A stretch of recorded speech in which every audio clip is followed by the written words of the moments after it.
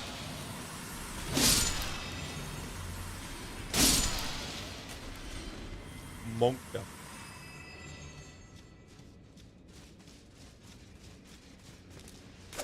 Another one. Fuck these guys, man.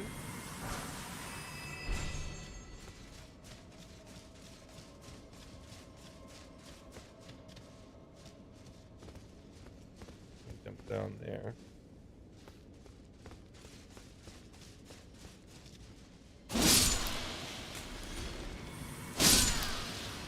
More loot.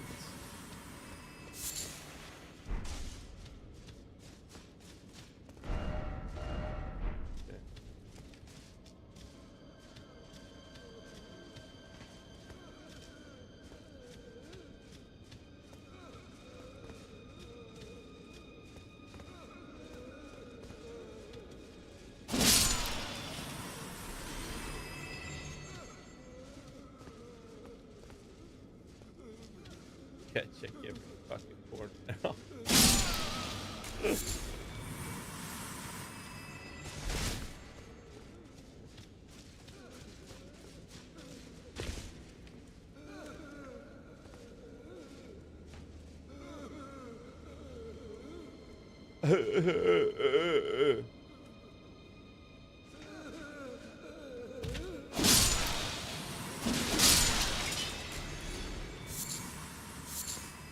So, Caleb, DLC so far so good. Best part about it, people don't spoil.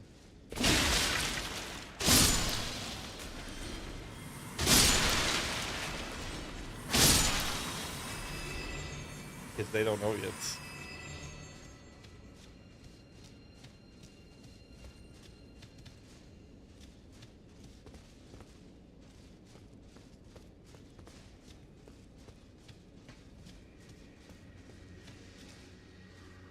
Not the jar.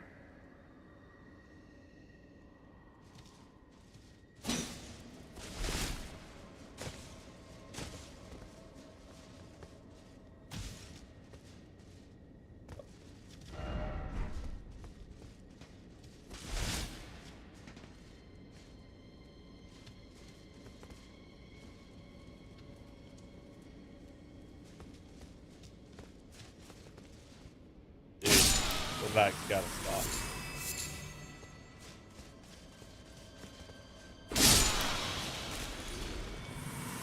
Wait, are we actually parkouring?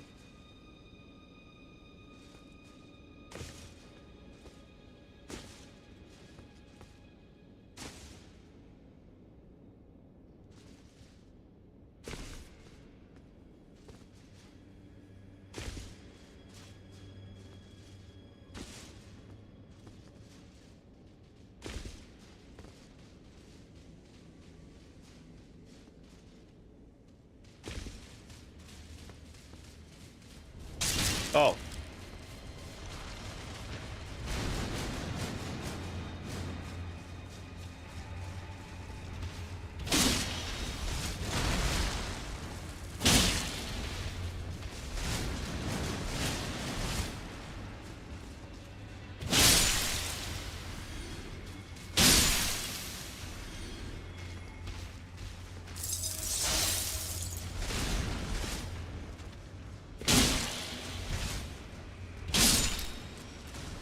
What the fuck is that?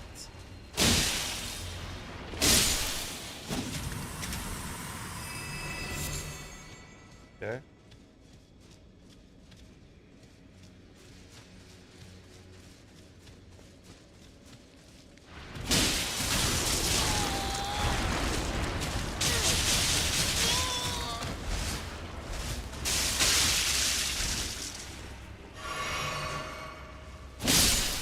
What the fuck? Any loot back here?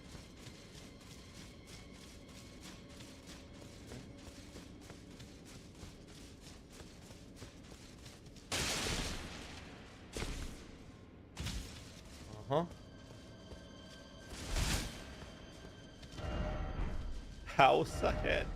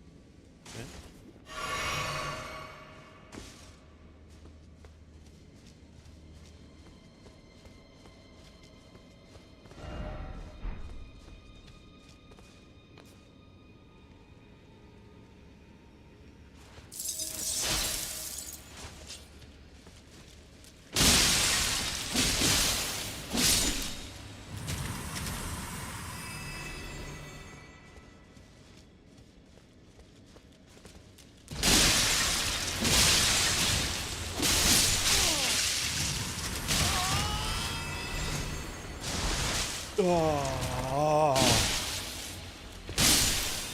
Stuff I need. Your car key? Pockets. My work jackets.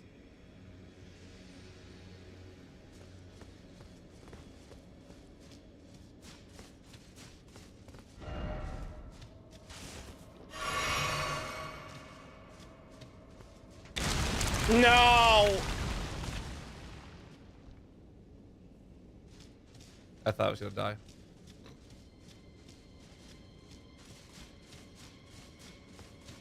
Ay, ay, ay, ay, ay.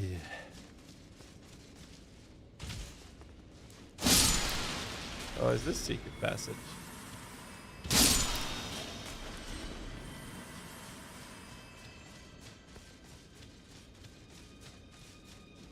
Wait, isn't this where we started?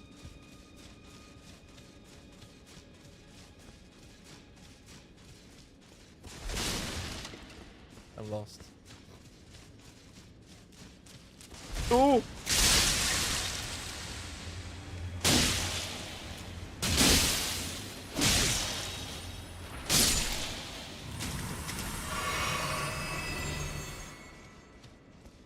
I'm lost.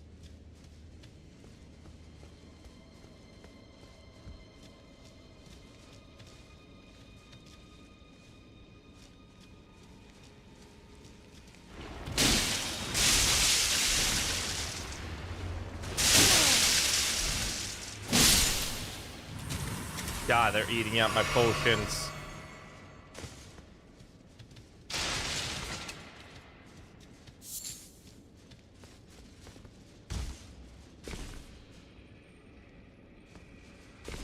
Huh.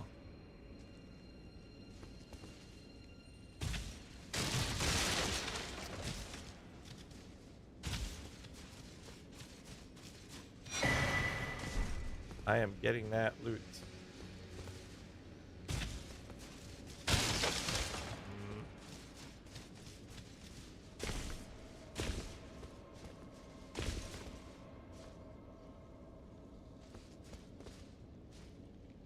Oh, from there.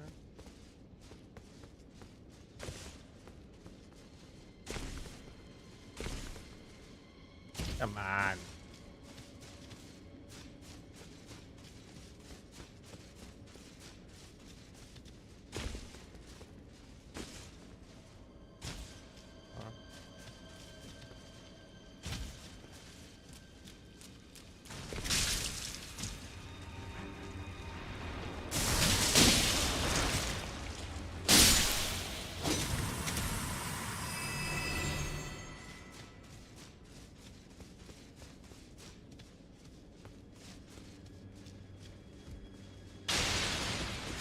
Ah.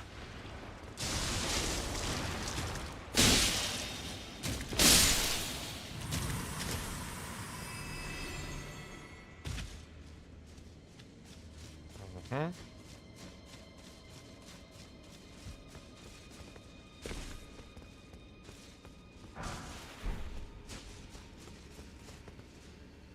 Aha! Oh, for fuck's sake.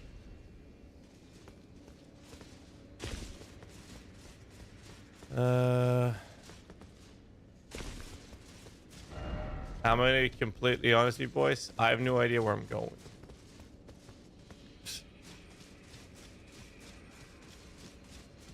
Have I been here? No, there's an enemy here.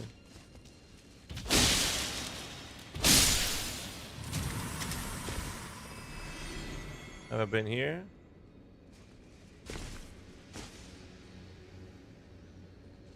So. That loot.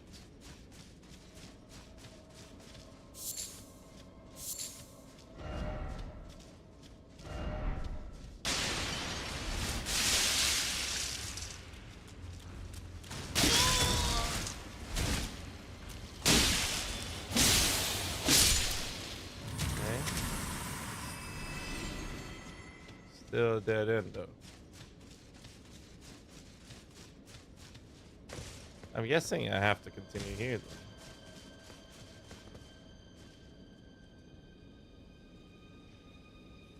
Without what the fuck? Yeah, that was my reaction as well.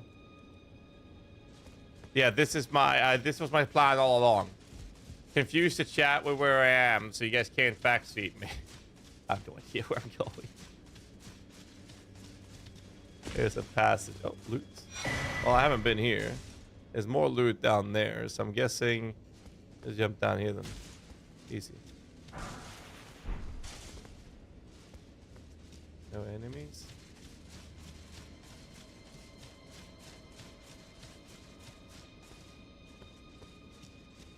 Huh? Swear to God, if this is where I started. It is, isn't it?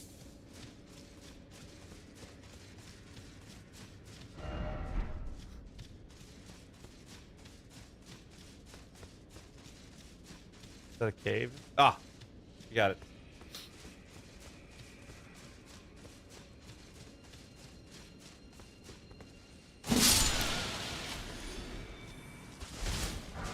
Oh!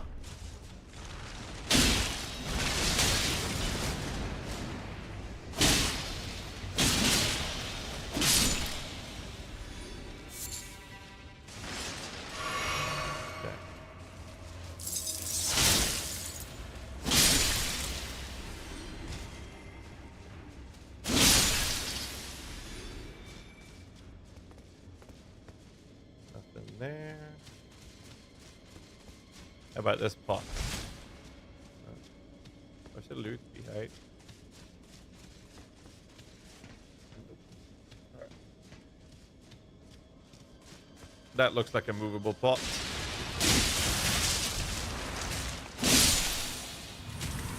Didn't expect that one. Oh, there's more of them. Oh no.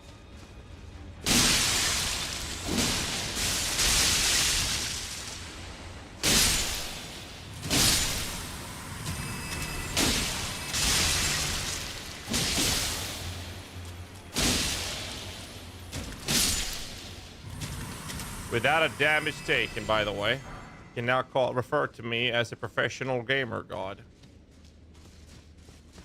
More parkour?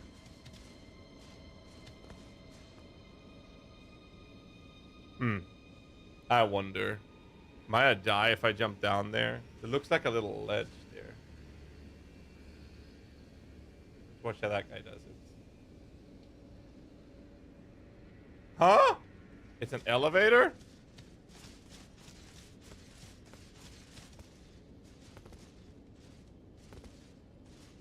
Oh.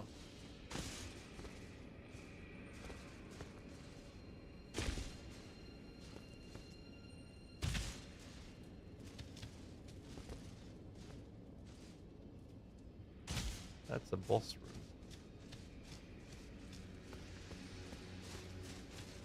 Okay, that should be like grace or something. I don't have any potions though. Try the mimic versus this. What the shit?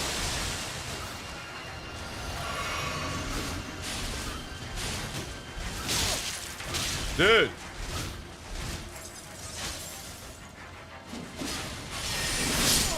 Okay. Okay.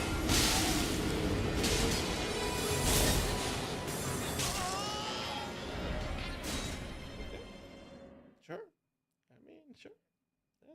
I'm sure that's fine. Oh, at least it spawned outside.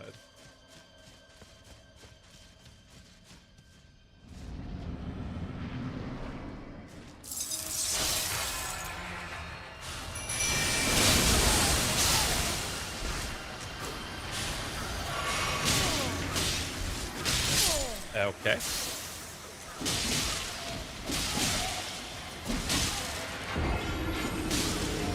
Look at the mimic damage on it, dude. What the fuck? What the fuck?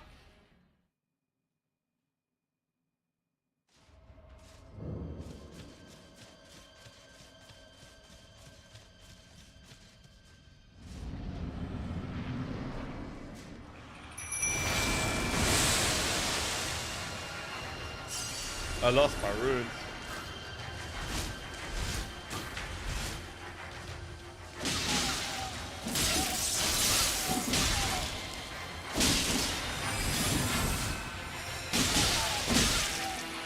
fucking gangbang. Oh my lord!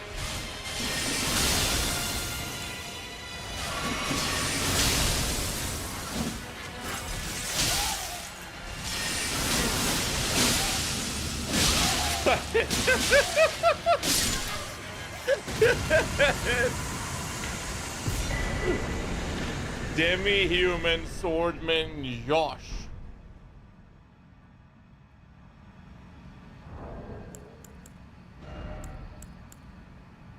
Can't even summon it. I don't have enough FP. Turn to entrance.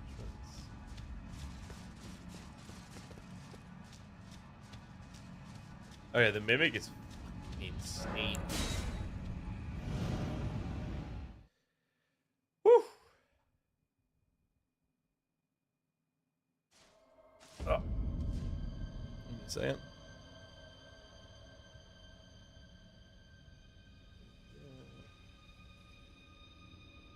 So apparently Bunny's here hitting up the bar.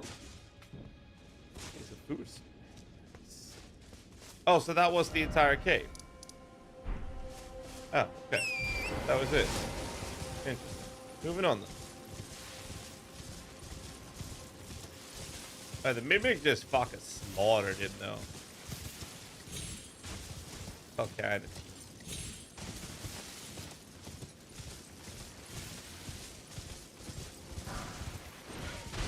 No.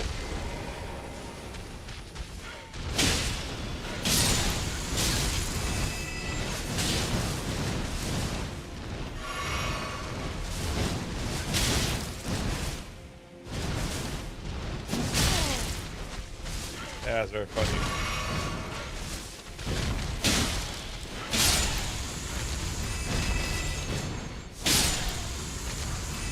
Gotta hate this bird. Where am I? Is that another bird? You gonna fight me?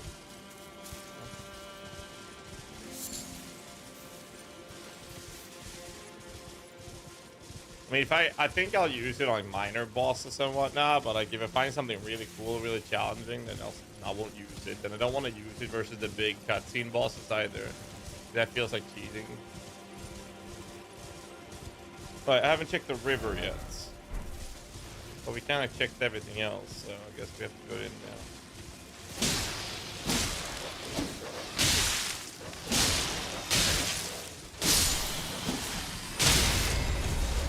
Great.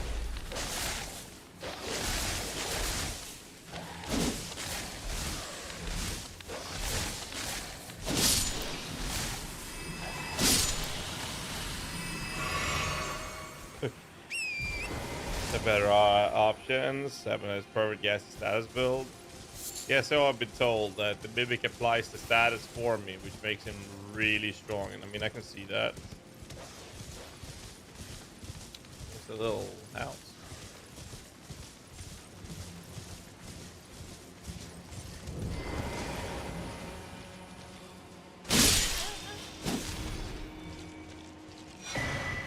Cookbook.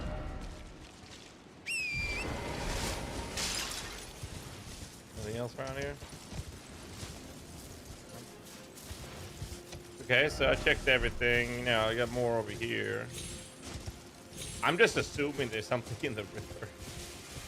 It looked like a dragon, the thing I was looking at before.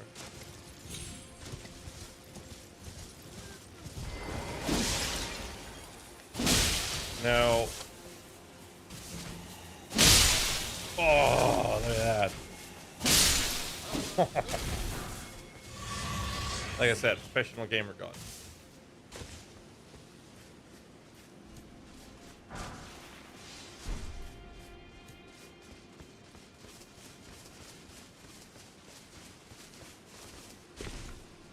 Anything else around here?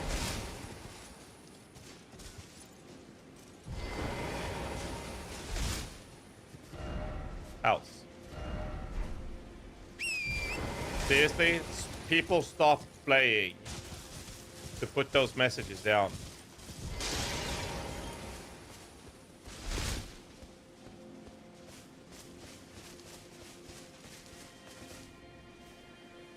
Tip to toe, it hurts. I'm a human, yet suffer. Okay. How about this one? Why would I be able to stop? Oh, summon here. That to me makes very little sense. Okay, I think I can get more runes.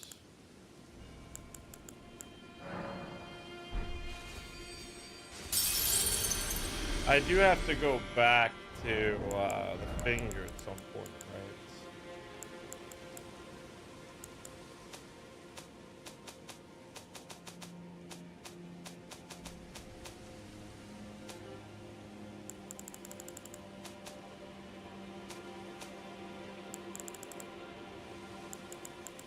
There, I got a bunch of these, and I have these things.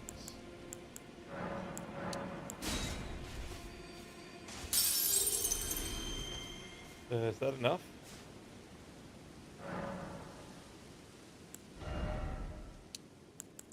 Three more.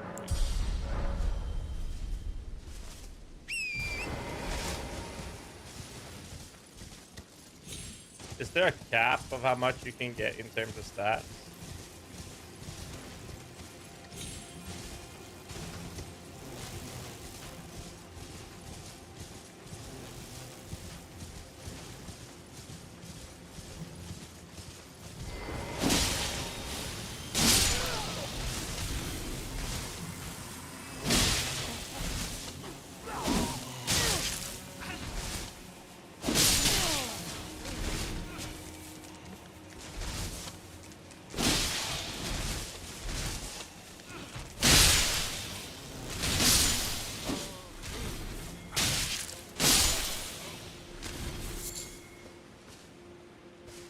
Like 99 is max for attributes. Oh my god. Jesus Christ. Yes. I would love that. Thanks, man. No. Thank you. Race resistant to the last ailment suffered. Huh. Okay. Whew. Let's see. So, I mean, I feel like there should be more to this village. Doesn't seem like there is.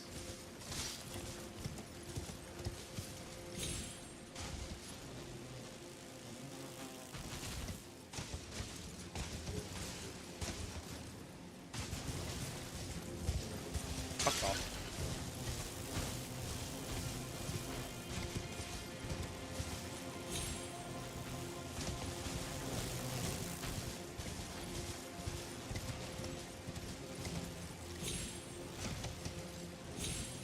Here.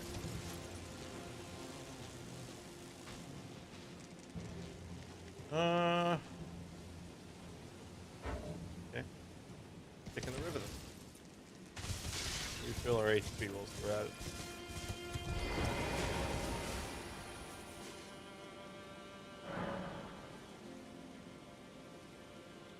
Got some food.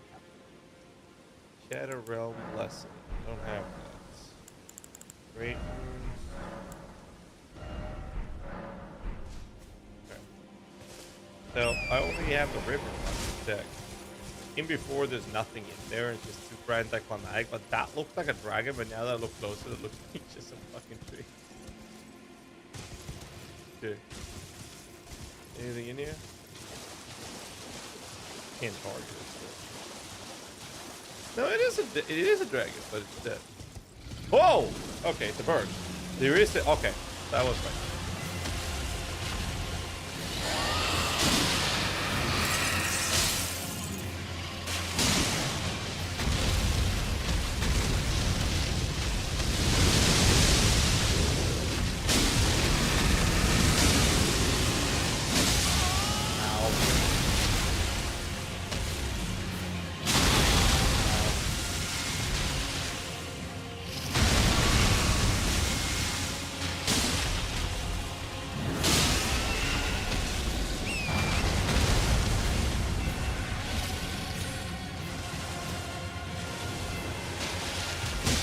That didn't work.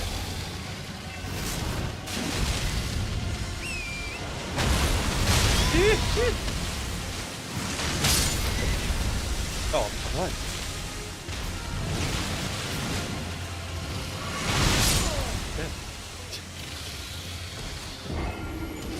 Okay. Wrong side of the head. Because I think they stopped doing the light attacks when I had several times where like nothing happened. I was like, okay, I might as well just do my damage.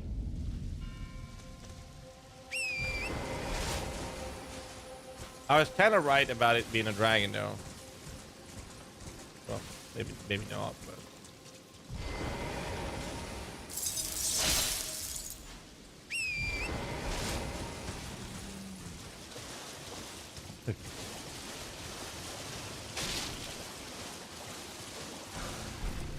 Great.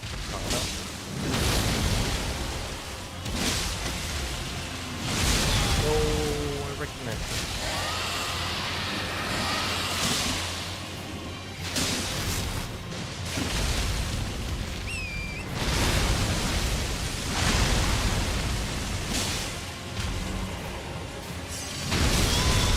God damn it.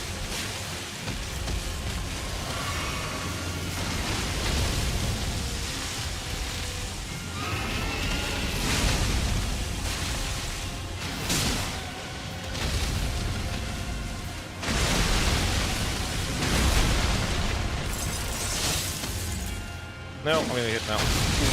No, I did get hit anyways.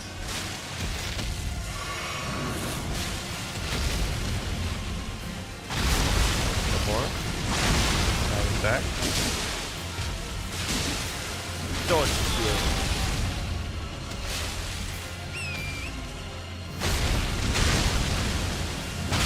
No.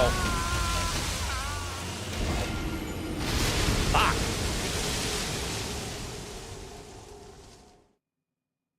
I think I used the Mimic versus these fights because I fucking can't stand when they fly away. Is it just me, or fighting like bigger targets is like the worst thing ever because the camera just fucked? I absolutely hate fighting big targets.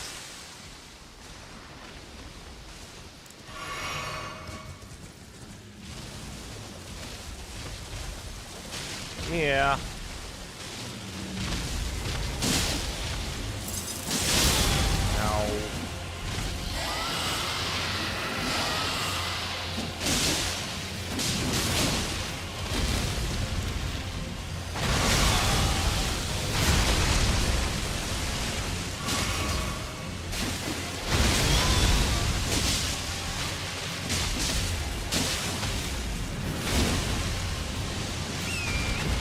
Man. No breath attacks.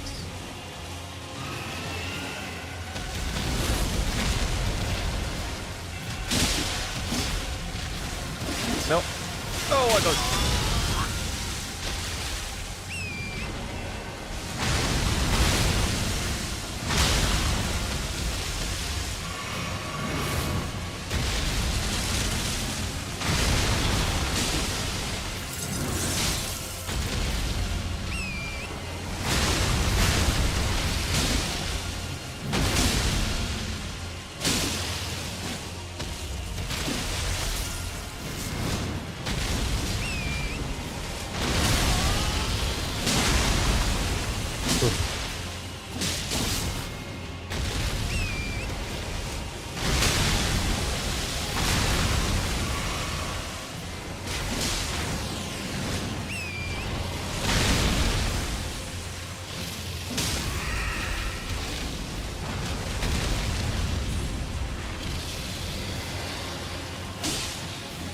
You know what I mean? I fucking did the right thing there. I did the light attack.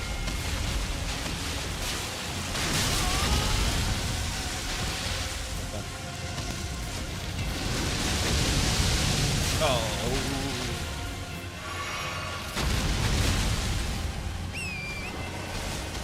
Okay, dude, thank you.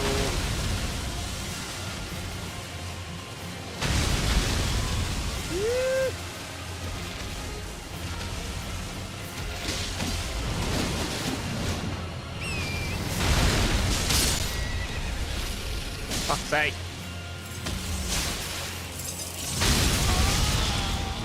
Thanks.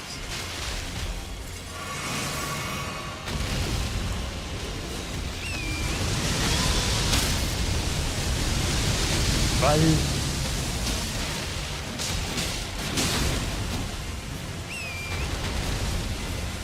That's the last potion.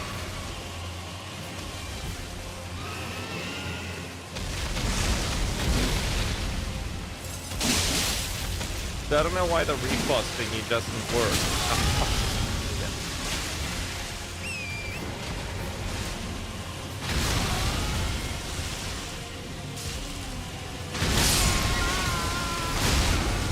Attacked too early, it did get closer, then light attacked. I was literally inside his eye socket. How is that not close enough? Oh, that looks awesome. Thanks so much. What? Yeah. The AC is running. That's all I can do right now. Like, the problem is the mosquitoes. I don't want them in here.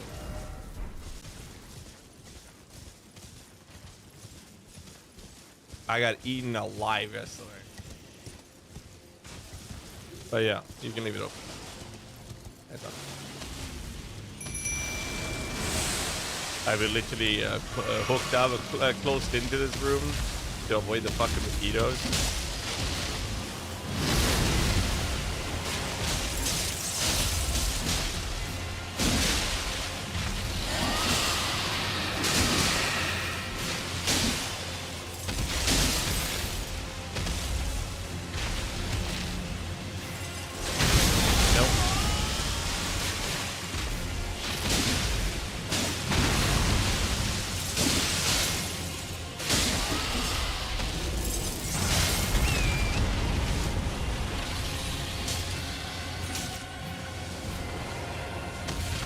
Oh, come on! You see what I mean?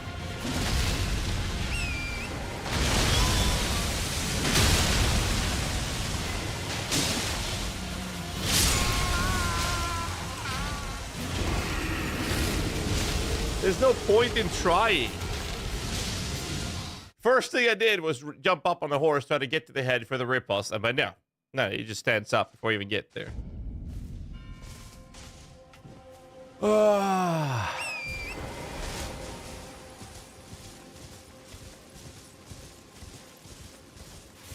9 position for it. I'm just not gonna try it.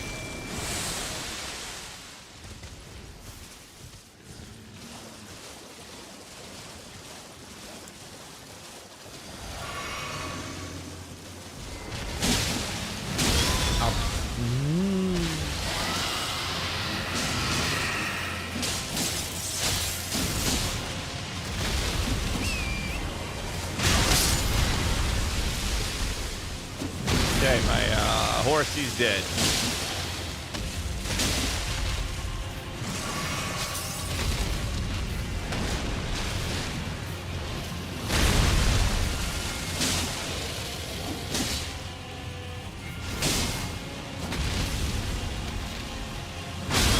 Oh, I didn't dodge there in time.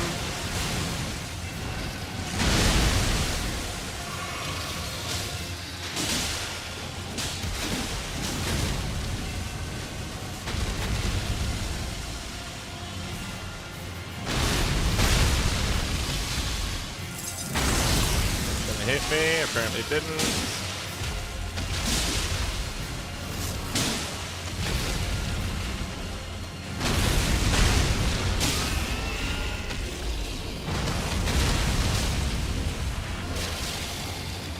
There we go. 1,000 damage, 4,000. Okay, that was definitely worth it.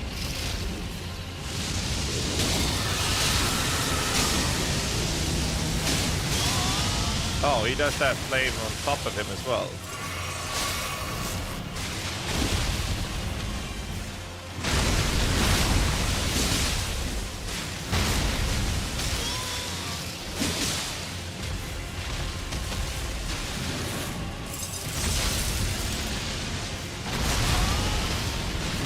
Nope, too soon.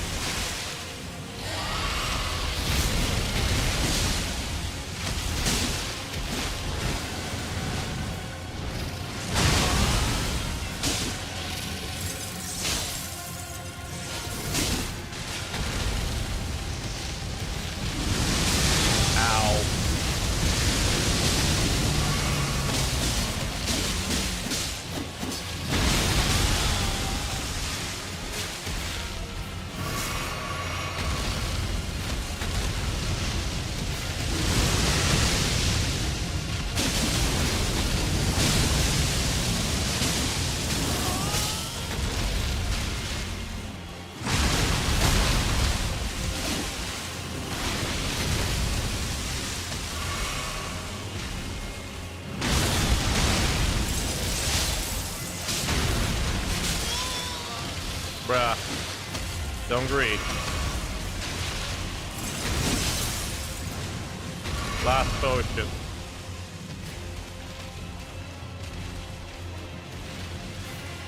Come back here, you little shit.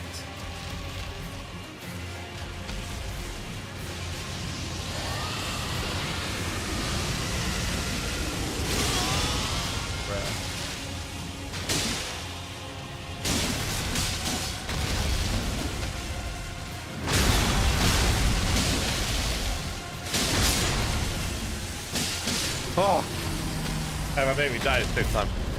Hey!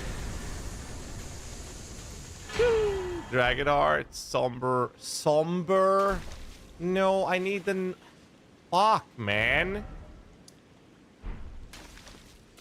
I need the normal one. And I gotta eat my food before it gets cold.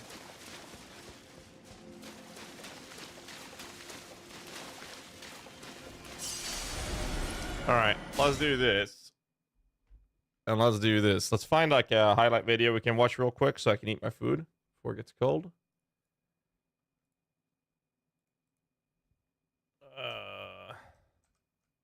We'll do it that way. There's gotta be some sort of Elden Ring highlights. Without spoilers, right? GHAZZY marathon trailer from Kai. What the fuck?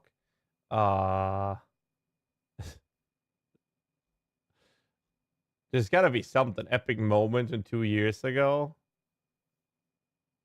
The worst Elden Ring DLC review. Alright, let me just boot this up so I can eat my food real quick. No, sorry. Alright.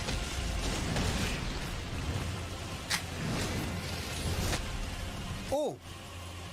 Are you alright?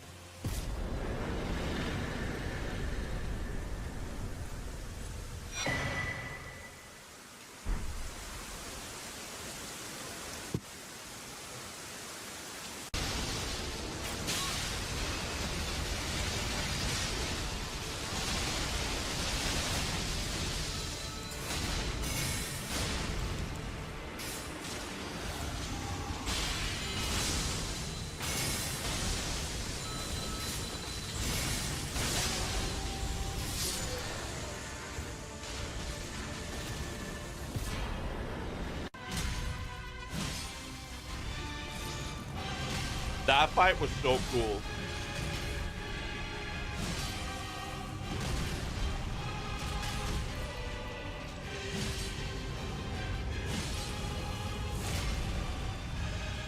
Dude, this guy's a god. Can I do it again?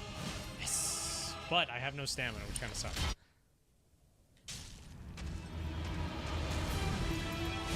He has no vigor.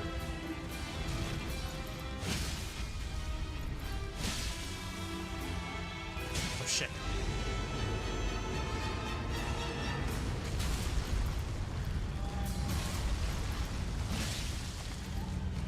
Bro, he's making this fight look easy.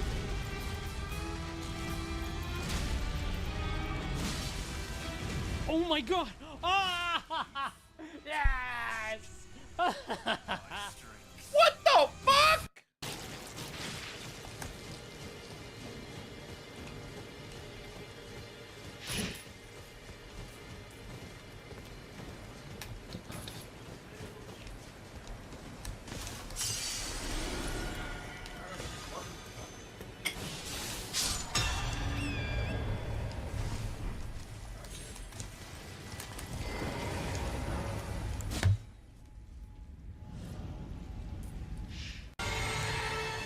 Here, take this.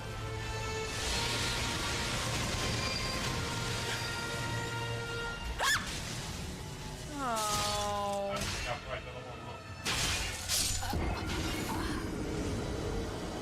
It scared me.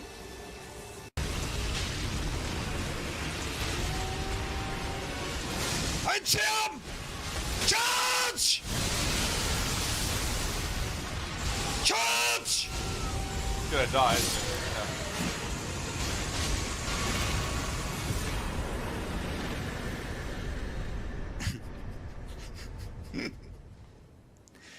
There we go.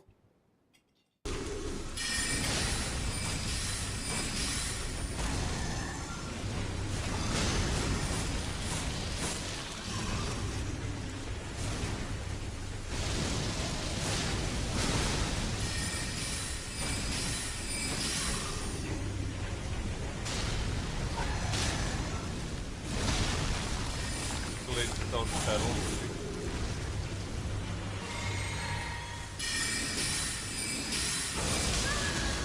It's okay, it's okay, it's okay.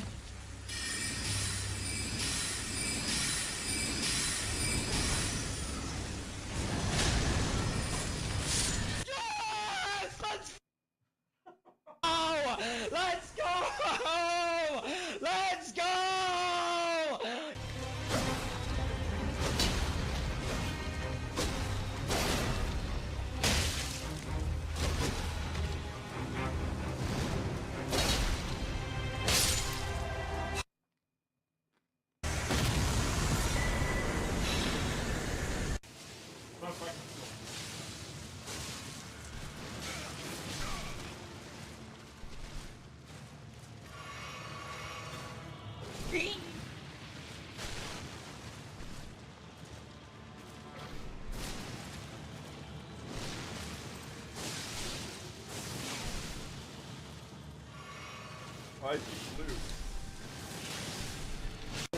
Oh please, Lord. I already got scared, please. Please! Oh, please, Pete! No, not right now! Go fuck yourself! Holy shit!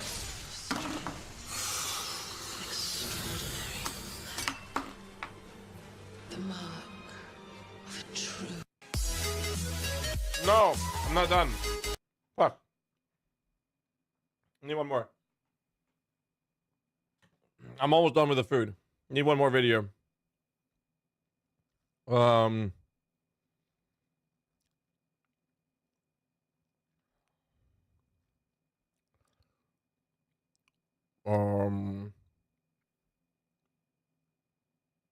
Compilation 10 minutes. Let's go for this one.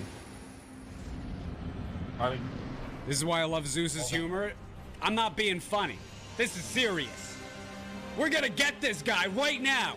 And by we, I mean all of us here right now. Watch this. This guy could barely handle one Zeus. What happens when he goes against 9 Zeuses? Oh, can't hit 9 Zeuses with snow. Can't hit 9 Zeuses with a plate. This boss sucks, dude. That sucks. What just hit me? What just hit me and me and me and me and me and me and me and me and me and me and me? What hit us? Is this a secret tunnel? It's a secret bridge! What? No!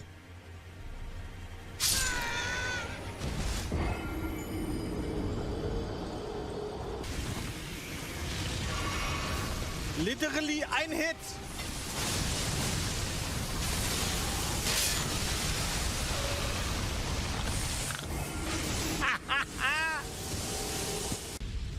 Nicht ins Lauer fahren. Ja, komm darüber.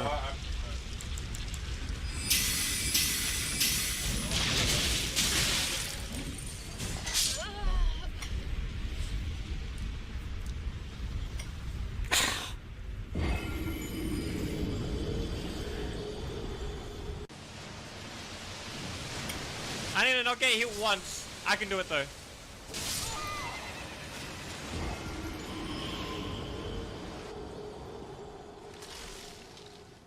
I have to think about this. Hey, what the fuck? Oh my god.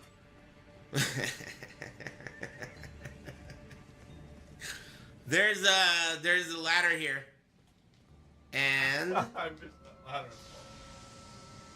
think you could probably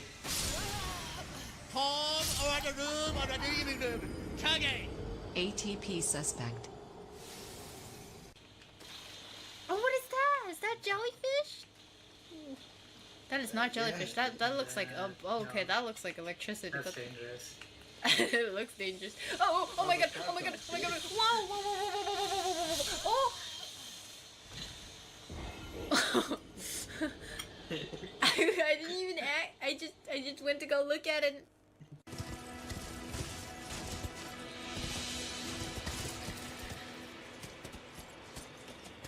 Am I gonna fucking make this?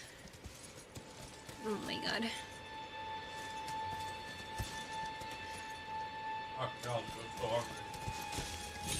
Oh my god.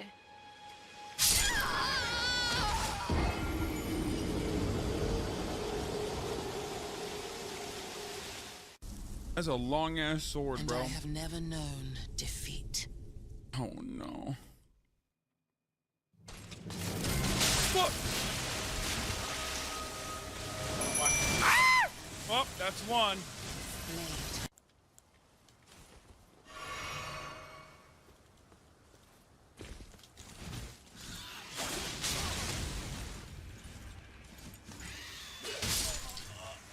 I'm pressing control. Fuck, man. I love this shirt. What? I'm going to. Every input is going to be deliberate. And I'm going to avoid all attacks. Sir.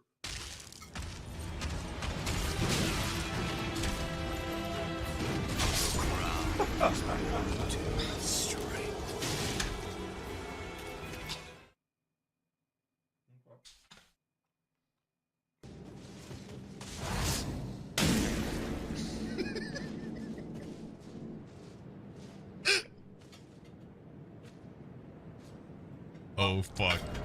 Okay, hold on. Good chip. Sorry about that From break, the boys. top rope.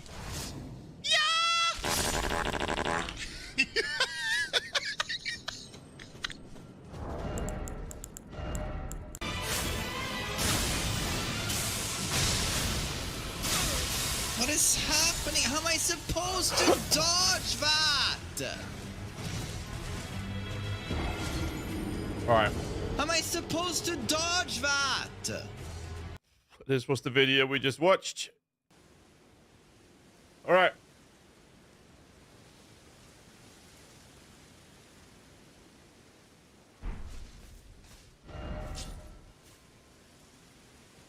I'm not sure if you can get past here. But where was that? Northeast? I'll check it. If not, we're gonna cross the bridge then.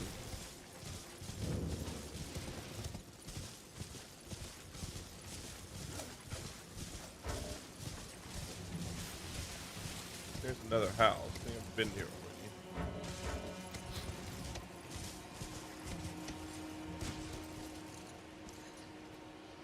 There is no way. Wait, that's on the other side.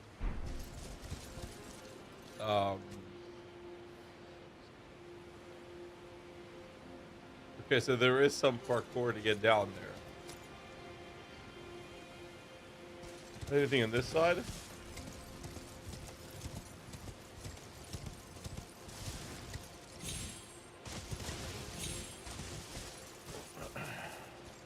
DLC treating you so far is pretty cool. Okay, that's a dead end. So, north of me. So if I get to this place, that looks like the parkour down to get down to this area.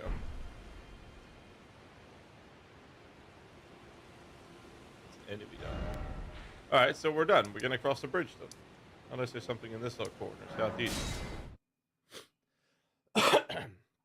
I'm trying to explore everything as I go. Southeast.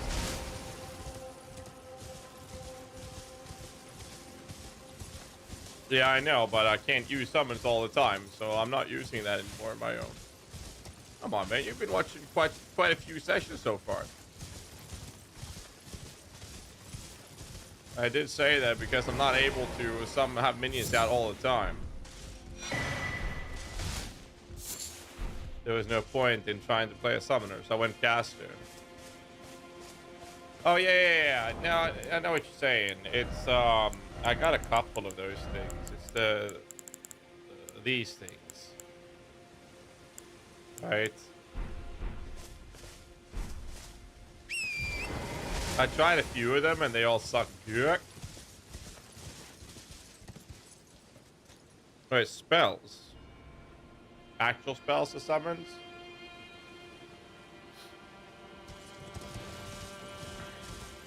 Like incantations or intelligence? Or staff ones? Summon attack. I haven't encountered that yet.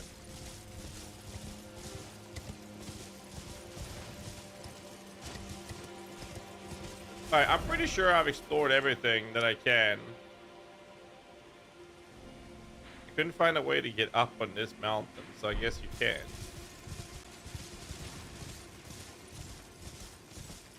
I would assume as much, at least. We've done some Space Monkey Cave. Next up, we're gonna cross a bridge. And further up, it's this bridge here. Here we go. All right, let's go, boys. Yeah, like great bridge. Every time I can, that's fair. Maybe that's what I'll do when I play my caster place. Whoa.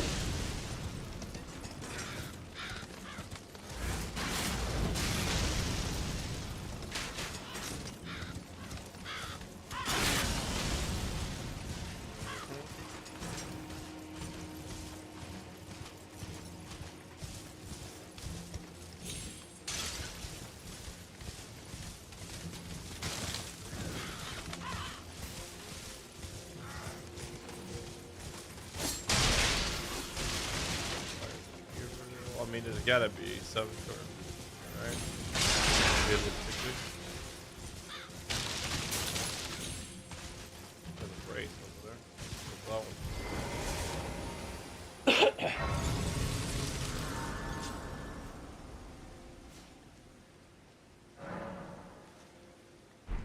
Okay. So there's like something in here. There's a shitload to the south. Looks like I have walled off, so I guess I'm gonna go north. West.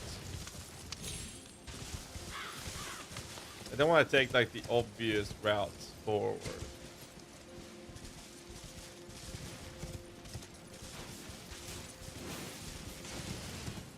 That. This.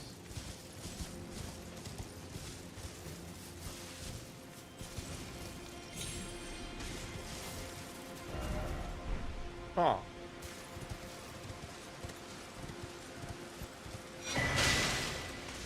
Spell break talisman +3. Huh.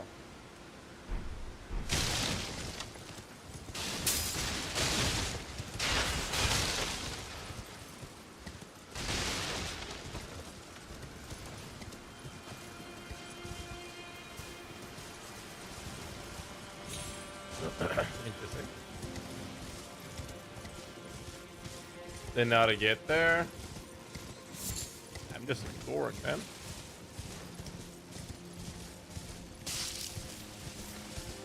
We're going northwest now.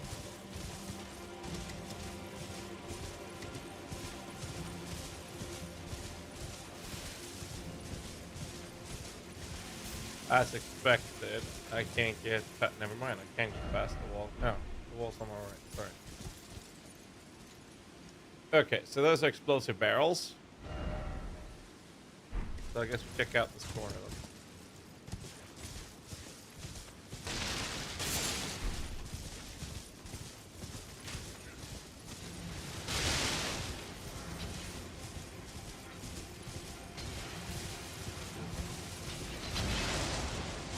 Okay.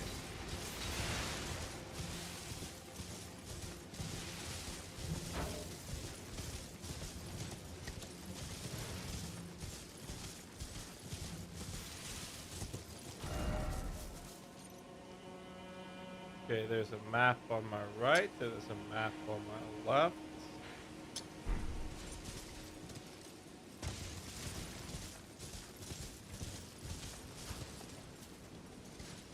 Huh.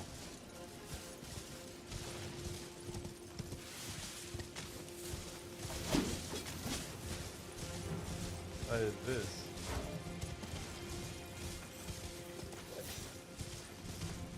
That looks like it's a dungeon.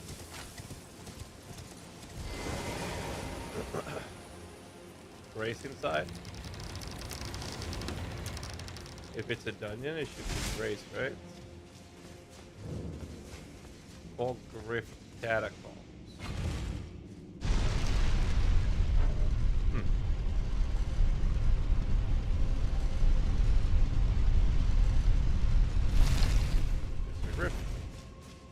Here's a grace.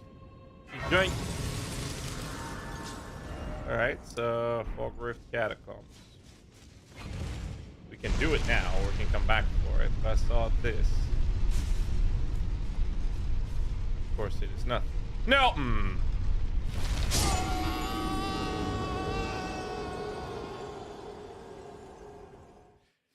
I think it's official now. I have in total died more to gravity than any fight, with the exception of the godlike apostle. That is the only fight that I potentially may have died to more than gravity.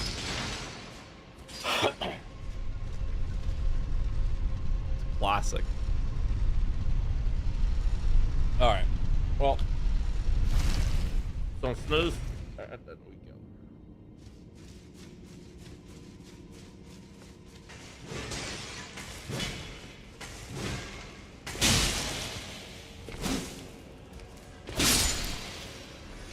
I want to find a not a somber, but a regular stone. You know what? Oh, I can't fast travel. Oh shit. I was gonna go do the finger. We'll do the finger after this catacomb. Ah! Ah! What the fuck?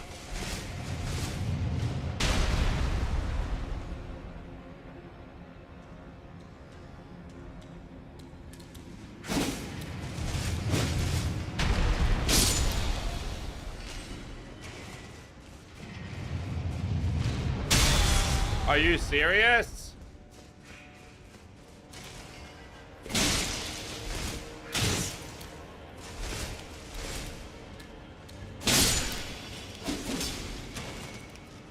Oh, there's a door there to the left.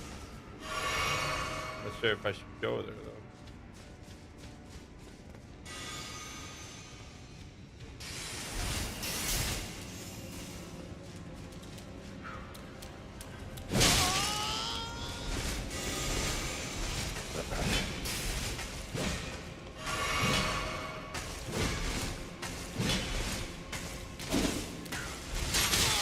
What?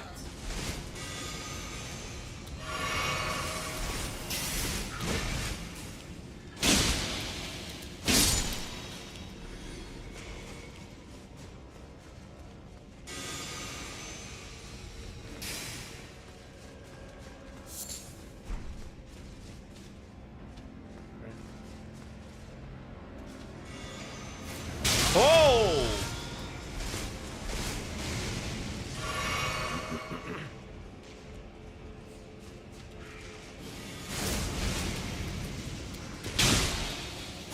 What are these?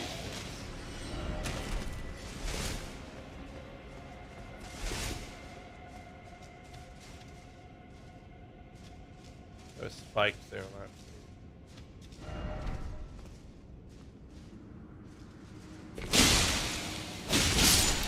Thank you, message.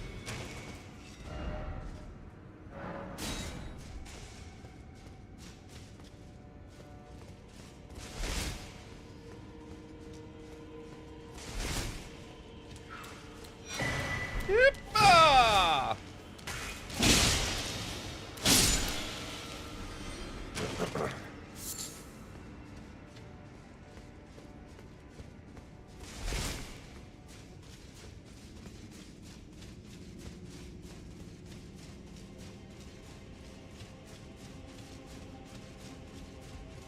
This way though.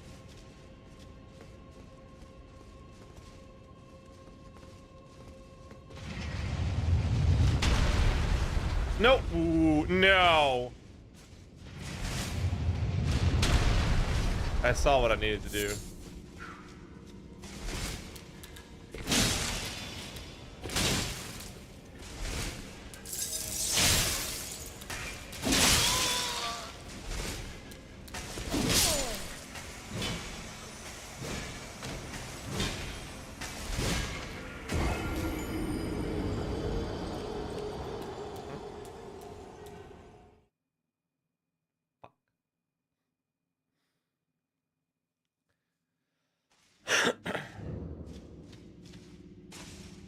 got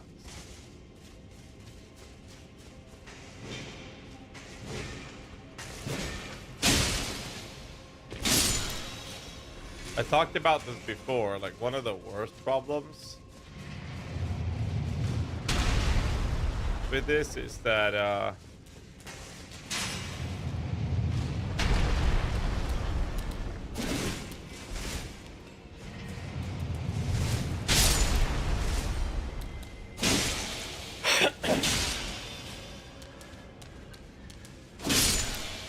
one of the worst problems is that once you fail,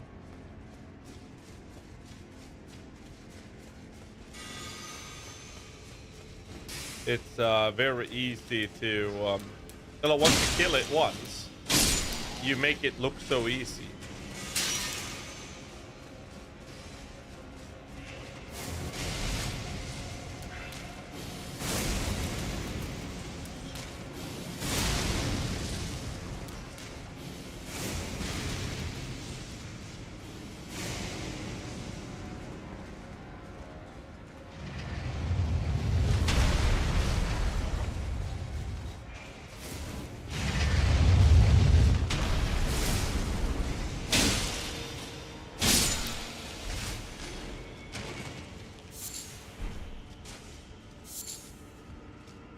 Wait, all of that for this?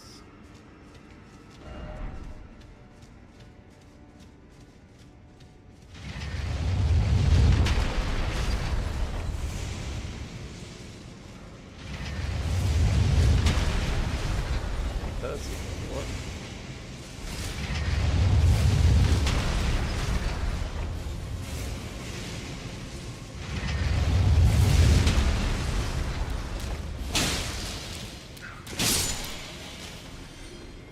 So we're back where we started.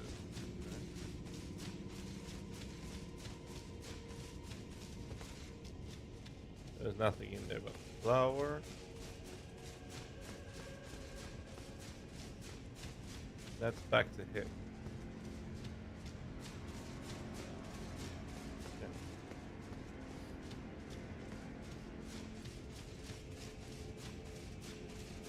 This is where that was.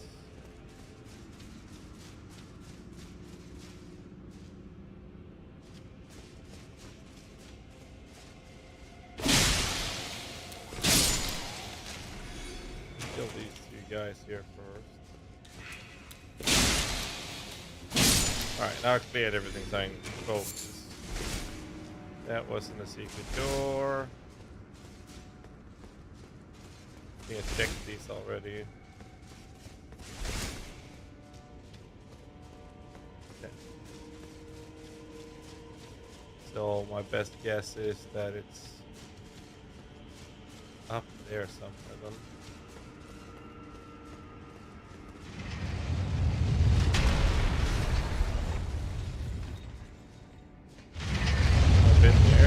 I don't think I recognize that statue.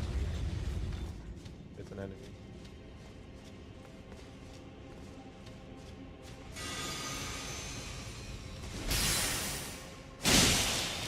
Slowest spell. This side of the land between. Nothing up top. That's this guy.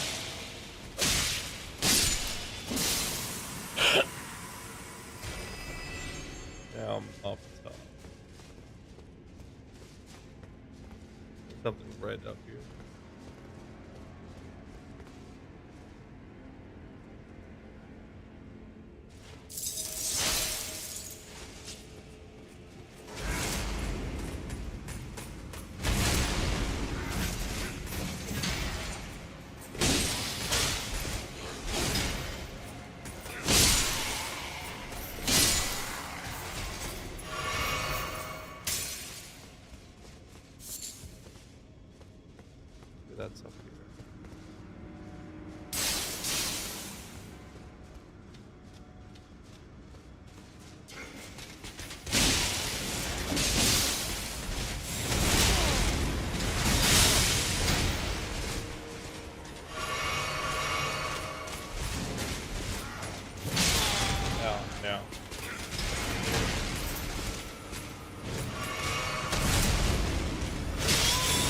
crap.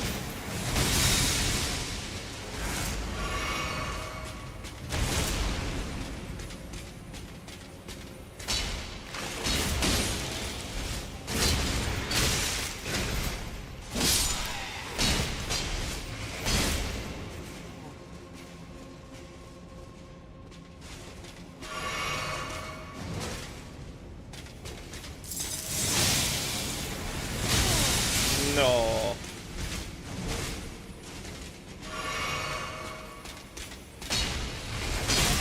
Soon.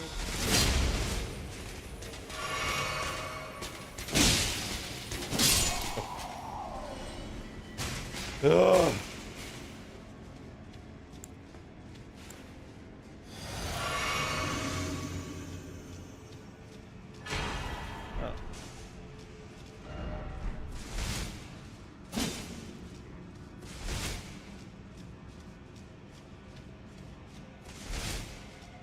Nothing in here then?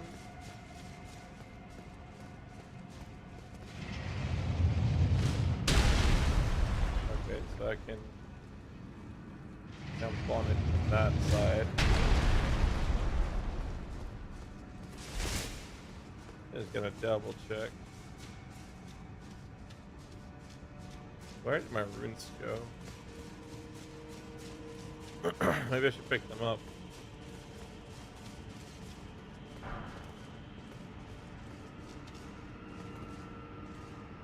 Runes over here.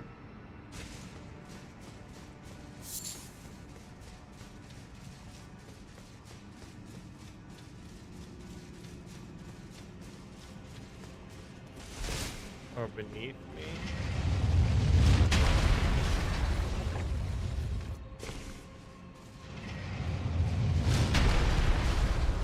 Oh, there's a ladder here. I missed that one.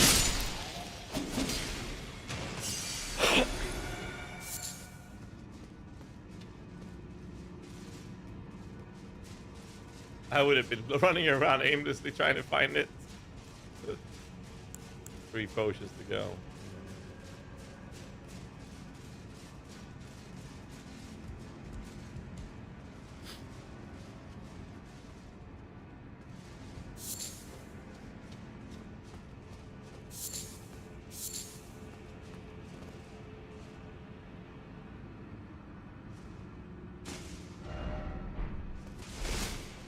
Huh.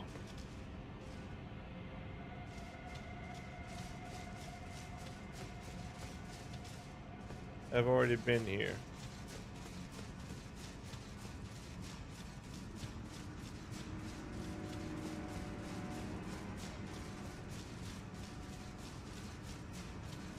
This is fact.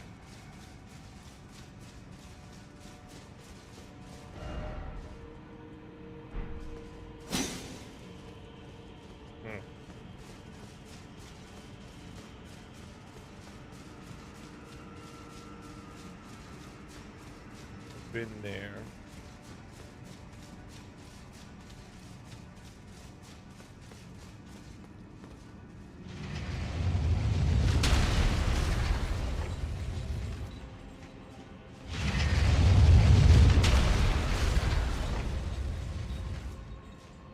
Been there.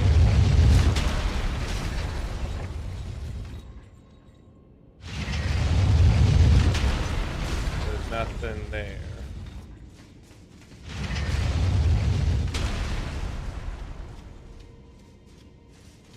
Okay.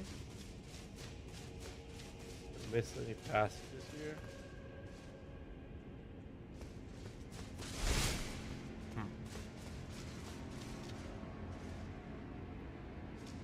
This is where that castle was. This is where I fought the knights. 2 guys.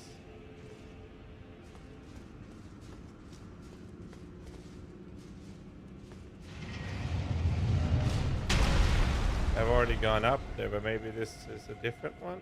I don't think it is.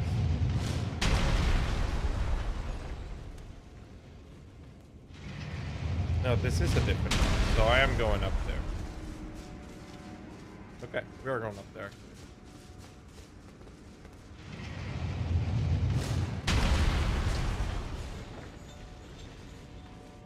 Okay.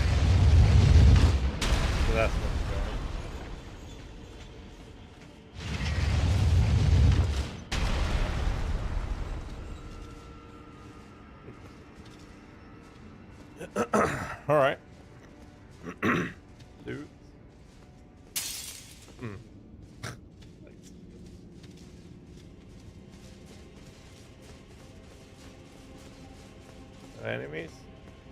Okay. Black Knight Commander Andreas.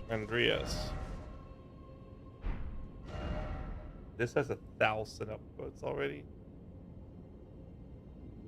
What the fuck? Missed a few stuff. Yeah, but I wouldn't have access to this. Like I would have been stuck on the free area. Oh, this is back here. Okay, but where's the fucking boss then?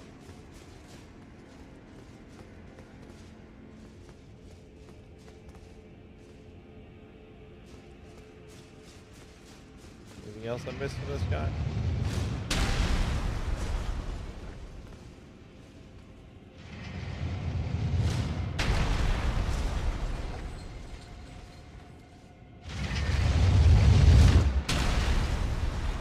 And no other ways I can go.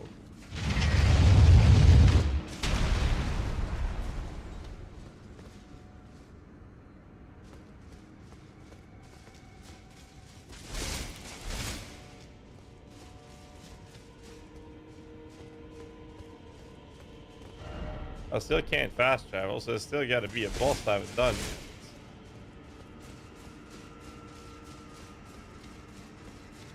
I didn't miss anything back here, did I?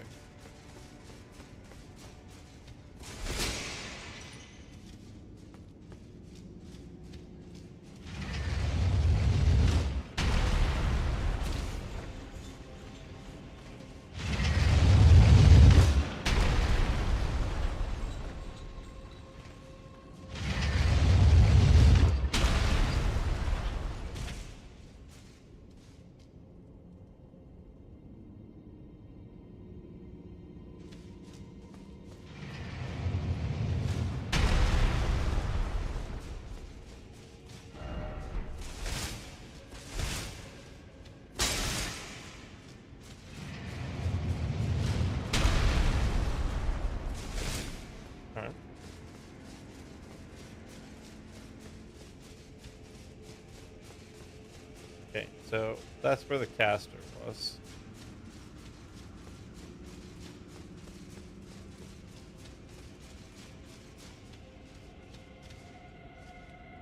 Isn't this back to the elevator?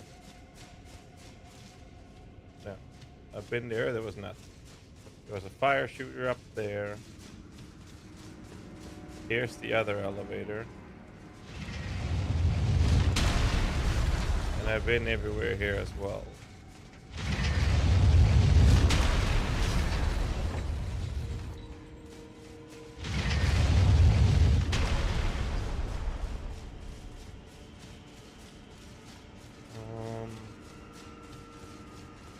I fought these.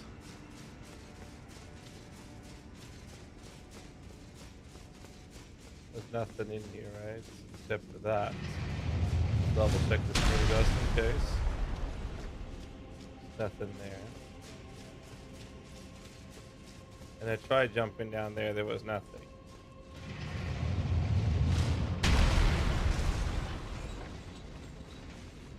There's no other place to go but up there.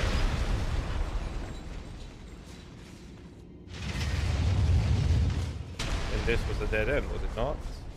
That's a dead end.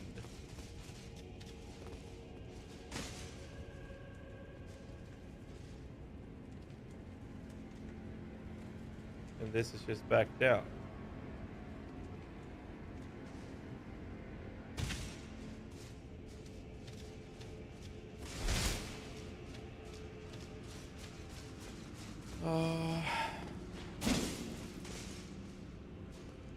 Okay.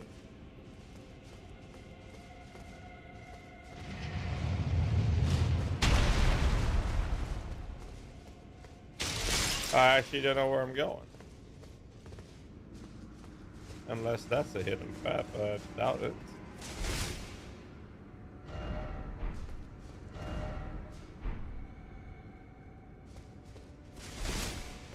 Oh.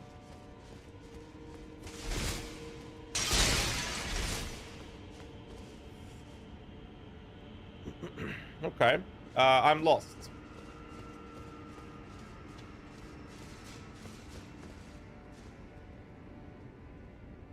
Yeah, that's what I did. I did start retracing my steps. To see if I missed anything. Maybe that way.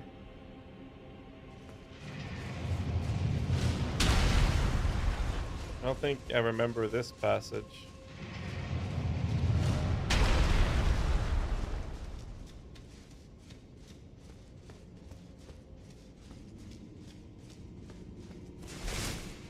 Have I been here?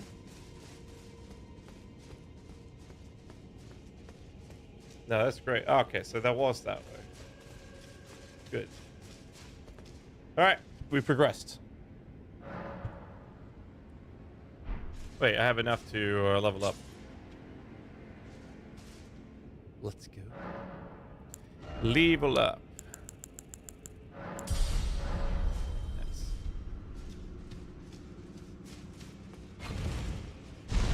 And here's an elevator. Wait, this is literally the start. Ah, for fuck's sake.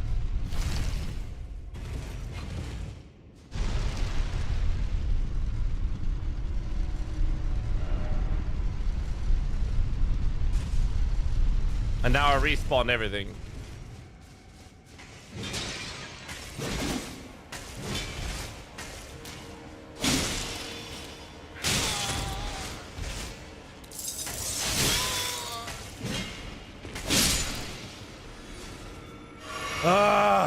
Okay.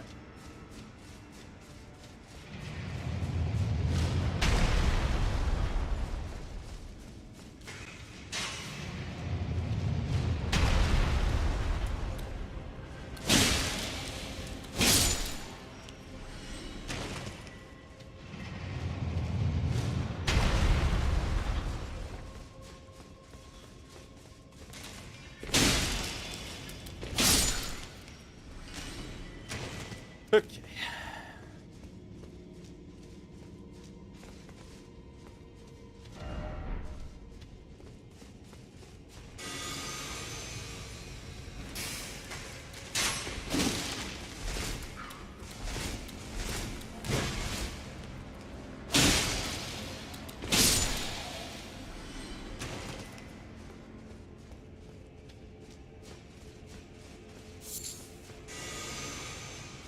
Then we come back here.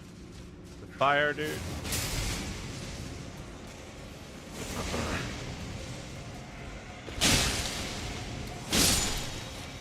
There was nothing in here. Have you jumped down yet? No.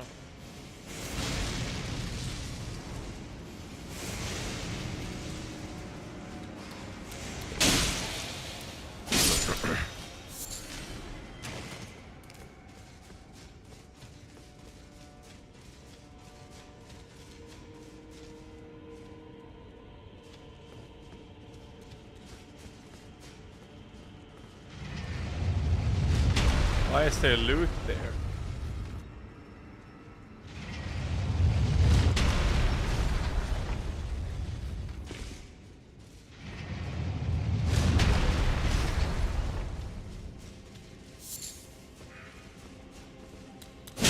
This is the stairs I found, right? But that loot, I haven't seen that. So this must be a new place. I gotta go down there then.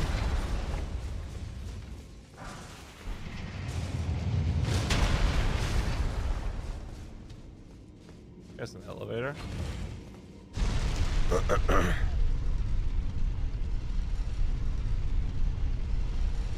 There we go. There we go. All right.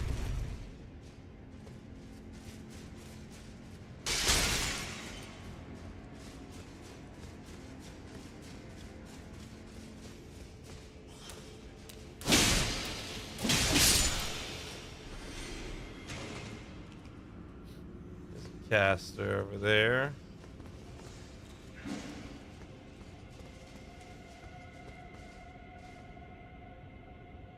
So this is a new place at least.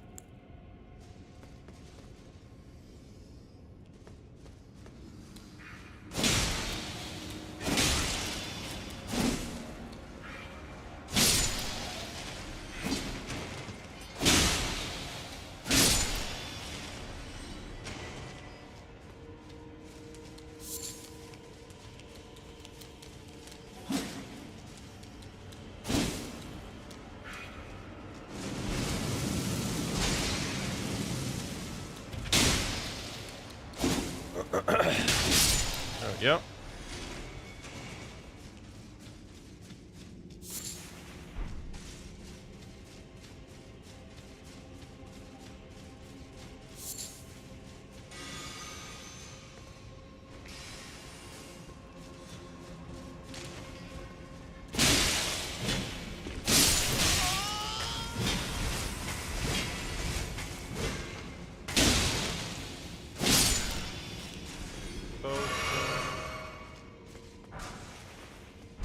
Gotta keep track of everywhere I've been very carefully.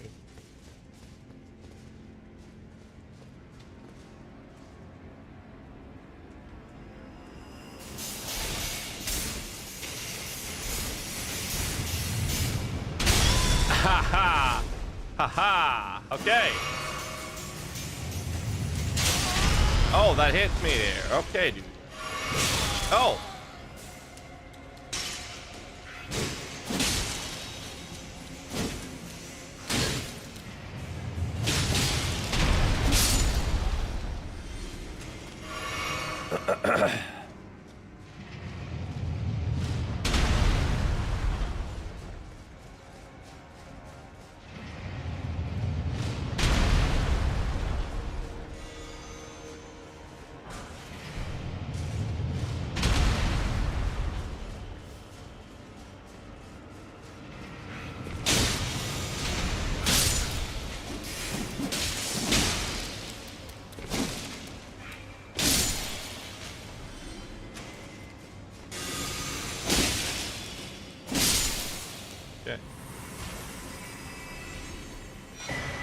Shadow Realm route.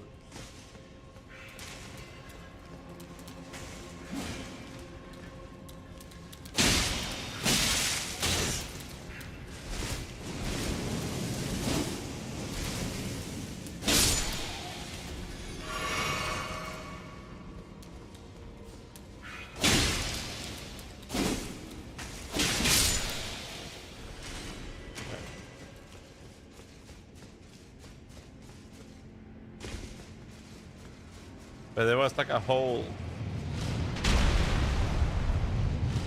Oh, there's another one.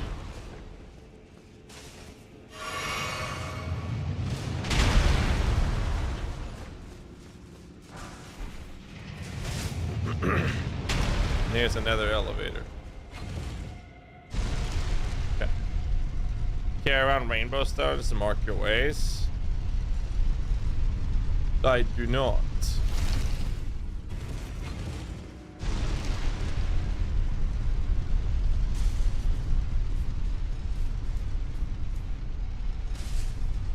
Oh, or maybe I do.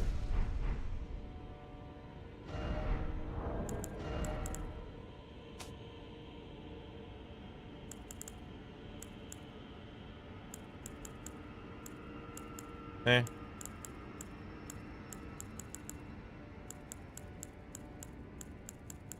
Oh.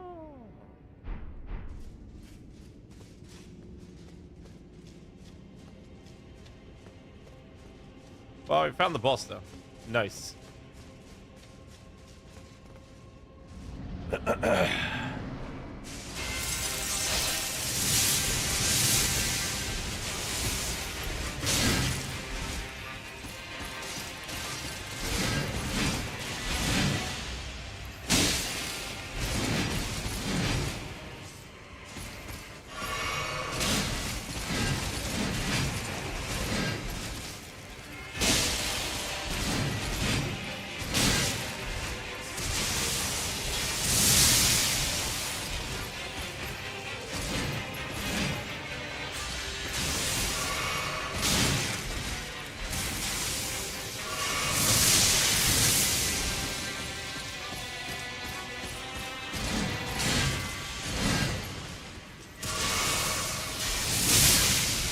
Too soon.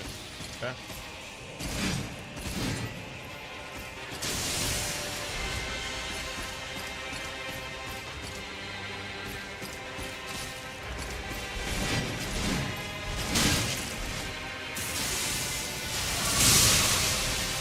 All right, we're off to a good start, boys.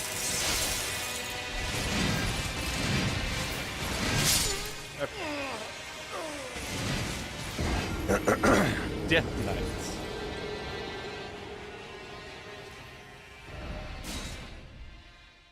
I don't want to use the mimic on it.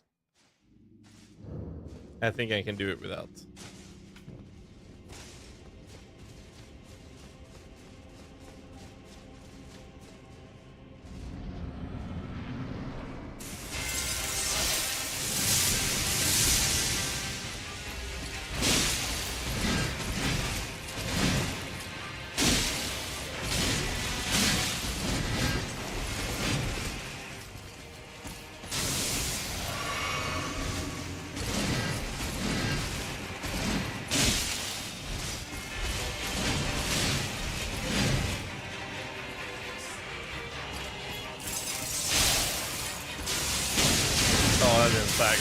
Oh, I was too early.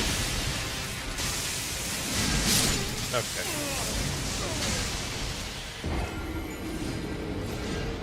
Someone's make the game easier? They do, yes. I don't mind using the mimic versus some fights, but some of them I really don't want to. Goodbye Ruins was only 65k. I'm not gonna sit and bother Ruins in a fight that I'm gonna get fucked on.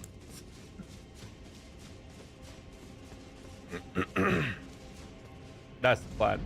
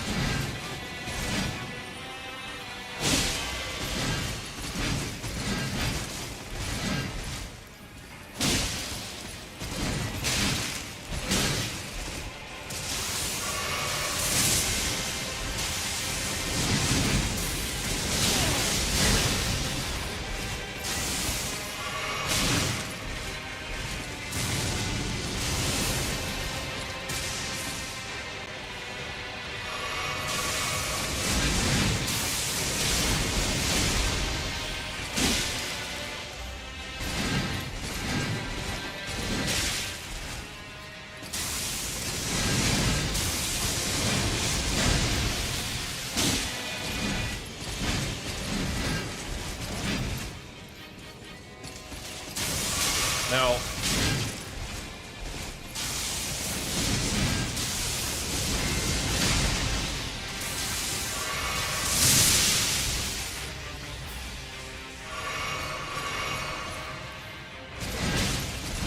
I got off balance. Too early again, both of the time. Okay.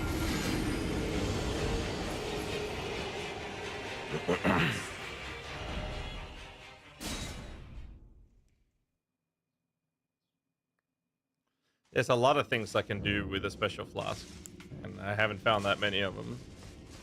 So it doesn't matter. Like, the only important part is just learning the attacks and learning how to dodge them.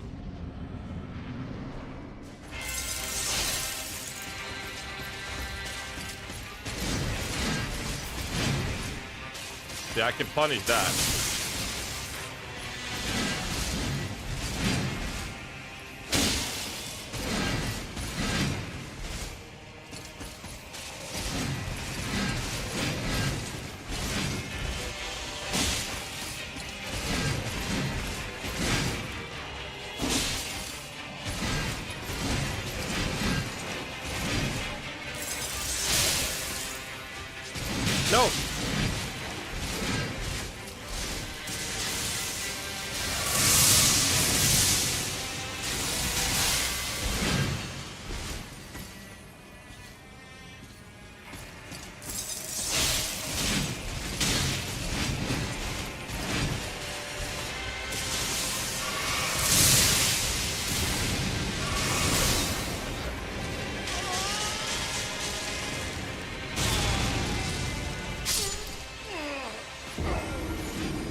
I did like no damage to him, man. Oh, like the melee feels controllable-ish now. Lightning, not so much.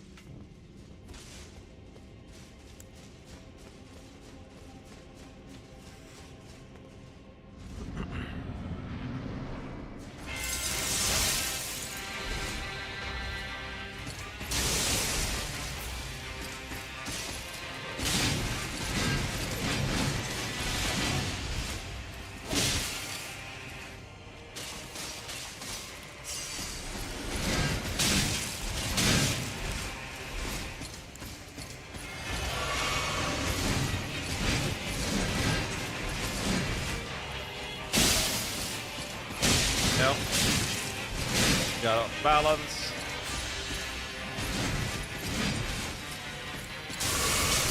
Fuck's sake.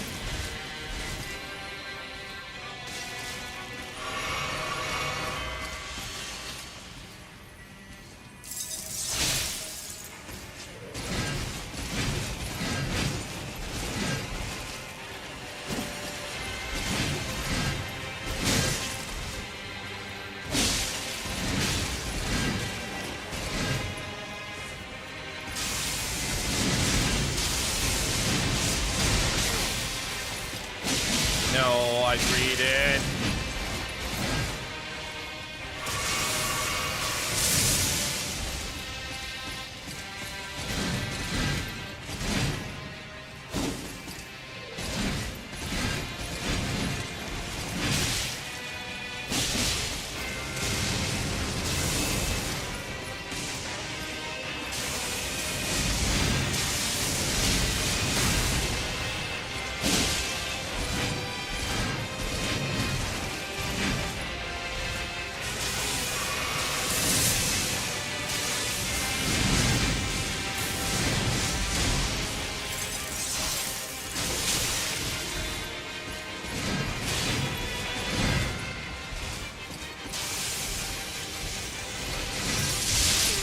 Oh, okay, that's a good attack.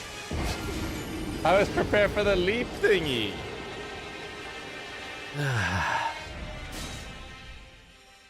Happy midsummer to you guys as well.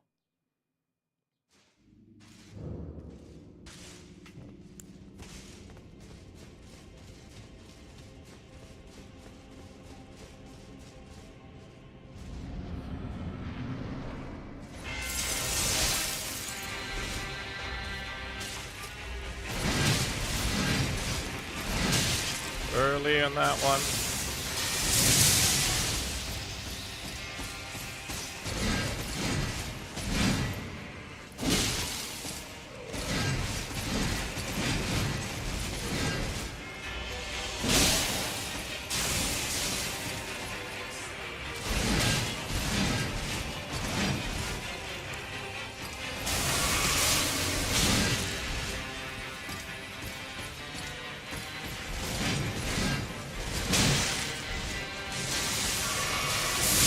Okay.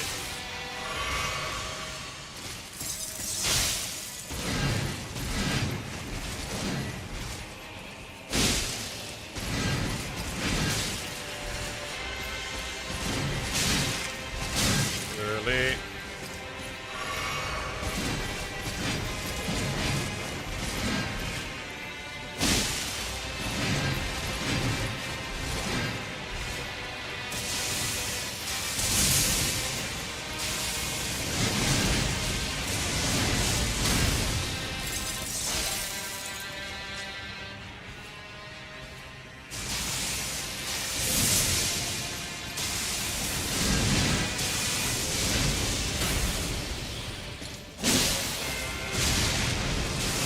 No.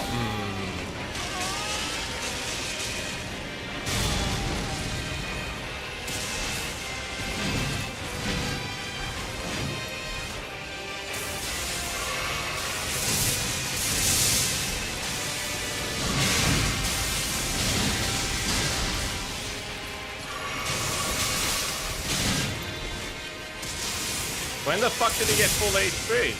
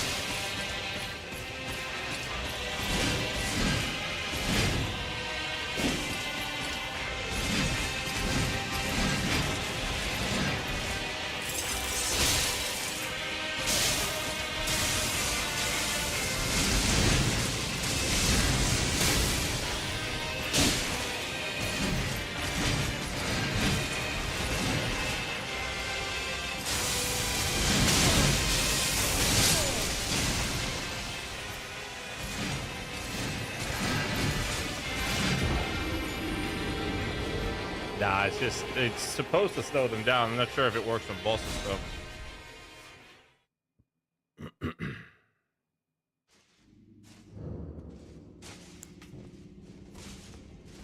Grab heals, maybe.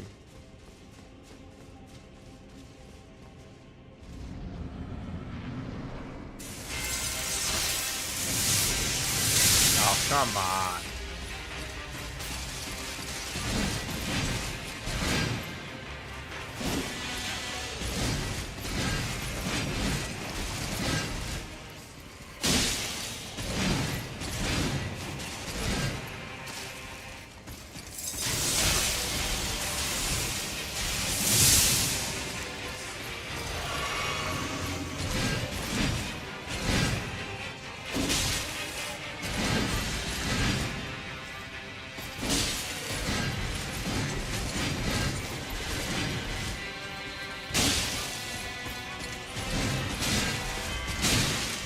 I had no stamina. That's stupid of me to attack there.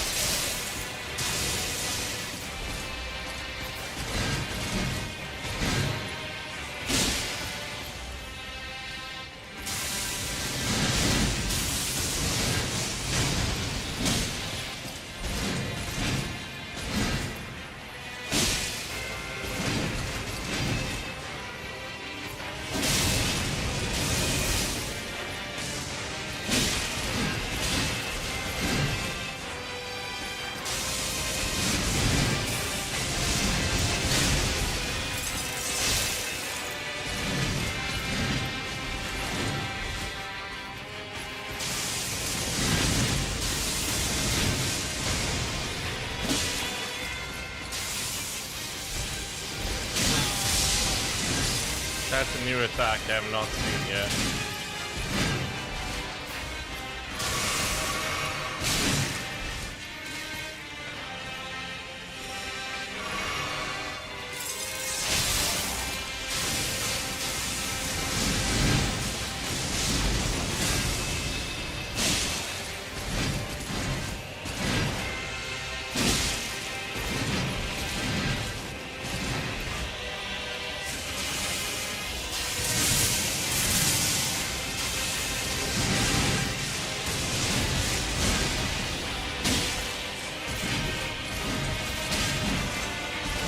Too early.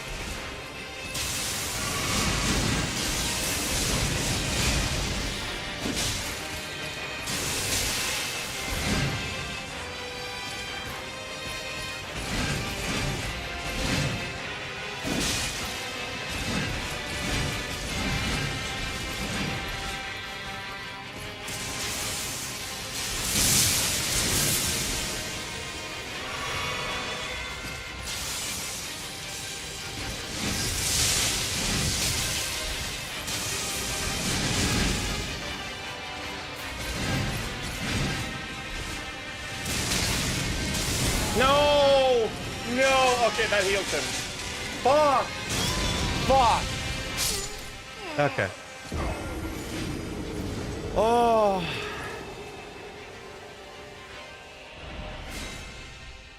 Fuck! Getting better at it, though. Much better. But the grab definitely healed him. Yeah, the grab, when he pulls me up, it actually life leeches, basically.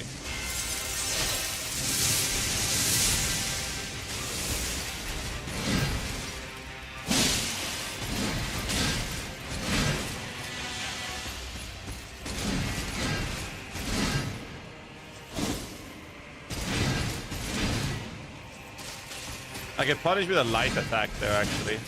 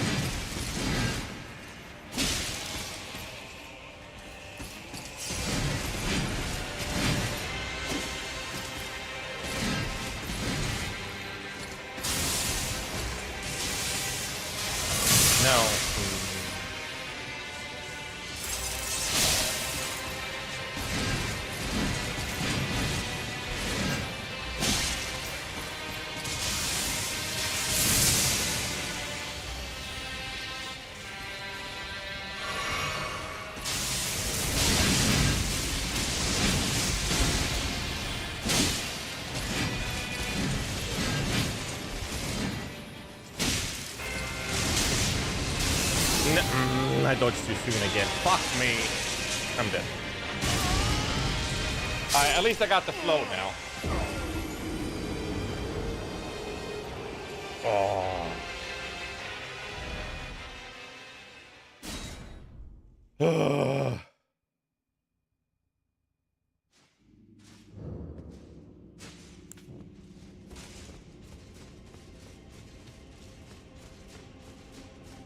I definitely have it. It's just about not failing.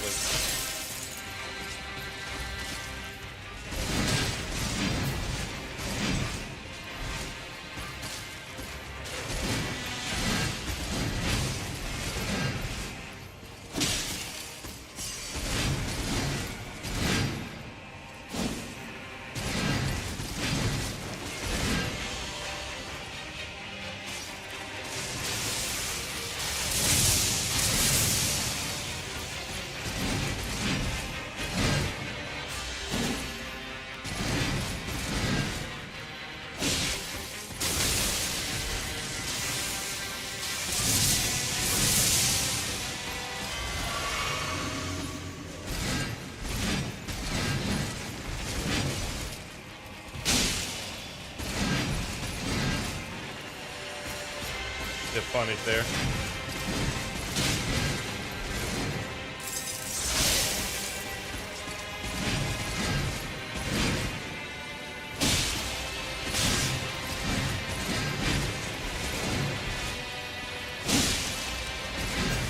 No stamina.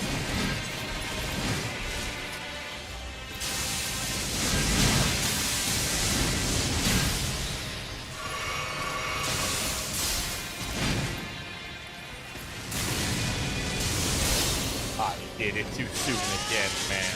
I gotta start over.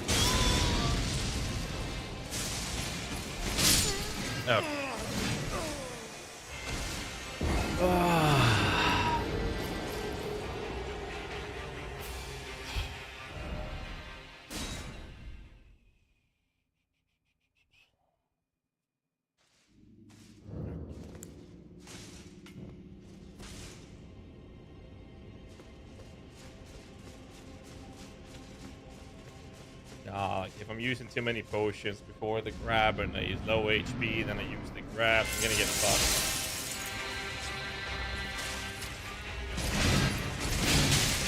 Off balance.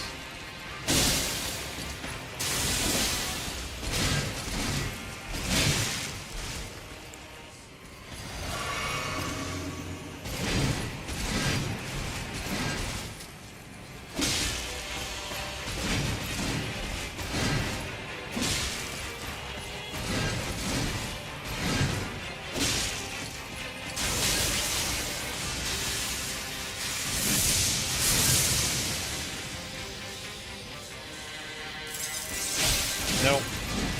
Greedy as a motherfucker.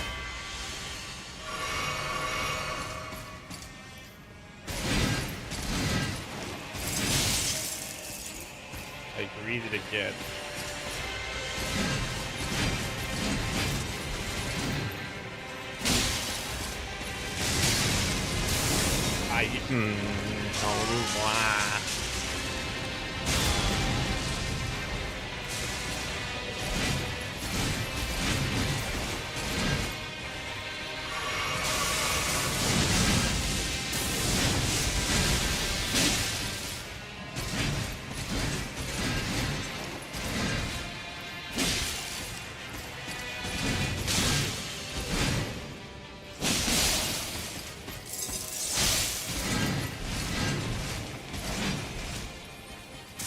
No.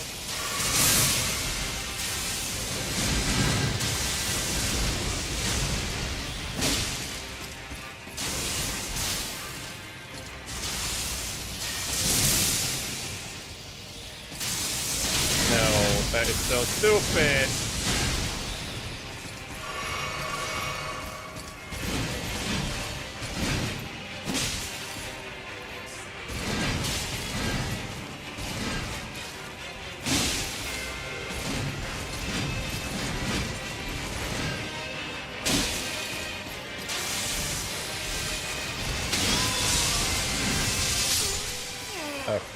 I don't know how to dodge that lightning anyway.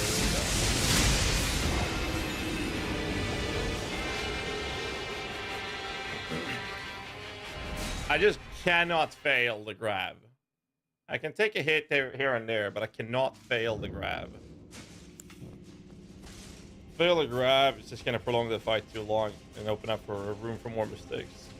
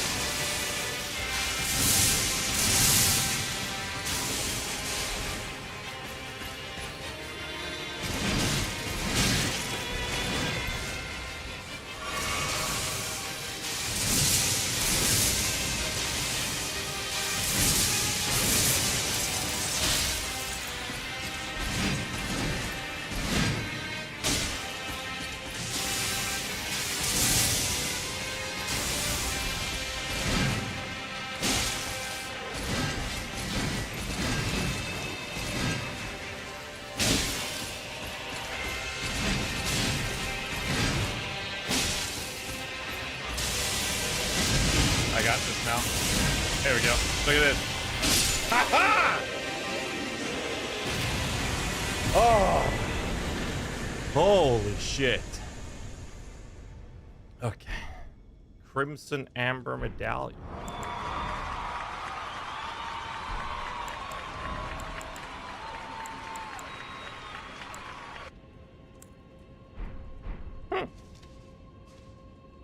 Yeah. First try, of course. Of course.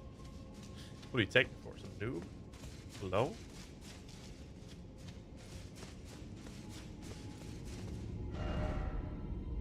Well, we've now cleared this area.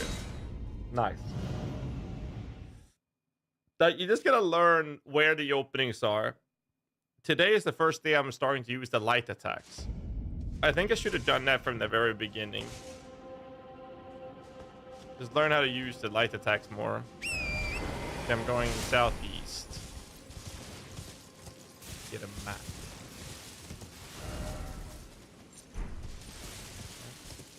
Can I walk around this?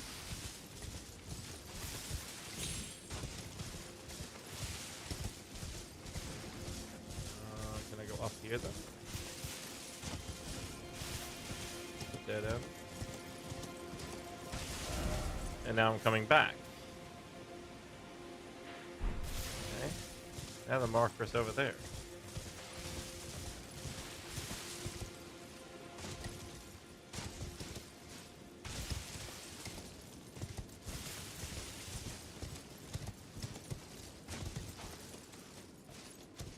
Okay. Huh.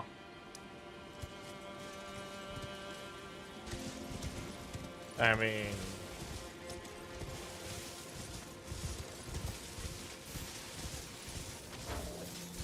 isn't this literally the cave I was just in?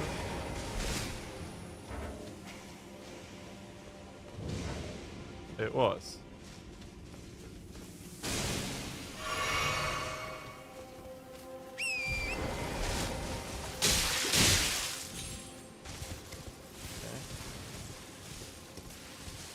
Right here then.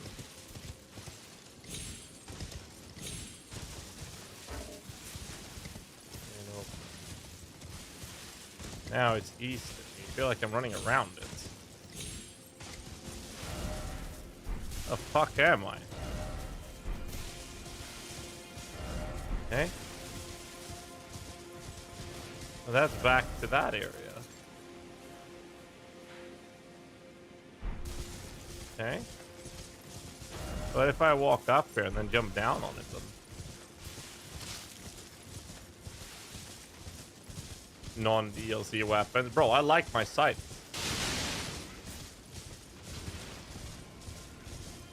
Don't hate on me sights, dude.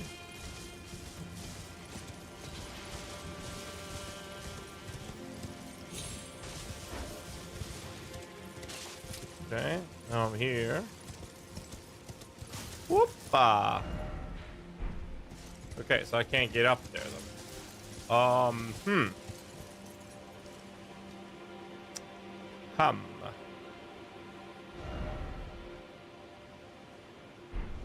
That's the parkour cave.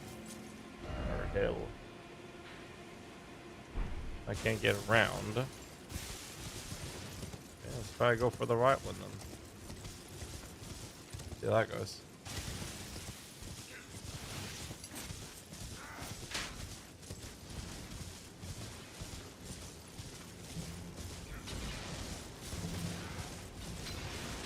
Huh? That would be number one I'm going for.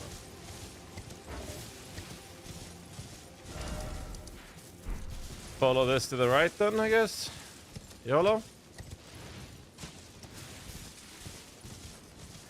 Don't you normally just follow roads to get to those? Because they're usually like killers on a road, right?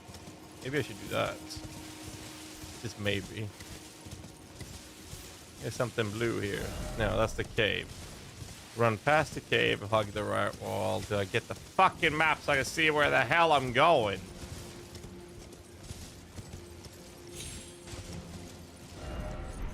Dude. No. Is this like a little... It feels like it's like a little cave, like a little hole. Can I climb here?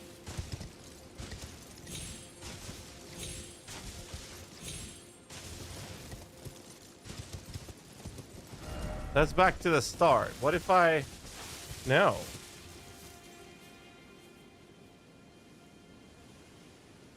I don't think you can. So I gotta go back then, and I guess check the southern areas, and then we go in here. And I'm guessing you get that one from this road, then I'm assuming. And I'm guessing this is like from the top side or something. All right, so I guess I'm gonna head back here, and then we check out the southern area before we go into the castle. All right, I'll take a quick leak. I'll be back in 2 seconds, guys.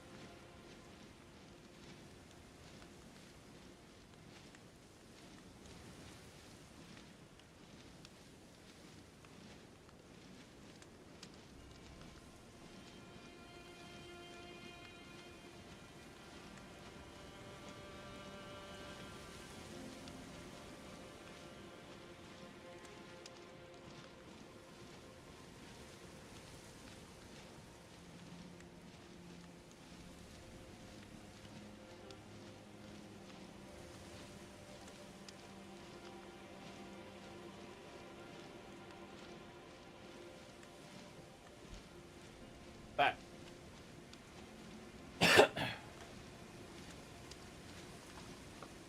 Can't get out of the hole. No, no, I could not. I need 114. I can probably get that.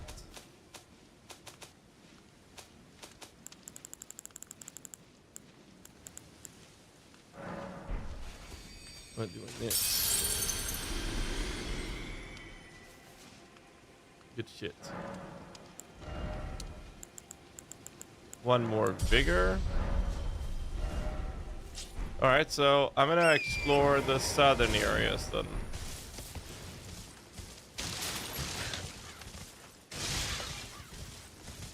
That's in here. Yeah. Maybe something on that little hill there. That's in that previous camp. There was no loot in this camp. That's kind of awkward.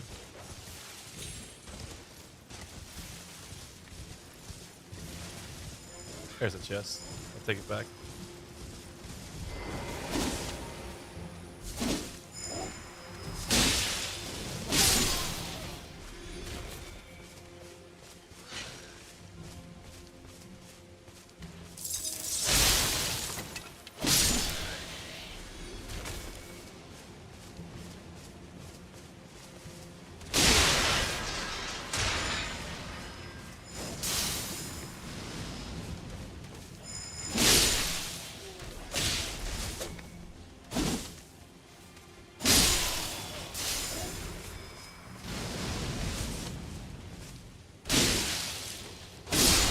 Okay.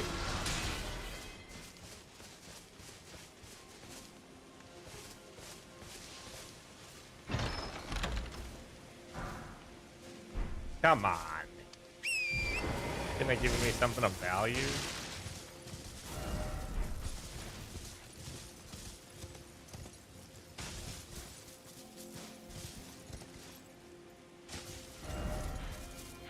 Okay, it's like a little forest area over there.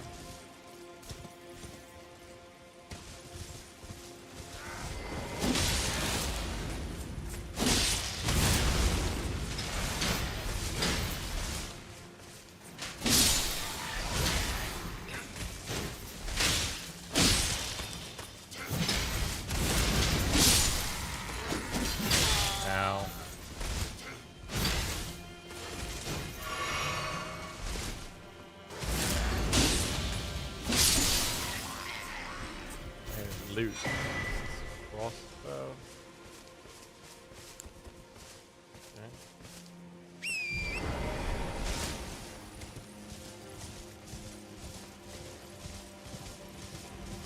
Oh, I never went to the. I never went to the finger licker. With the remembrance from the life, the dancing thingy. Gotta do that as well.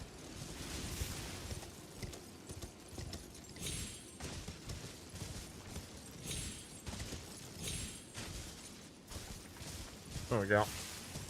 I mean, I'll see the area once I get the map. I just don't think I can get to the map in that zone. Are they bullying that guy? Guess we check down here first then.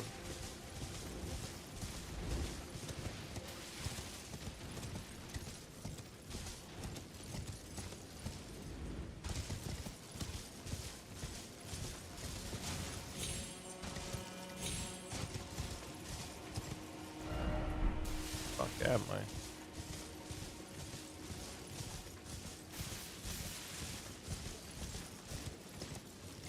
Yep. Ah. Rats. Okay.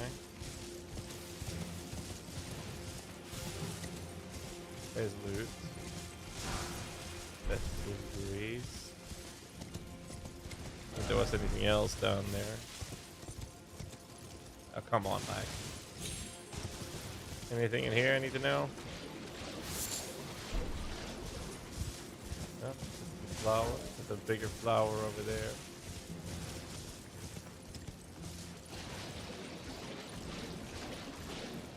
Come on.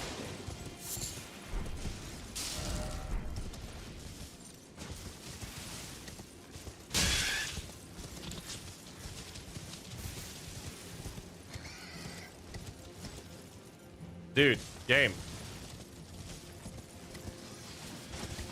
Okay, big flower there. I don't think that's the boss. No, I've seen those flowers before.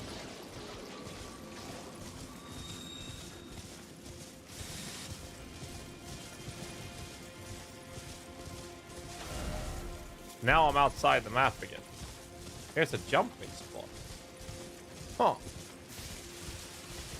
Okay. Cave. There's a house. At the end of the world. Any loot in here? Talisman of the Dread. Potency of magma.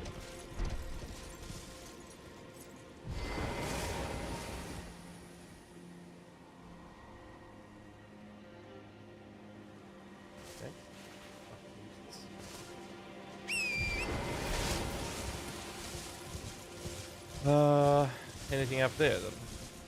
Otherwise I go for the jumping spot, I guess. What's this?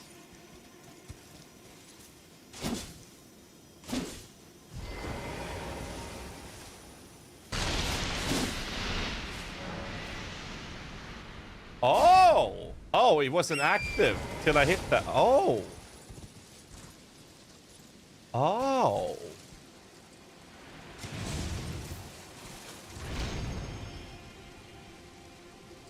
Holy shit, that jump. Okay. What the fuck? There's another one.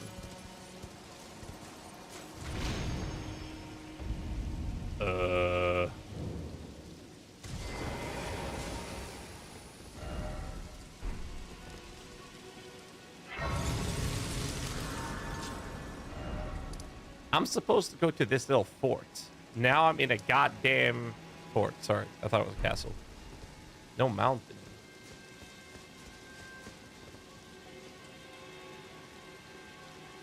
Huh.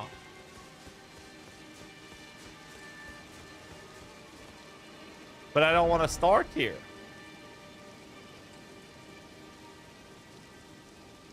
I wanted to explore this shit.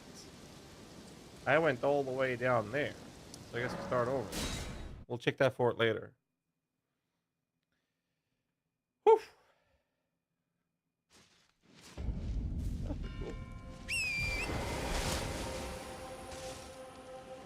So we are going southeast.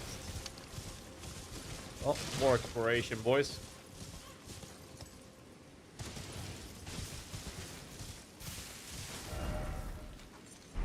Yeah, I guess we could check up top here now.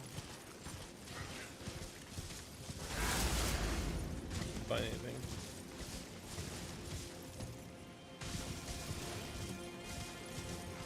That looks like loot.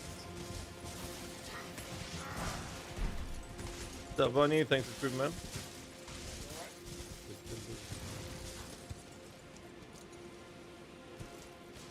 Exploring.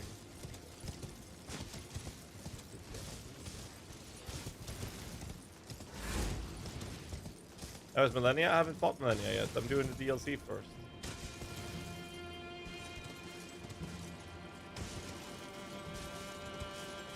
Apparently, I needed a few hours of things before I got access to Millennia, so I said, fuck it, let's just do the DLC first. Oh,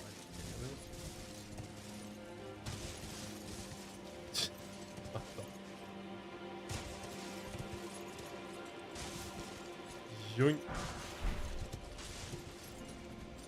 Where am I? Going home? YouTube, man. Thanks again, dude.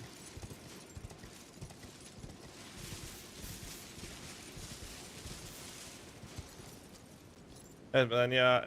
So, wait. I was down here earlier, wasn't I? No, that's a new area. There's a crab.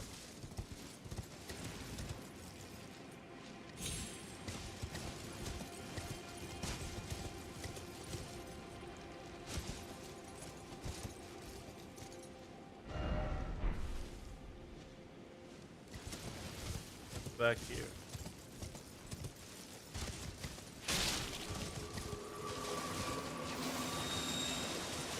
Loot back here.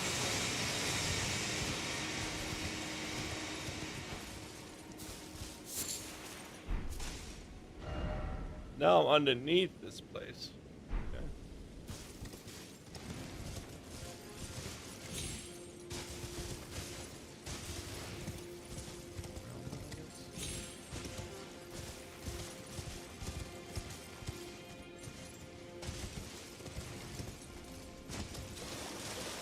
Huh.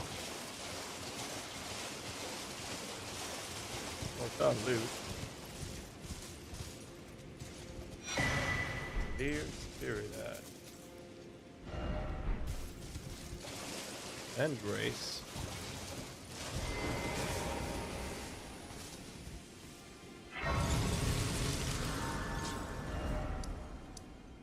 Elec River Cave.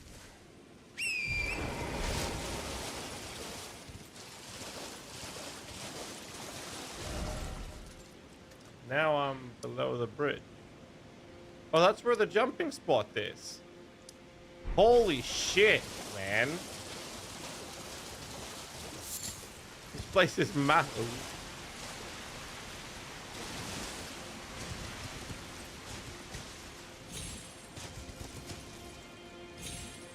Fuck me.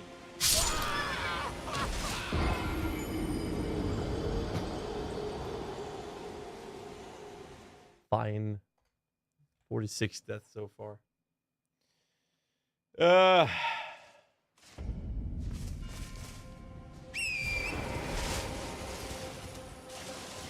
mean, I can go right and go all the way up to that jumping parkour, but I don't think I can go up there,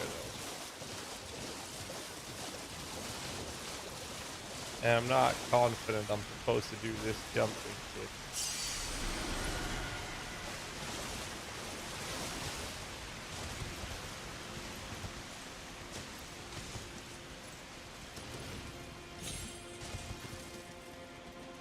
I am confident I'm gonna do this jumping shit now.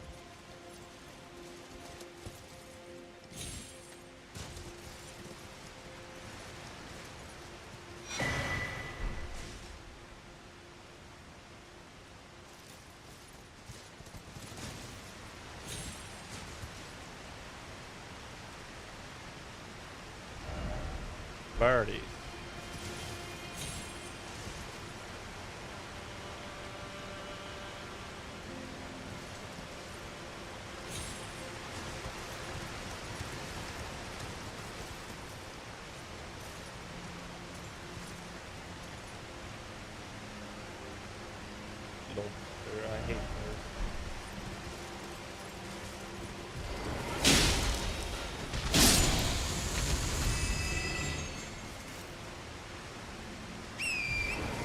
don't like fighting birds either.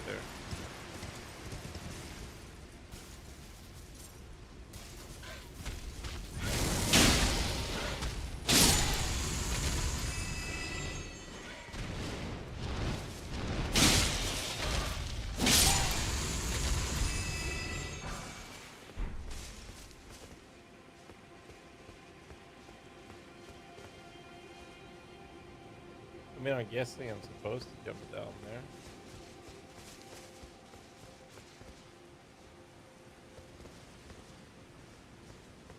I also know.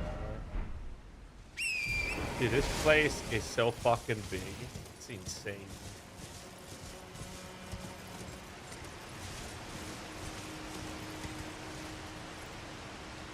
Oh.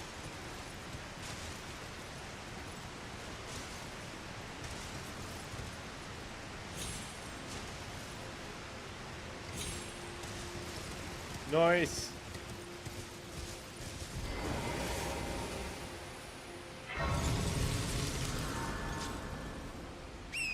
Whew.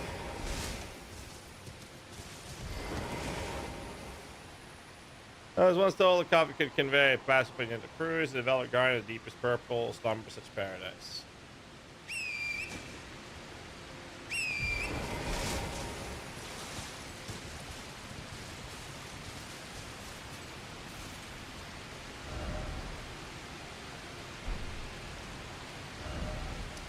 Head like river downstream. YOLO, I guess.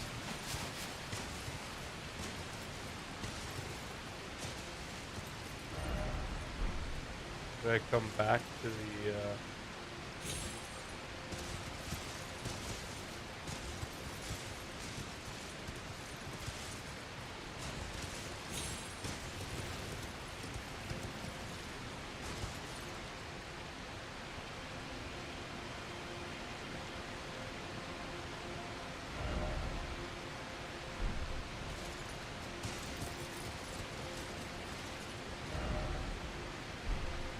I mean, I fought that already.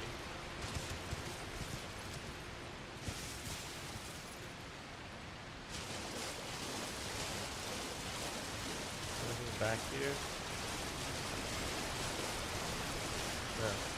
Okay. Haven't I already been here? Is that great?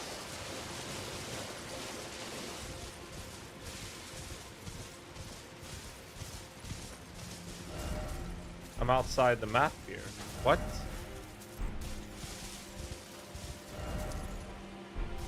I went to a church. Where's that church? Northwest of me. It's up top.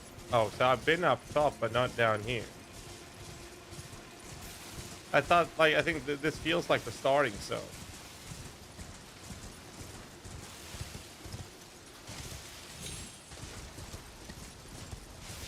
I don't think I've seen a patrolling fire guy though. No, this is outside the map. How big is this place?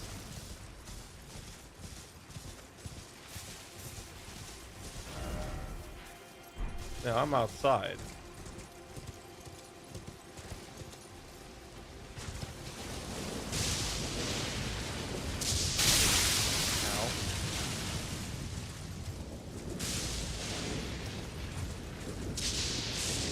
A big dead dragon.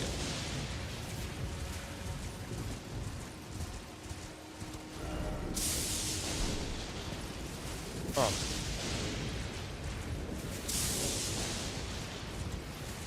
This is new.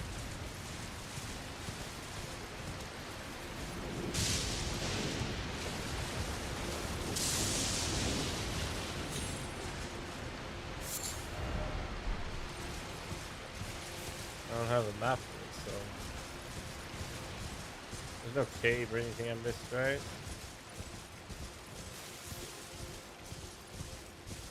Or did I miss this cave entrance? There's no way I would have missed this. No, it's still outside the map.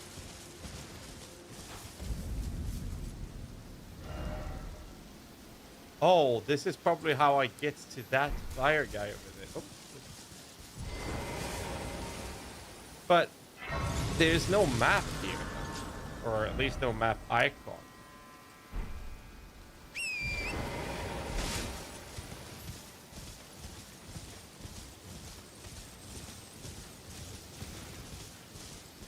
Why does this blue shit that looks cool feel so ominous?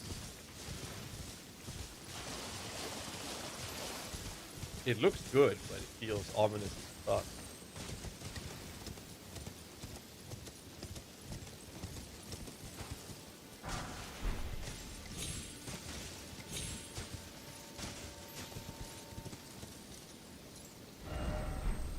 Well, I mean, the code. Oh, down there. Oh no. Oh no. No.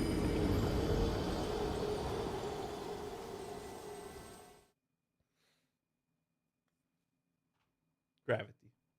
Again.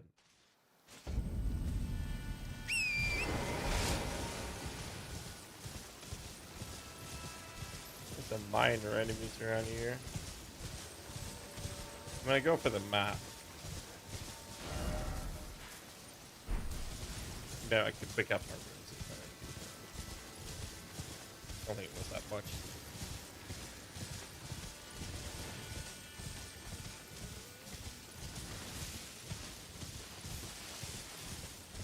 Oh my god, it's up top.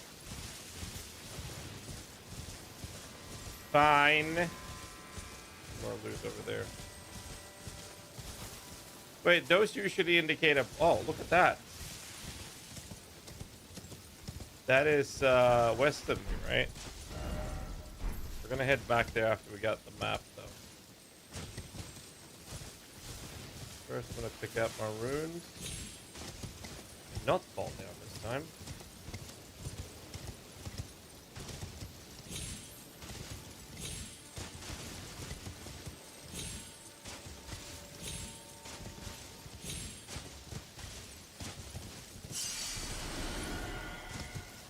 Go.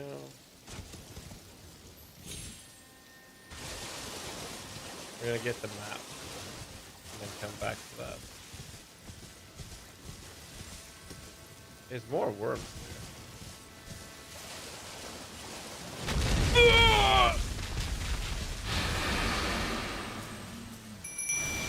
Come on, Mimic.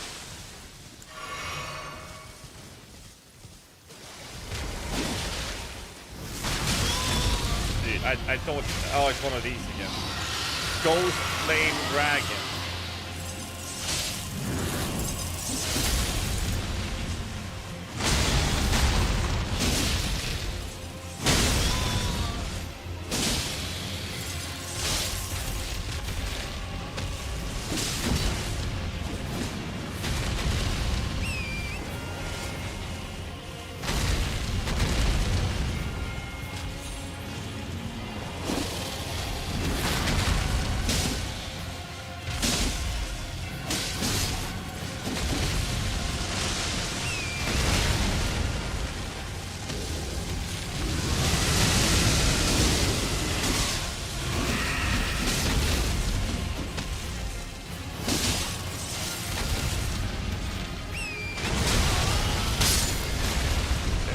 Dead.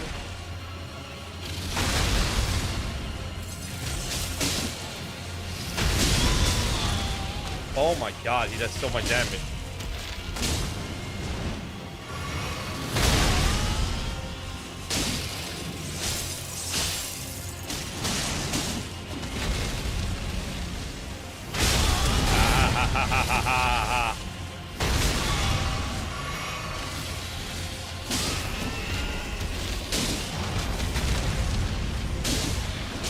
Yeah, there's no time to go up to the face now.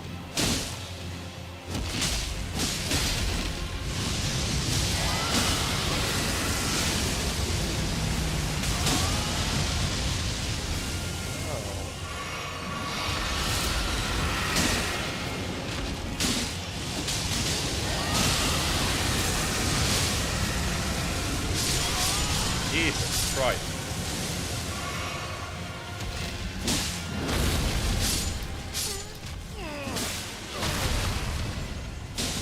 Dude, he actually killed my mimic.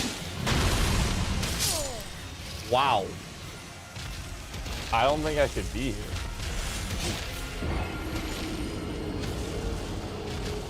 I genuinely don't think I should kill this one right now. But I'm gonna do it anyway, so fuck it.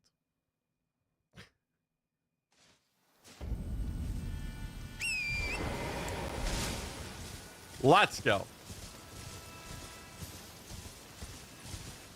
Maybe I get a regular and ancient dragon stone instead of a somber one, so I can upgrade my last upgrade on my second weapon. All right. Maybe I can do that.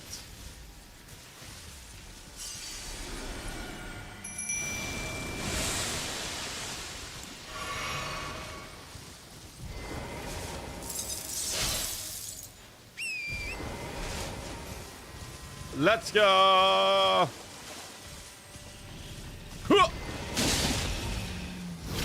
No, I thought I dodged it.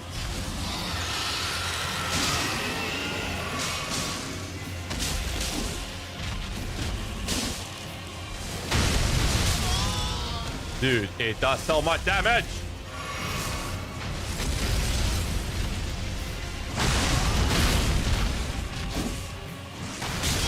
Bro.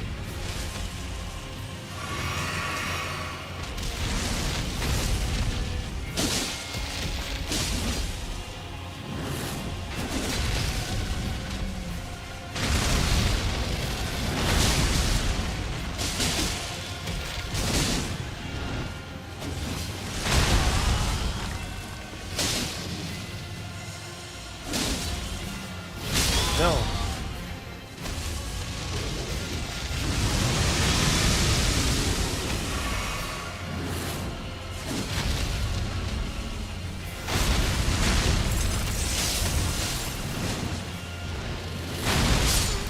Oh, I didn't dodge it. Fuck me. Oh. So the Mimic doesn't feel OP at all versus this, for example.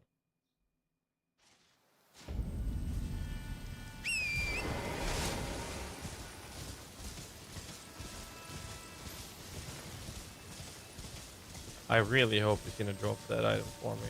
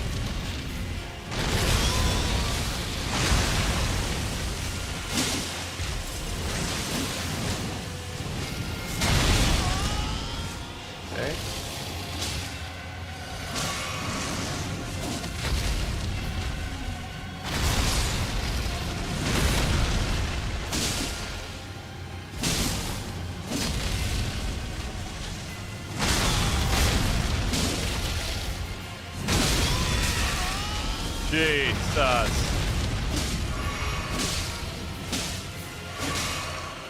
But now one at a time.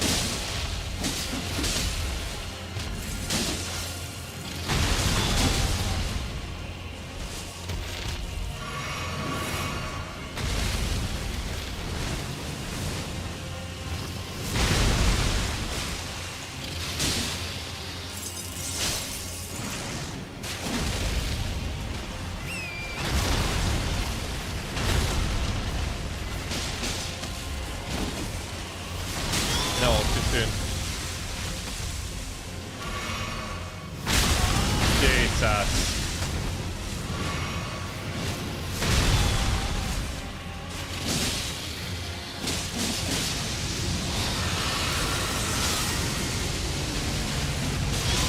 Jesus Christ. Okay. So how the fuck do I dodge that fire? I like run away from him on the side, maybe? I think he does it like in front of him and then goes underneath him and then behind. It's so hard to tell with the camera though. Yeah, I think like maybe get on the horse and then ride on the side. Reset, come back kind of approach. Might be the play. And I fucked the runes this time. Yeah, I fucked the runes.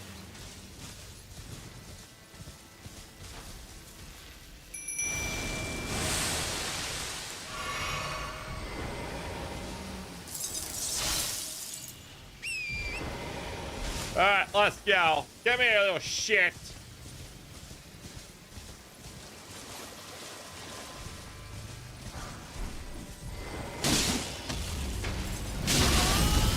Nah, forget about the attack.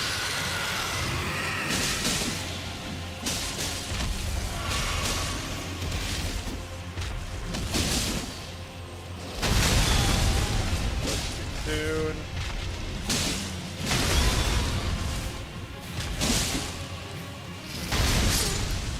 Apparently that doesn't work.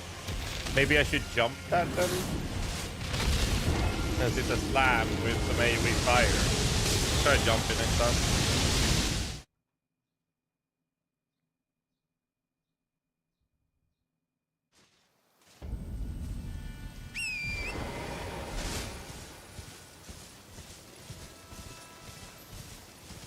Alright.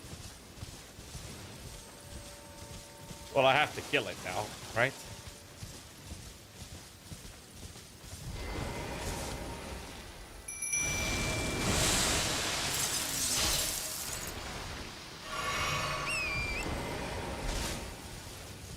Let's go, Mimic! Alright, don't fail, don't fail, don't fail. In, attack. Ready for that. I clicked dodge, you motherfucker!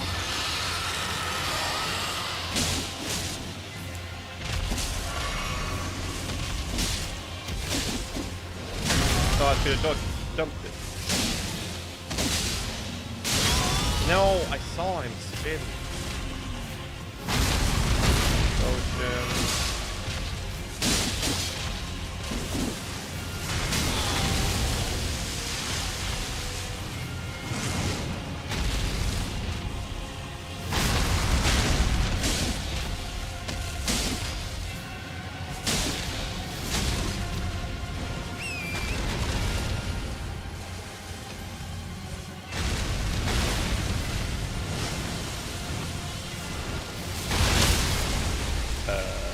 Okay.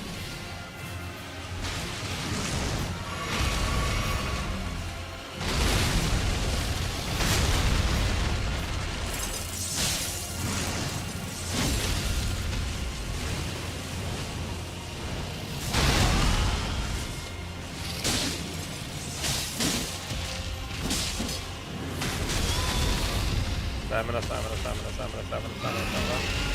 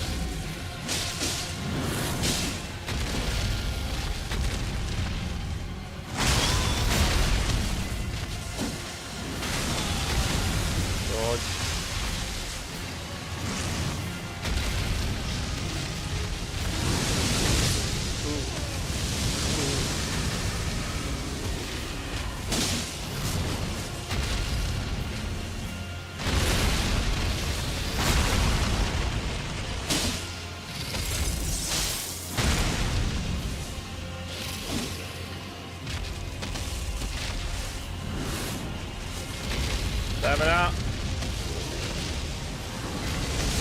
Ooh.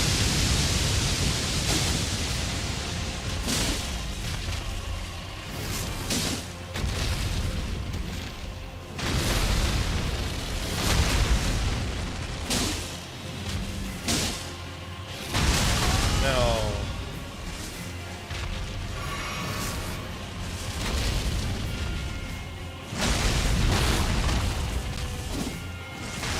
No.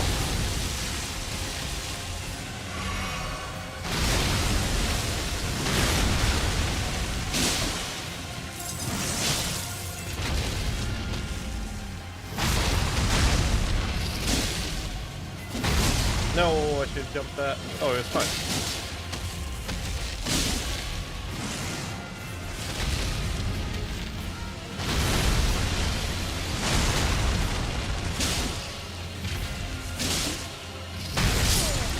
No fucking way!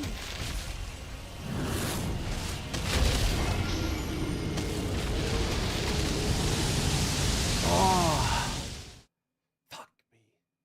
So close. Dragon's Mirrors and Might and Magic. Maybe.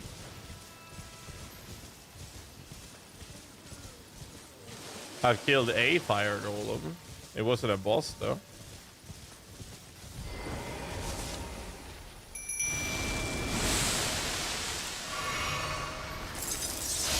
It wasn't a boss.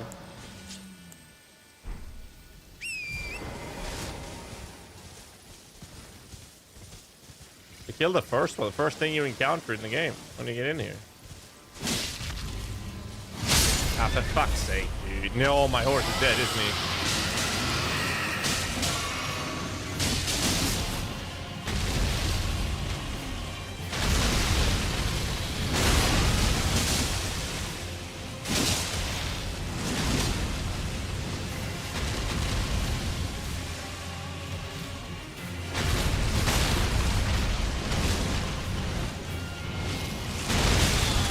Really, dude.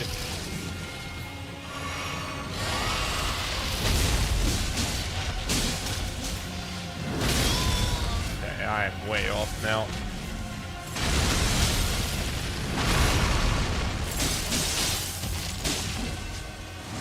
Too soon, again.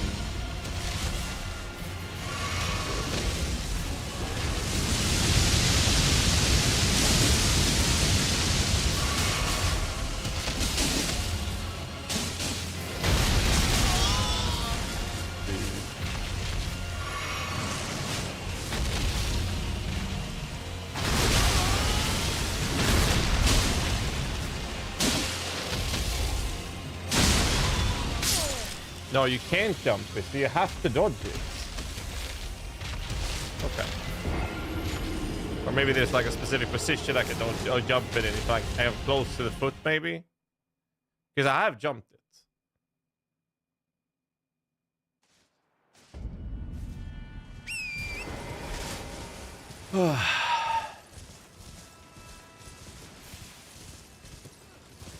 I was really close earlier though. A couple attempts ago.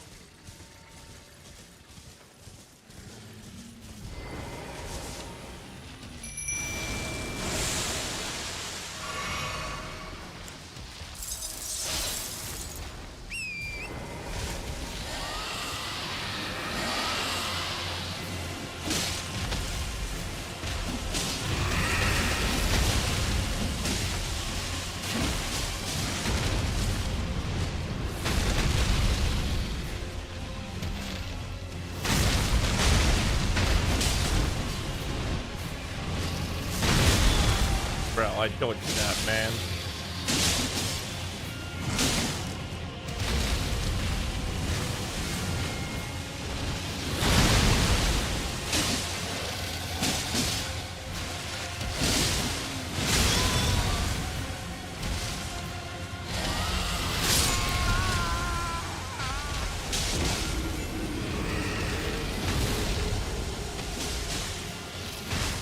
I don't know, like the only thing I can do more damage with is getting one more upgrade on one of my weapons. The others is just stats.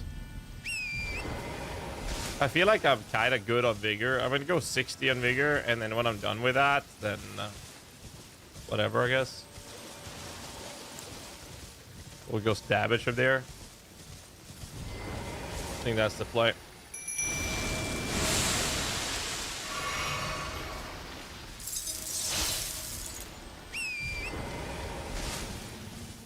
Alright, let's do this properly this time. Jump off the mount. Dodge. Sprint in.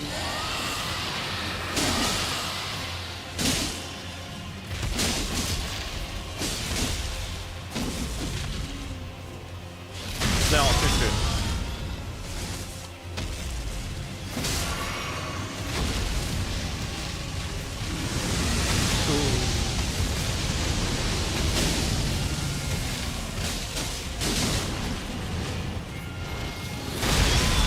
I don't know how to dodge that properly. Seems like I get hit all the time.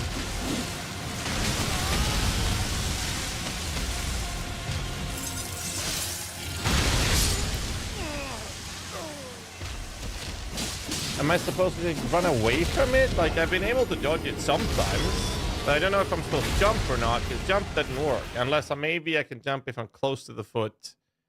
No, not close to the foot. Maybe I should jump towards the center of the explosion. Similar to like the wave from that annoying Beast Clergyman boss, right? Maybe that's how I have to treat that ability.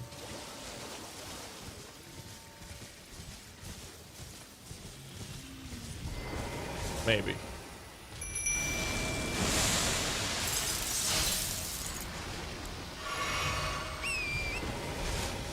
Let's go.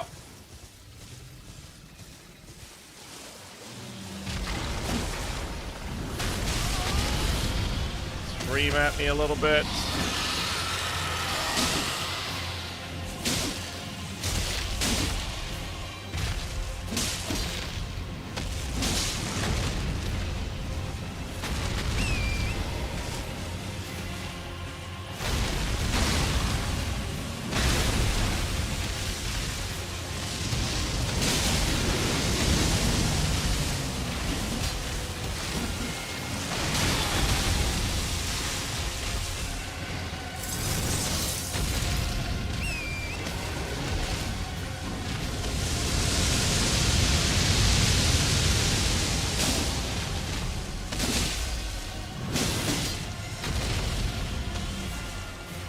No, I dodged fucking late. Okay, for some reason that didn't do any damage at all to me now.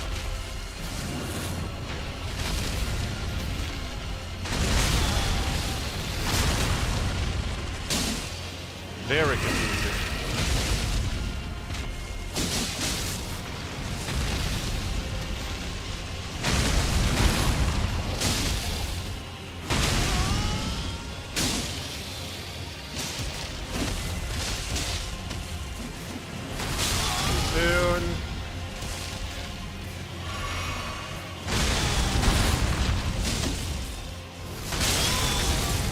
Okay.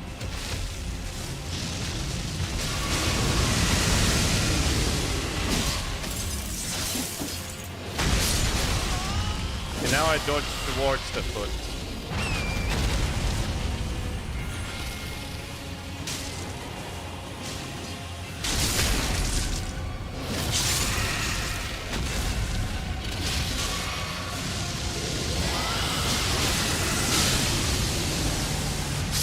No!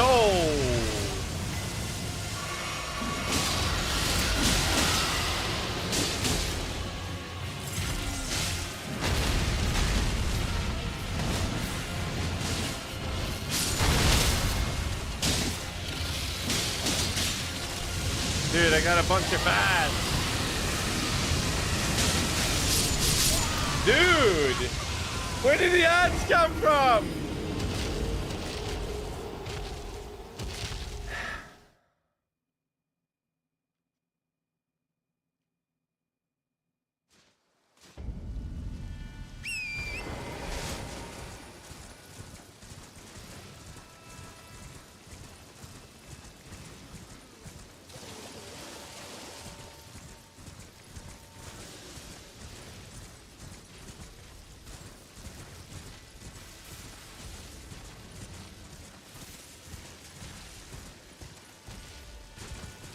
Ads spawn in phase 2. I've had him down to like 30% HP. There was no ads.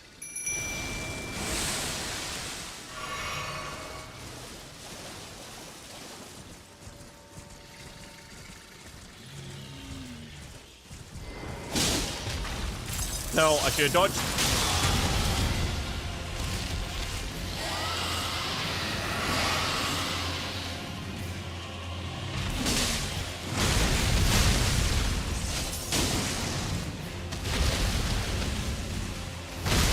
I feel like I should get more stamina.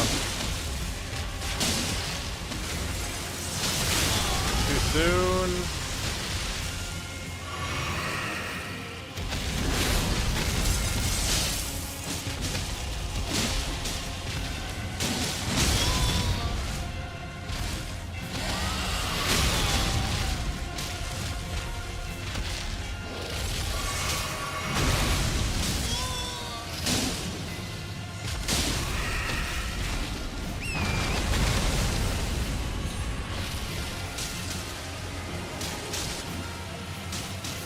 Come on, bro.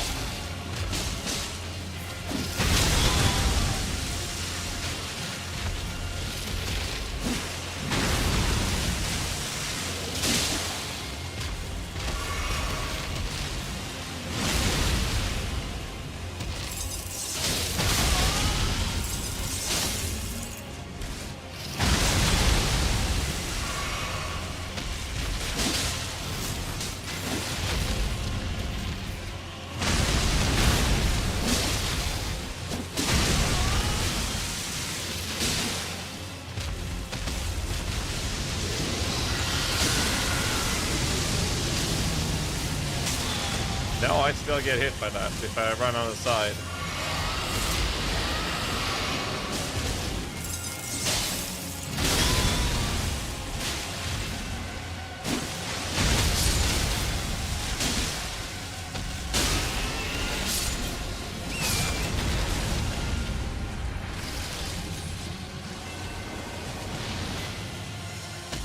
Dude.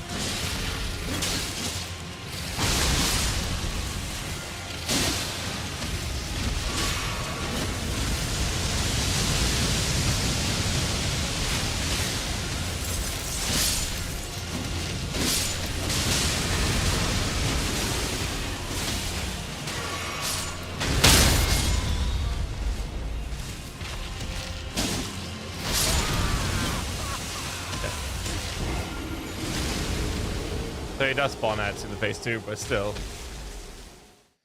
Oh. One more death. 57. Let me just close the door. Fuck.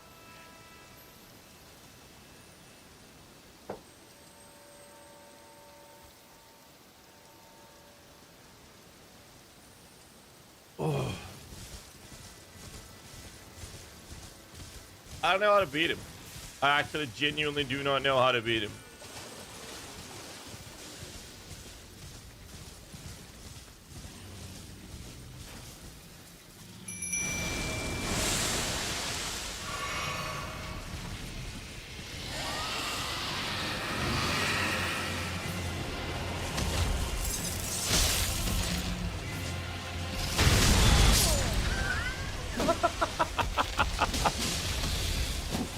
Hey, dude.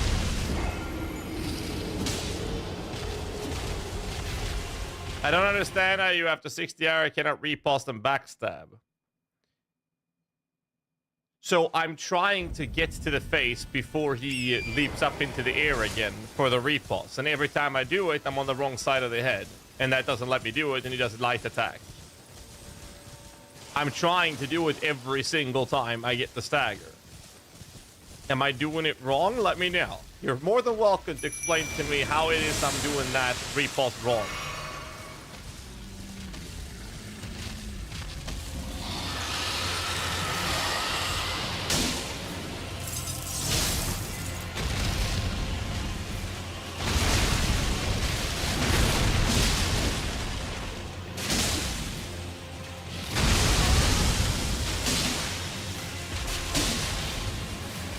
No.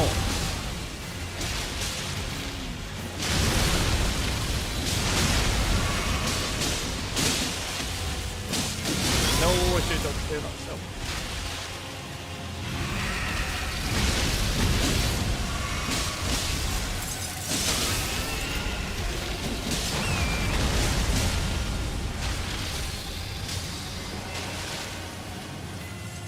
So now I got it because I was on the right side of the face.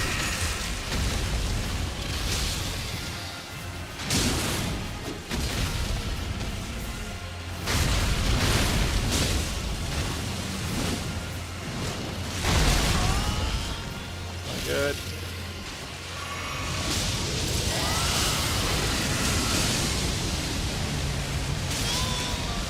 How am I gonna do that? Am I gonna jump it or what? Can I close those portals? Or let him kill them for me?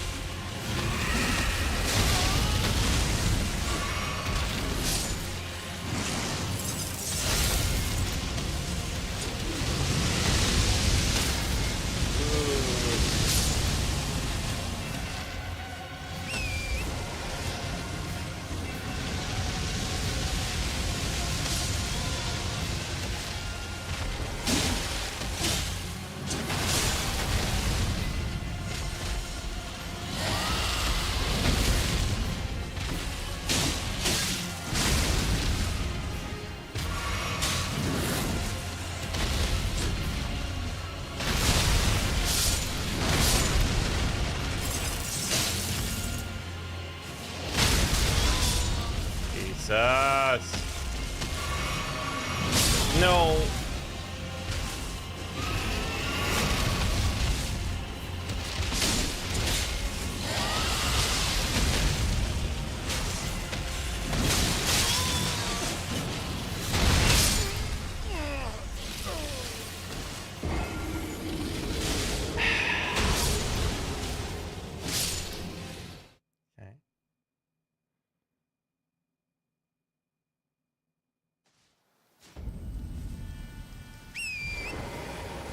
RB. Yes, I'm aware of that, Luxior. I've done it several times, multiple times, and multiple times I ended up on the wrong side of the eye and I couldn't, the head, and I couldn't get to the other side before he flew up again. But people were asking or saying that it was impressive. I still didn't know how to do it. I'm like, I'm doing it unless there's something I'm missing. I am doing it.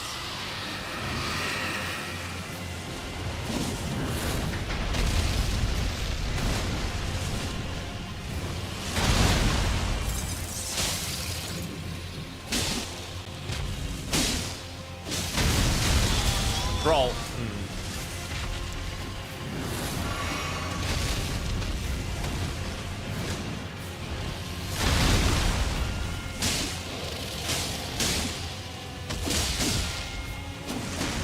And the first thing I do is literally get on my mount so I can get it.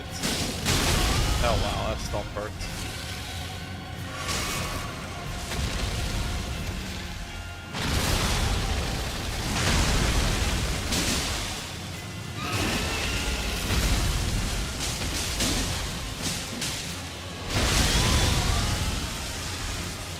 Good.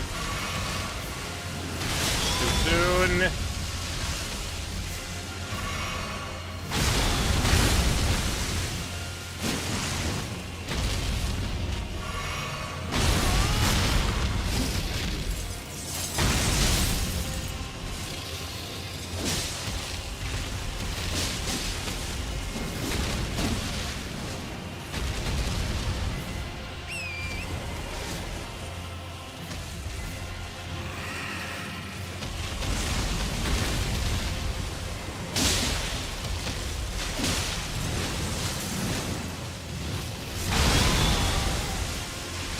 Yes, because I can see so well there.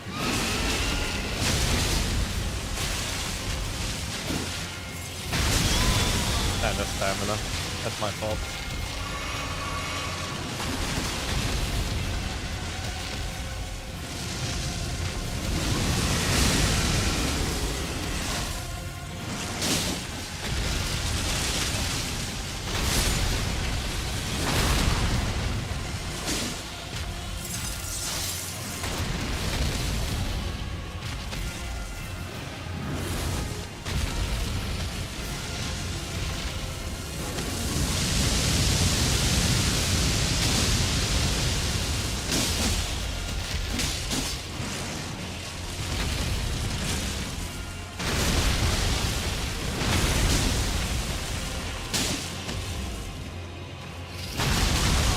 Nope, that was too soon apparently.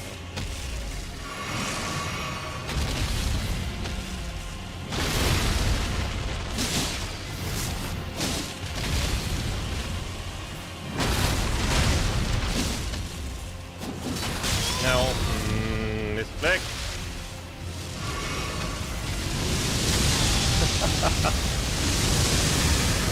Last potion.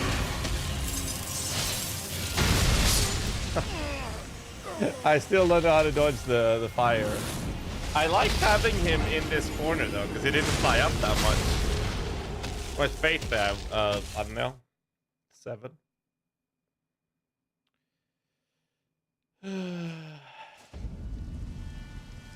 And I don't care what other builds are doing. I'm doing my own thing, which is probably why I'm struggling.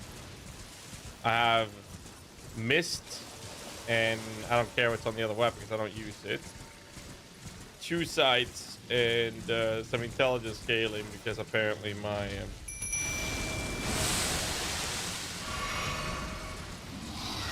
the intelligence soul damage scales with intelligence.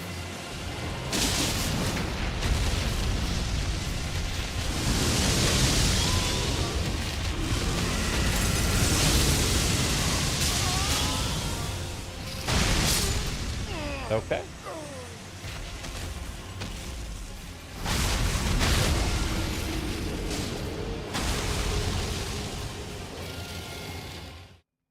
I wonder how many deaths I have on this guy specifically. I'm starting to feel like maybe I've died more times to this than anything else in the DLC so far. Jesus Christ. I mean, I could always come back. I have a little bit more damage, but I don't know.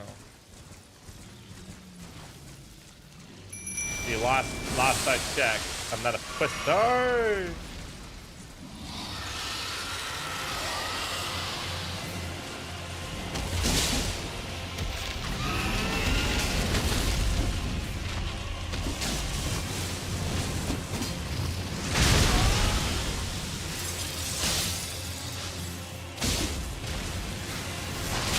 Soon.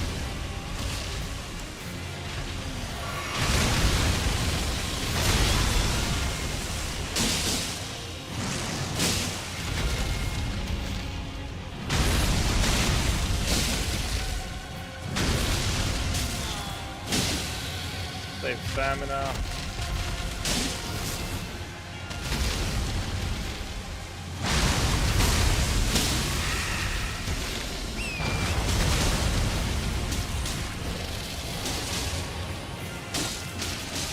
Bro. See what I mean?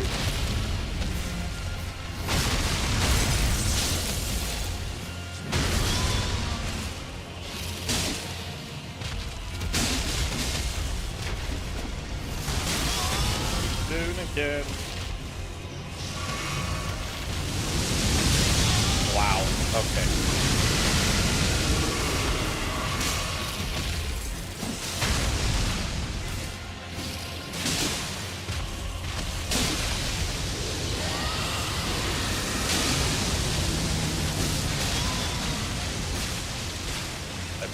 I dodged it.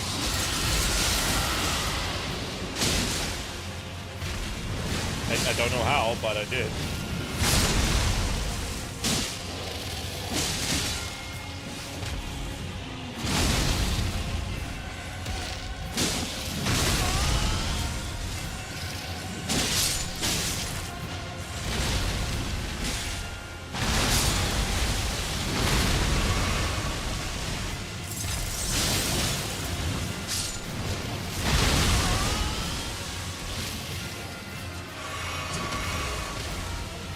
No, it's just doing it again. Fuck!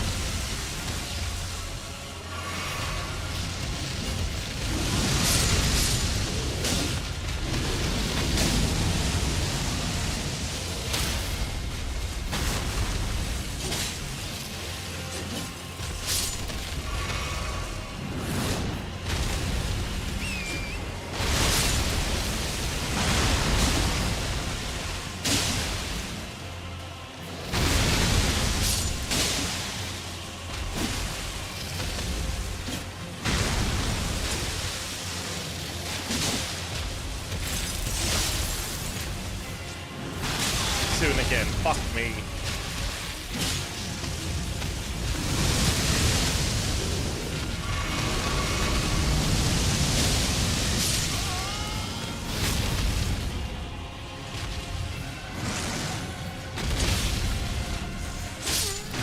No, the fucking ad!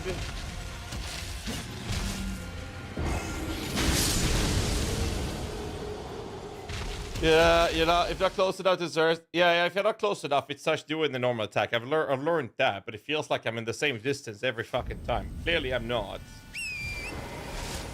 I was just annoyed with a comment questioning if I knew how to do it when I've done it several times, and I'm trying to do it every time.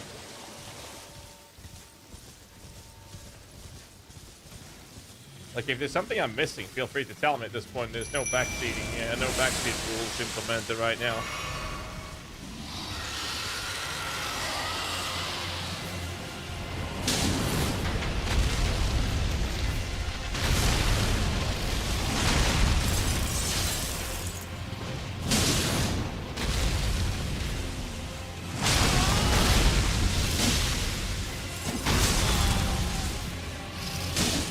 Stamina.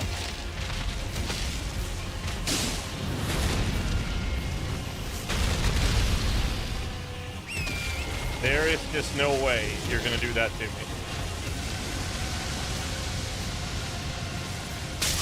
Are you actually for real? Okay, you are.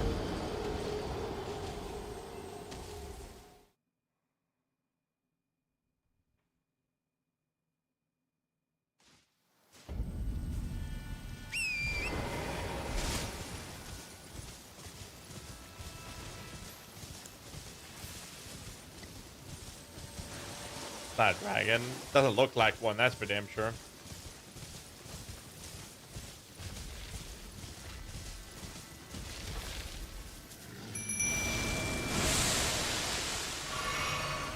Alright, let's go. No, I should have dodged that. I'm so stupid.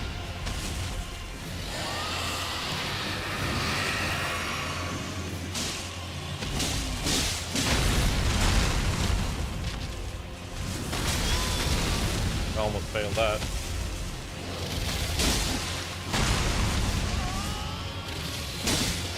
Gotta save stamina.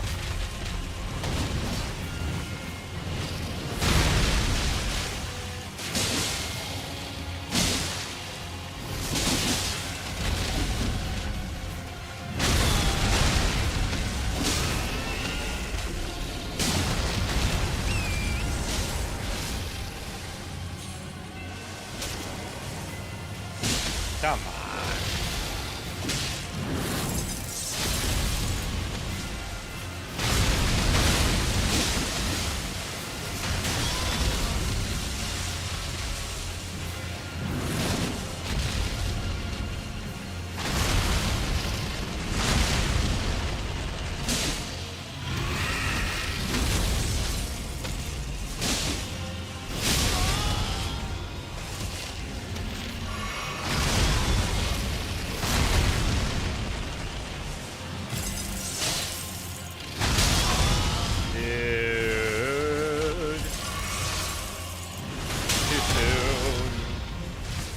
Panic dodging. I'm gonna die now.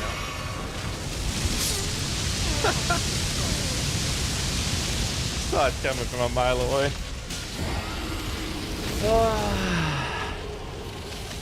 D4 Campfire chat is soon. We're gonna be watching it. I've already set an alarm for me. So don't worry about it.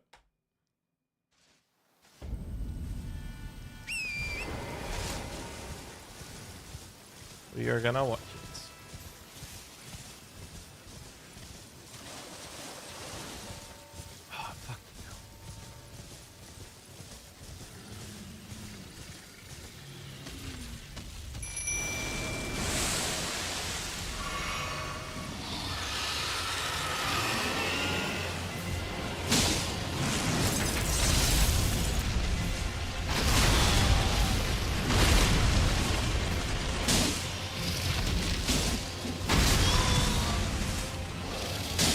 Stamina.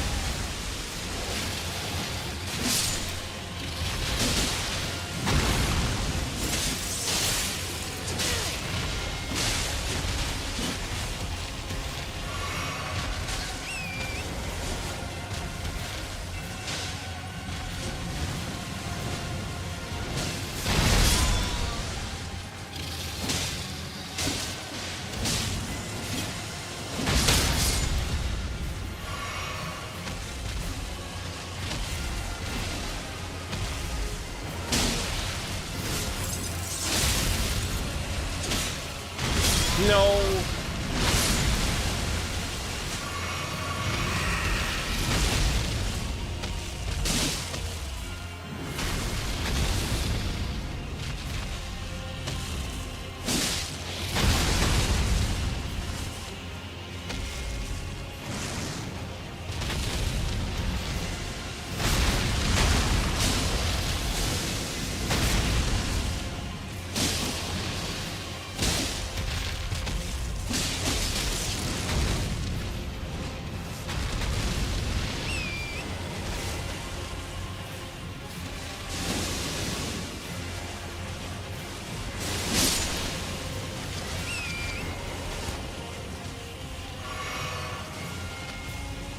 No mimic now, but whatever.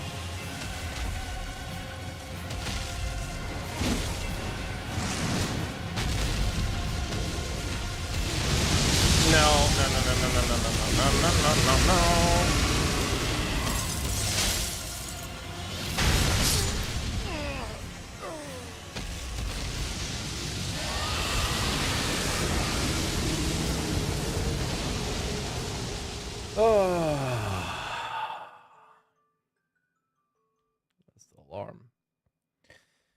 Well, I don't know what else I can do different other than just getting better.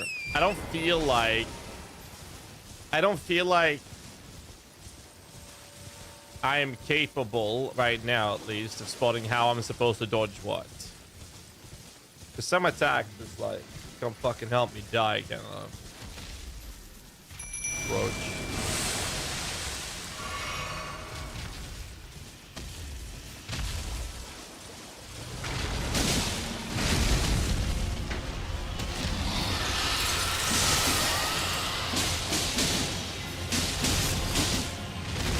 I like when I had him in the corner.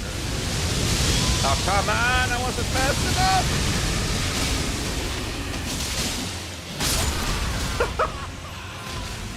enough! He just stopped me to death.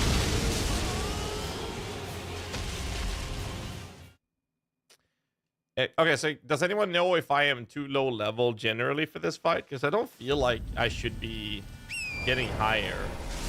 That's supposed to be the solution to it. Well, maybe it is, but the ads are fucking annoying, that's for sure. Once you get into the rhythm of it, right, it's fine. And then I just need to clear the ads and then keep the rhythm up. That's been pretty obvious. And I mean, the guy kills the ads himself.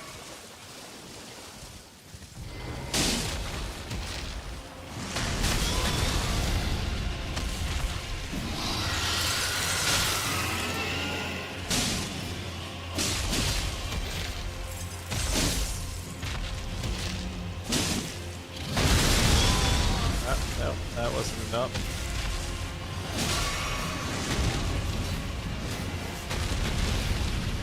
You do not do me like that, son.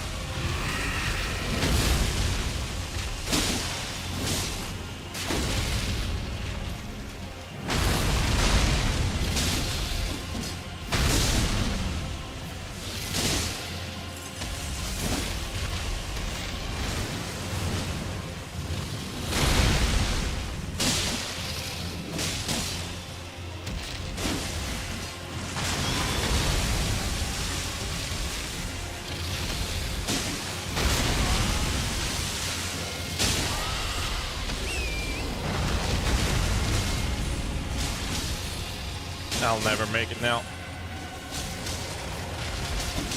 I got stuck on his wing, dude.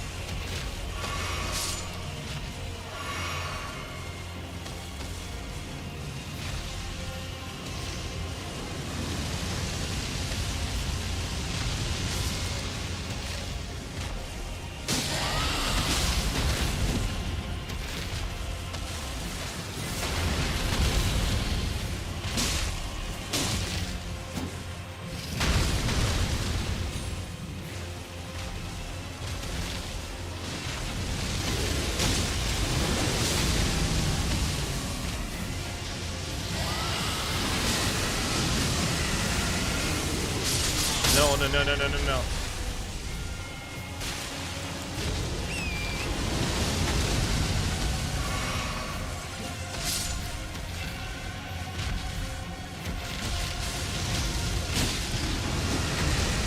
I want you to kill your own minions, bitch. Yeah.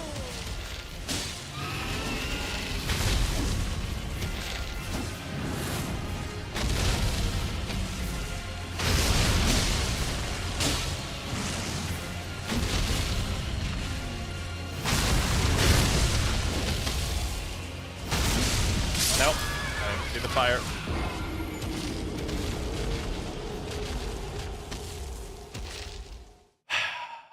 Level is your character, 133.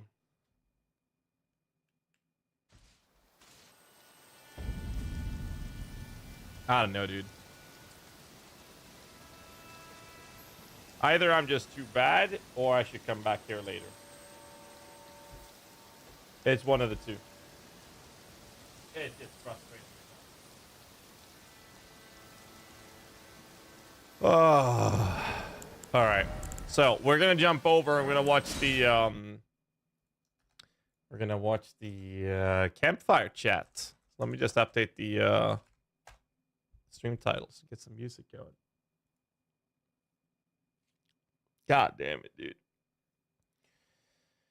Oh, I should be able to do this. There's some music here. All right, let me update the stream titles real quick. Fuck no. Day 8. Okay.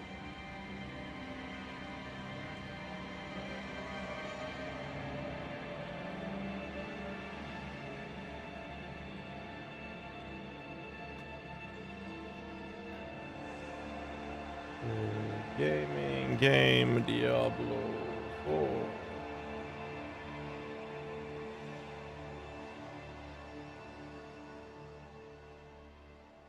Save, update Twitch stream title. Okay, let's see. Stream title's been updated. All right, let's do this. Oh.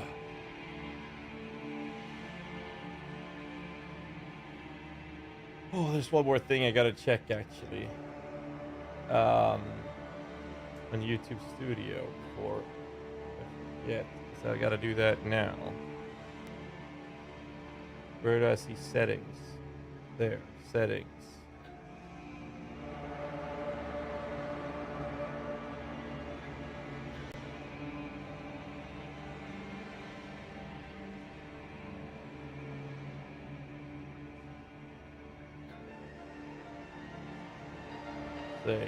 There we go. All right. This is what we're gonna do. Let's see how this goes. Oh, am I gonna change language in Elden Ring? I have no idea. Recommendation DLC for software was to have 60 vigor. I have 59 or 58. So like I'm there. I don't know. Maybe I just need to get better. I think that the best play versus that fucking dragon is to learn how to dodge the center fire and not fail the other dodge, which has happened several times. And then dodge the foot slam, the stomp, towards the foot. And then when the second phase starts, get on the mount, create distance to him, and kill the fucking ass. And then repeat the fight again. I think that's what I have to do. It is the only logical conclusion I have on how I will be able to beat him. Unless there's other abilities he does that I haven't seen yet. But that's what I'm thinking. How many scatter tree fragments you finally use? 5 or 6, I think. I got it upgraded to 3, I think. This third step.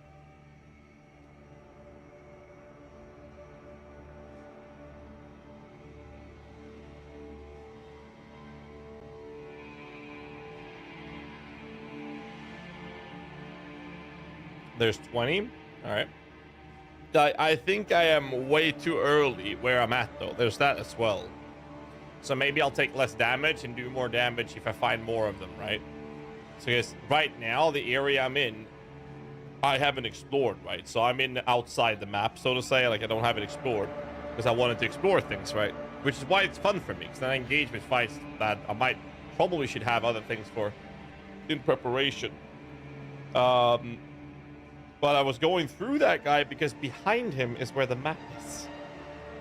So I wanted to get that.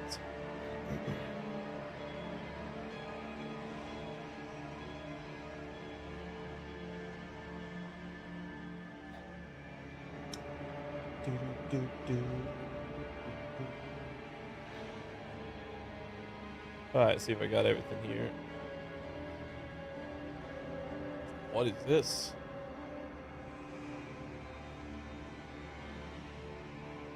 Switch drops at Last Epoch. Sheesh.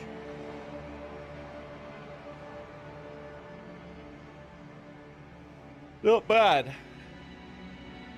17 minutes for the thingy. Let's go.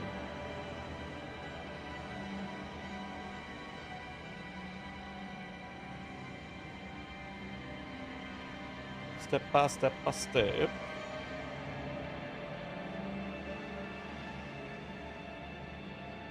And lying, also research some talisman that would help you with reducing the damage you get and the damage you do, for example. Also have easy access to fast level 23rd levels if you desire.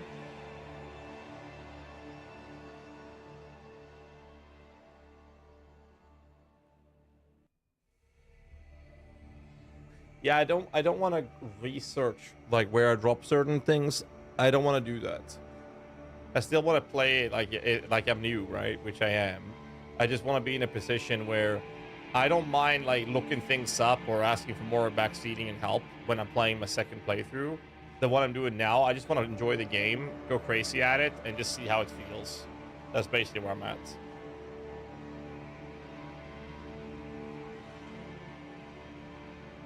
That's what I want to do.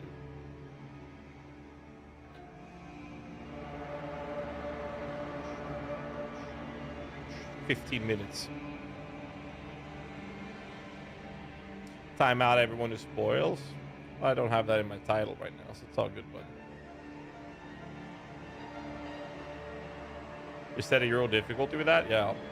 I was surprised to see how bad the mimic was for the fight. I only think I saw one frostbite proc on that boss. The Death Knight was pretty cool though. I did that without someone though. That felt pretty good. The boss you got to? I did the Death Knight. I am supposed to go into some fort, but I started exploring and I encountered the second dragon. Something flame dragon. Second phase he spawns ads. That's the one I got stuck on. But I got there from exploring, so I don't even have the map for that area. So maybe I'm there too soon. I'm not sure. Yes, I saw that they're downscaled in the DLC, that you need the upgrades for them. I only found a couple of it. I might have enough to upgrade it once more, actually. We'll see.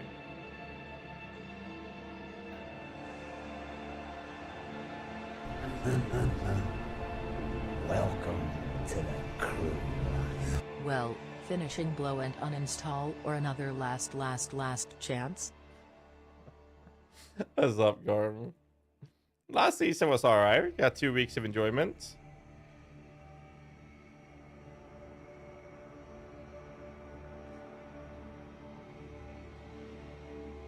Huh.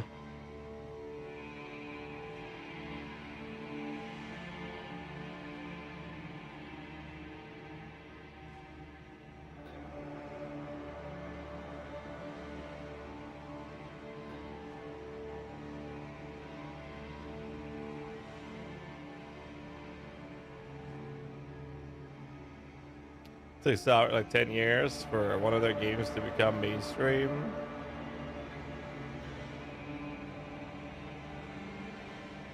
No. boss is naturally bad match for a melee. That's why the Mimic isn't as good. If your caster used a Mimic, the boss would have been dead an hour ago. I can definitely see that. Yeah, I killed the first dragon with rock sling. Yeah, that was piss easy. Just stayed on my horse. Feels like every dragon would be very easy by just staying on the horse and using spells. Seems like it, at least.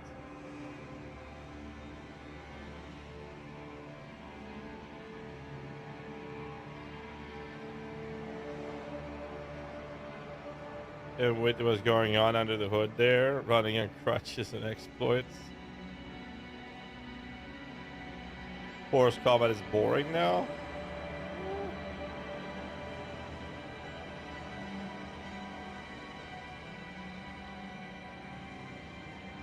Not sure if I agree with that.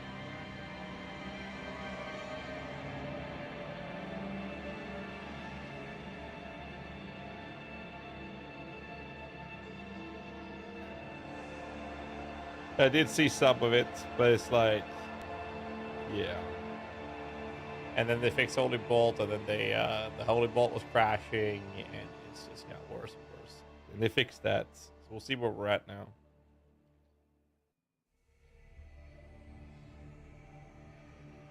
A turning circle of an ice cream truck and not being able to roll. I don't mind the horse combat. I actually dig it.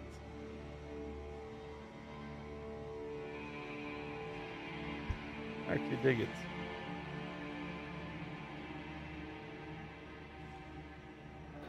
Ay, 11 minutes.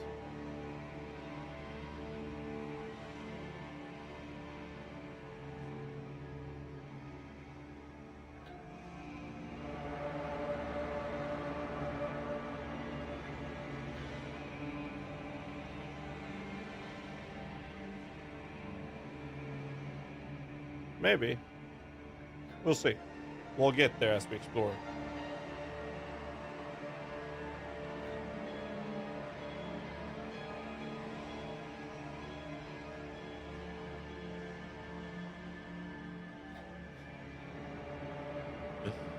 Imagine getting stuck on a pebble on the horse.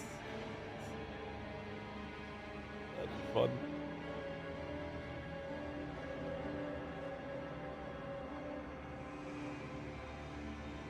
I wonder if they're gonna address the downfall of uniques in the game. Happy Midsummer to you too, Slow Ripper.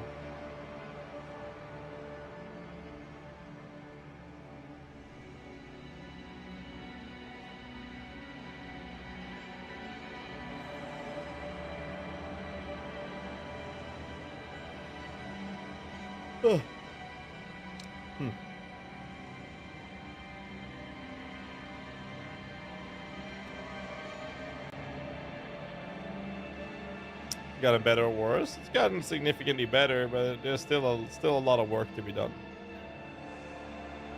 I got 2 weeks of enjoyment out of season 4, so I was very happy with that personally.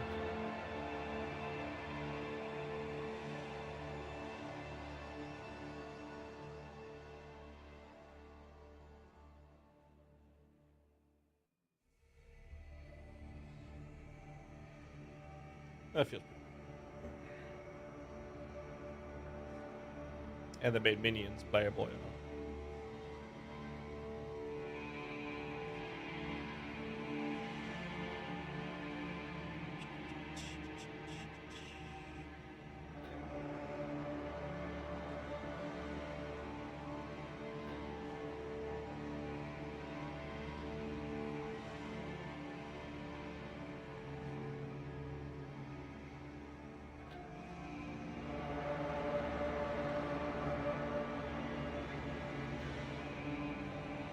Well, let's see. 8 minutes. Just chilling at this point.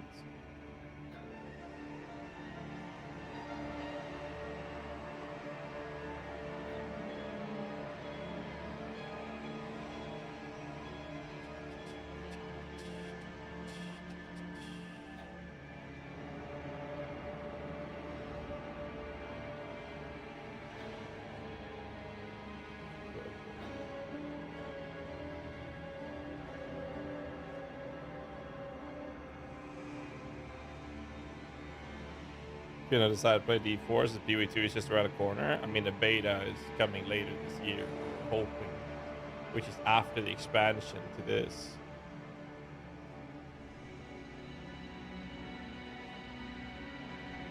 Right?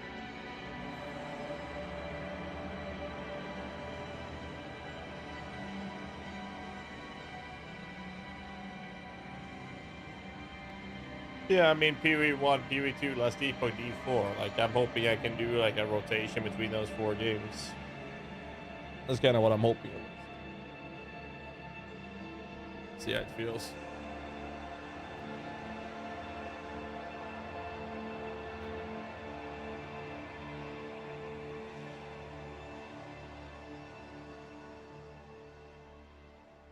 We're almost there, though. Golem build best for the pit push. Generally speaking, yes.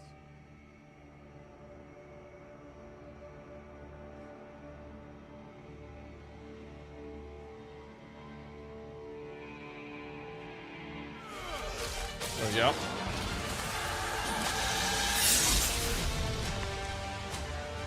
Season 4 is going to be the biggest update we have ever made to Diablo 4 since it has launched. Our focus on Season 4 is to really make a lot of evergreen updates to the core systems of Diablo 4. In Season 4, we're ramping the intensity across the seasonal and eternal realms through a collection of new activities aimed at ensuring the moment-to-moment gameplay experience is as exciting and rewarding when Hell comes to Sanctuary.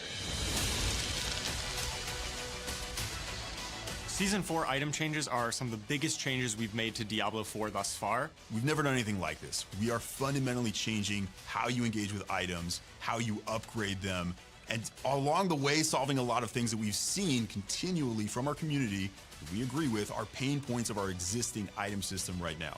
So in this new itemization system, we're focusing on narrowing down the scope of the base affixes. They're going to be a lot simpler, they're going to be fewer in number, so you can much more easily parse whether this item is useful for you, and if it is, then you can take it and further upgrade it and customize it to your own specific build.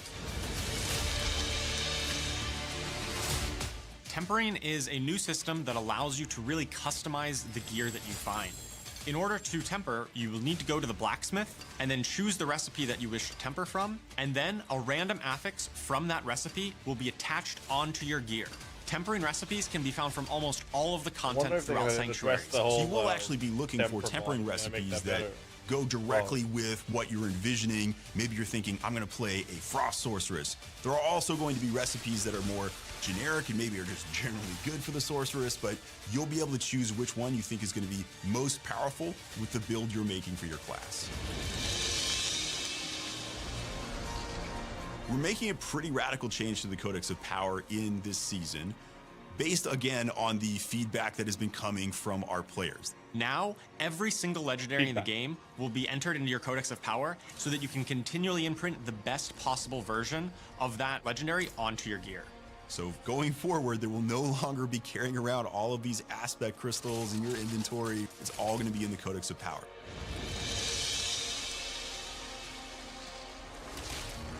So part of the final system that we have is going to be greater affixes. What's a greater affix? Well, we want to keep it compelling that there are some drops that are even better than the others when you're trying to get the perfect build at endgame. Because of this, in World Tier 4, and only in World Tier 4, when an ancestral legendary item drops, there's a chance the affixes on it can roll as greater affixes. These will roll with bigger values that are normally available for that affix. Greater affixes are fairly rare, but they're not impossible to find. While leveling up, you're going to be able to find upgrades much more easily with this new system. Another part of itemization is going to be Catacomb. Thanks so much. This is something really intended for that very high end game. Again, World Tier 4.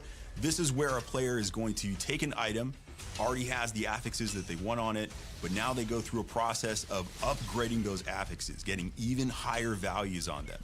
Masterworking really starts at level 100. Once you've already completed your build and found some of the best items, you're going to be able to test your build against the powerful enemies of the pit. The pit is a new endgame system that has been added in this season that is going to challenge players that feel that they have largely maximized their build. By pushing into more difficult tiers of the pit, you're going to be able to unlock rarer crafting materials to masterwork your gear even further.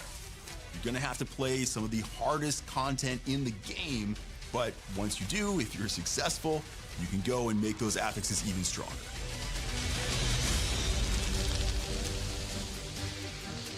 In Season 4, we're ramping the intensity of the Hell Tides through the inclusion of a variety of new activities, the first of which is a doubling down and rise of the cultists' presence throughout the tide. You're going to be running through the Hell Tide, seeing the cultists just conjuring up swarms and swarms of demons, adding to that sense of manic and chaos that they're pretty well known for. The other archetype that we're adding is the presence of the Doomsayers, who were unfortunate enough to be caught out in the tide and basically just lost their minds to all of the mania going on around them. And lastly, rounding out the new activities are just the inclusion of the Iron Wolves. They're finally joining the fight. They could no longer stand on the sidelines, seeing the Hell Tides and Hell's forces intensify their assault on Sanctuary. As Season 4 players engage and progress through the Call of the Wolves seasonal activity, they'll earn honor with the Iron Wolves, unlocking access to a vast assortment of rewards to accompany and empower your Season 4 journeys. In the updated Helltide, for players who are able to stay alive long enough, they'll be paid a visit by the Hellborn, former heroes of Sanctuary who have aligned with the forces of Hell to attack the allies they once aligned with. Players who are able to take down the Hellborn will be acquiring the materials they need to engage with the new premier Helltide activity, the Accursed Rituals. Located in the Helltide, these Accursed Rituals are pretty much just botched rituals from the cultists that players will be kickstarting for themselves, drawing the attention of all the nearby Helltide monsters in this kind of all-out battle. One of my favorite themes for these ambushes is the Hellworm. It's literally a giant hell slug beast that emerges from the ground and it spews out a whole bunch of mobs at you. If you're able to survive that, you'll be paid a visit from the Blood Maiden, our brand new Helltide mini-boss and one of the ultimate challenges in the new experience. So I think I'm actually most excited about this season because of what you're able to do with your old characters, how they can integrate with this new item game and take them to new levels of power with this system. I think that the best part of this update is that you're going to be really empowered to build the character that you want to play. You're going to be able to pick custom affixes and enhance your character in a lot of new and interesting ways. There we go.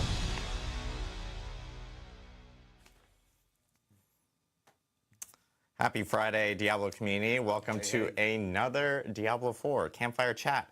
I am Adam Fletcher. I'm joined here by a very familiar face, Mr. Adam Jackson. Hello, hello. The Adams have invaded. We've taken over. We have taken over. We actually are joined by one additional person, and this person is tuning in, patching in. I don't know what the phoning in. I don't know. From Albany, Blizzard Albany, and that's Mr. Dan Tangway. Dan, would you like to introduce yourself? Yeah, sure thing. Hi, I'm Dan Tangway, and I'm one of the lead seasons designers for Diablo 4. And yeah, we've got a lot of exciting stuff to share with you. Awesome. Great to hear from Dan. Dan is kind of like melting in Albany. I believe it's very, very warm up there. It's actually warmer there than California, which is kind of crazy. But it is, yeah. Look at this. Adam and Adam. Ooh, I love it. We did it. No more Joes. No more Joes. Where's Joe Pipora? Not here. He's actually on vacation, so that's the reason why he's not here. But we have a lot to talk about today. We are actually going to be talking about Season 5 in the PTR. And we do want to, there's been a lot going on with Diablo 4 over the last couple months. Yeah. Obviously, Season 4 has launched. We had our mid-season update last week. We introduced pets. Which is really cool. No one expected it, but we did introduce pets within Season 4. And at the same time, we also had our release date announcement for Vessel of Hatred, which is October 8th. Yep. So lots and lots and lots of cool stuff that's going on with Diablo 4. And we have more to share today. But of course, with PTR, we do need to talk a little bit of the housekeeping stuff to make sure that players are aware never of it fixed and when the it's going to pet start. counting as a minion bug, did Currently, we have Season 5 PTR actually starting next Tuesday, and that is on the 25th. It will run for 1 week, similar to the Season 4 PTR. It is PC BattleNet only again. It is just easier for us to be able to get builds up and get things out and get feedback in really quickly when we have it on PC BattleNet. So that will be going live next Tuesday. Everything that we're talking about today will be in a blog that will go live after the stream, as well as patch notes will be going live after the stream, and they're pretty beefy in themselves, or in it. I don't know. It's Friday, you guys. We haven't done a Friday stream in, I don't know, it's been a while. It's been a long while. For feedback, though, we will be opening up our PTR forums for players to actually be able to submit feedback. So the Diablo 4 forums will have a special section for PTR. And then separately, if you do want to leave feedback on other avenues, such as like Reddit or the Community Sanctuary Discord, places like that, we most definitely end up like combing through all the different various ways of players being able to provide feedback specifically from that end. For this PTR, we will note that this one will be a little different than Season 4 in regards to how you can start off characters. There will still be character boosts like what we had with the Season 4 PTR. I believe it's actually moved to a different city. I can't recall. I think we had it in Kiyovoshad before, and I believe it's in a different city, and I don't recall which city it is. It's in the blog, though. But all that information will be there after the stream. Separately, we did incorporate a character copy feature, but we initiated this character copy already.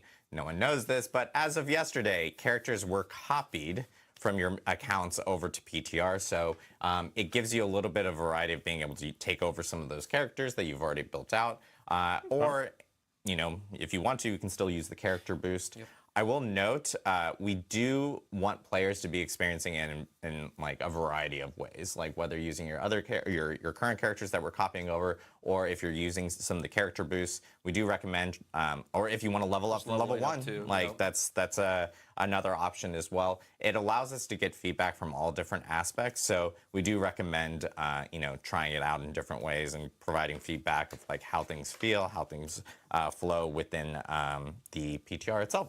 So that is all kind of like the general housekeeping notes that we do have. Oh, and I will say that I believe we actually did correct that Codex of Power reset thing as well. Oh, okay. So yeah, I remember that was plaguing some people last season. We did correct that, so it won't reset. I believe every single time you end up like creating a new character or boosting a new character, I believe. And then separately on the forums, we will have a known issues list. Because they're, you know, it's PTR, it's an early build, so we want to make sure that people are aware of that. And with PTR, you know, when we take in feedback, it's great for players to be able to like provide all various forms of feedback. I will say by the time Season 5 launches, we will try our best to get as much of that feedback in. If it's something that's like a massive, like, oh, like a huge overhaul or something like that, I wouldn't expect it in Season 5, but it is good to hear that feedback because it might be something that we end up incorporating maybe in the future for like a future season from that end. Yeah, it's very useful. So it totally helps us drive future decisions, and even we did a lot of reaction to PTR feedback in Season 4. If I remember right, we did like a whole lot on our team at least, and I expect the same for Season 5. So exactly, send it in; it's very useful. And then one last thing I do want to note is because players have probably seen when Season 4 is ending, which is currently in early August. You can see that kind of like on your character select screen when you're jumping into the game. I will note that Season 5 is a little bit shorter of a season than what we've had beforehand. Season 5 itself will run until that October 8th date with Vessel of Hatred, because Vessel of Hatred is actually the start of Season 6. So we did want to at least clarify, make sure, because we've heard a lot of those questions of like, hey, is Vessel of Hatred hitting in the middle of Season 5, things like that. So we did want to note that from that end. But enough of the housekeeping notes. I know a lot of players want to hear about Season 5 in itself. And so Mr. Dan Tanguay from the sweltering city limits of Albany will be walking us through Season 5. Yeah, absolutely. So yeah, let's dive into the new features on PTR for Season 5. Just to give you a little bit of context, we did some early brainstorming for Season 5, and we knew that, we needed to build out the end game. So end game, we've heard y'all that end game is very important. And Season 4, we added the pit into the end game, and some people have been playing Helltides into the end game, but we still want to expand the end game a bit more, right? So if it's an end game activity, we definitely need something that's rewarding and very replayable. We also wanted to make something with a lot of monsters. I mean, monster density and just entering that feeling of flow state's really important for players. We needed something that had stakes, and we wanted players to push their luck. And finally, we really wanted to return to hell. Previous Diablo games let you return to hell after you defeat the big boss, but Diablo 4 hadn't done that yet. And so with all those goals in mind, let me introduce you to the Infernal Hordes. Now, let me give you a quick summary of what the Infernal Hordes is. It's a wave-based gameplay mode with survivor-like choices in between the waves, and it'll culminate with an all-new boss encounter. And then the rewards build on top of itemization 2.0 that came in Season 4. Okay. So, now how do you go about confronting the Infernal Hordes? How do you get back to hell? I think we can queue up some footage, and then I'll talk you through some of the ways you get back to hell. All right, first off, you're going to unlock, the activity for hell with a brisk Eternal quest line starting at World Tier 3 in Zarbinzet. That's where you need to go in the PTR. Now you need a new type of key called a compass, which you can see down in the inventory below here. And like Nightmare Dungeons, the compasses all have a starting monster difficulty and a number of revives. And there are 8 levels of difficulty with escalating challenge and rewards. As you can see, it's a very Nightmare Dungeon-like flow here. And then compasses can be upgraded to higher tiers with all new consumables called Abyssal Scrolls. So you'll get a chance to play with all these new features when you're in the PTR. But let's really talk about the gameplay itself. And I think we've got some footage of the wave-based play that we can show off here. First off, going to have a lot of monsters. Now, you have one monster here. This is the start of Wave 1. And so you defeat this Aether Fiend, and it's going to drop something called Burning Aether, which is a new currency. Now, this new currency is specific to Hell, and you use it to unlock the spoils of Hell at the end of a run. And at the end of each wave, there's going to be what's called the Infernal Offer. So let's get through this wave and we'll take a look at the Infernal Offer. Now you see these hands reaching out from hell itself, and they're tempting you with a choice. You're going to choose the form of your destructor. You're going to pick a boon and a bane that impacts the rest of your run. And so now you've chosen a boon and a bane, and that's going to modify the gameplay that comes up next. And so here you're jumping into one of the new activities that also unlocks Aether in this. And this is a Soul Spire. It's pretty similar to a Hell Spire that you'd see in Helltide. And you have to kill a number of enemies within that ring in order to be able to earn an Aether. And you can upgrade Soul Spires from the Infernal Offer as well if you like.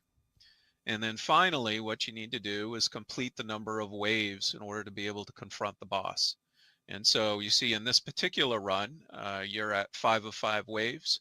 So you are just about ready once you defeat this wave to go confront the new bosses for the Infernal Hordes. So we'll finish collecting our Aether here, find our last number of enemies, and I think we're good. I think we're ready to go. So let's take a look at our new bosses. I think we've got some cool art to share here. So these are the Fell Council. There are going to be some familiar faces for Diablo 2 players. They are resurrected versions of the council members from Diablo 2. Nice. Now, for those of you who didn't play Diablo 2, the council members were former high priests of the Zakarum, and they had promised to basically take care of Mephisto after he'd been trapped in the Soul Stone, and he'd been hidden down in Kurast and Trebinkel. And of course, as it happens, Mephisto corrupted them, both in mind first and then their bodies, and they became demons who are just zealous and serve him without question. And so we thought it was going to be really cool to be able to resurrect them and bring them back for Diablo 4, and they fit great in hell. We had to tweak their power sets a little bit to fit the D4 combat system. So we gave them new titles and new looks to really reflect their combat specialties. I'll say it's incredibly awesome to see these guys come back. You know, it's giving very nostalgic vibes of doing a bunch of, you know, Durance of Hate runs for Mephisto and doing meth runs and everything like that. So yeah, it's really awesome to see him back in season 5. Yeah, I agree. Diablo 2 is certainly near and dear to our hearts here out in New York. And yeah, we're really glad to have him back, and we hope to see hopefully more returning new faces in the future too. There's actually pretty cool. Let's take a look at that boss encounter. I don't mind waves either. I think that's pretty nice. I showed you a number I'll have of to run around. members of the Fell Council here. We've actually built 5 of them in total, but you're only going to fight 3 at a time. Now, we keep 2 in the hopper, basically, and we do that because we want to have a whole bunch of replay associated with this boss fight. And because we're only using 3 of the 5, there's actually 10 variations of this boss fight you can fight randomly as you do your Infernal run. And so we're going to basically kill them off, and once you defeat one, the fight will actually escalate. Actually, it probably escalates even if you just take down a certain amount of health, if I remember correctly. And it escalates. Basically, their attacks become more powerful, and then they start really getting even more powerful kind of room clearing attacks towards the end. But we've defeated them here, and this is the reward moment I actually wanted to talk through with you, because this is something that really ties into itemization 2.0. You've got several chests here, and you've got a choice of the rewards you get at the end of your Infernal run. You can choose from a chest that contains all new legendaries and uniques. You can choose from a chest that contains all sorts of crafting materials, including masterworking materials, so you don't need to go to the pit anymore exclusively to get masterworking materials. I like that. You've got a chest that allows you just to get a whole bunch of gold. I know people out there are really asking for gold, and this is going to be a good source of it. And finally, even though it wasn't shown here, you have a chest that guarantees a single item with a greater affix on it. And so we thought we'd want to try this out and see how people respond to it. And we thought it would be pretty exciting. You know, certainly in season 4, I'm really trying to get some more greater affixes. So I'd love to have this in season 5. So yeah, let's take a closer look at some of the uniques you can farm from the Infernal Horde, since we're talking about rewards already. So we're going to queue up some footage here. So first up, we've got the Basilisk. And so this is going to be a new unique staff for druids. And so when you hit an enemy with an earth skill, it'll petrify them and deal physical damage. So turning the monsters to stone, always cool. But it's also cool that you can CC your target and boost your initial attack here. So this one's pretty exciting for you druid players out there. All right, next up, we've got the Third Blade. Now this is a unique sword for barbarians. This one makes your weapon mastery skills be treated as core skills that cost fury. Even though they deal a little reduced damage, this one's pretty exciting because now you can start making all sorts of new builds that you've never seen before. So we're really interested to see what the community comes up with here. That's pretty cool. All right, next up, we've got the Mordecrux. Now the Mordecrux is a new unique dagger for Necros. So when you consume a corpse, there's a chance that you'll create a skeletal simulacrum that seeks out enemies, and when it dies, it explodes. So essentially, you're making a skelly bomb when you consume the corpses, and so that's just going to seek out targets and explode. I think that'd be pretty handy for my Necro this season, so I'm looking forward to that one too. Next up, we have the Umbracrux. Now the Umbracrux is a new unique dagger for rogues. So if you use a Subterfuge skill, you'll create a totem. And if you hit that totem with an attack, it replicates any of the damage it takes to all nearby enemies. And so it's a great way for essentially replicating and doubling down on the damage that you're dealing in a particular area. All right, next up we've got the Vox Omnium. Now the Vox Omnium is a new unique staff for Sorks. And so when you cast a core skill, it's going to cast an additional 2 basic projectiles based on the previous elements used. Yeah, that's what I was thinking. And so this allows you to really start comboing your core and basic skills together. And if you decide to have different elements associated with those core and basic skills, now you can start casting fire and lightning and cold all at the same time. So we're pretty excited about this one too. And the final one we're going to share out here is actually a new set of boots that's available for all classes. And these are called Rakanoth's Wake. And so whenever you use an ability with a cooldown, you'll trigger an explosion dealing fire damage. And so really, it's pretty straightforward. You're going to bathe your enemies in flames whenever you use a cooldown skill. So maybe I'm going to dust off my how is this balance? Like, what I'm seeing is a really cool weapon for barbs. Everything else is kind of like, so but these we are can't some of the temper them, uniques so- and legendaries that are going in to the Infernal Hordes.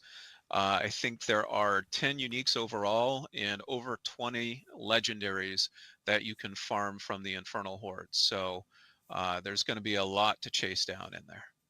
That's awesome. Thank you, Dan, for like sharing, going through all that stuff. I know with players jumping in on PTR, especially for and trying out Infernal Hordes and everything, what's kind of like the top things that you really want them to like kind of hone in on, give feedback on, check on for PTR? Let us temper the uniques. Yeah, absolutely. We definitely need feedback on the PTR. It's super critical to ensuring that, you know, the Infernal Hordes and all the rewards feel great for when the season launches. So here are some of the topics that, you know, we could use some help on. First off, you know, just how is the Infernal Hordes gameplay? How do the boons and banes feel? You know, which ones do you like the most or the least? And these are types of things that'll help us fine tune that experience. Similarly, you know, how is it acquiring compasses? Do you have too much, too few? How do you feel about upgrading them? You know, that could help us really dial in kind of the access to the Infernal Hordes.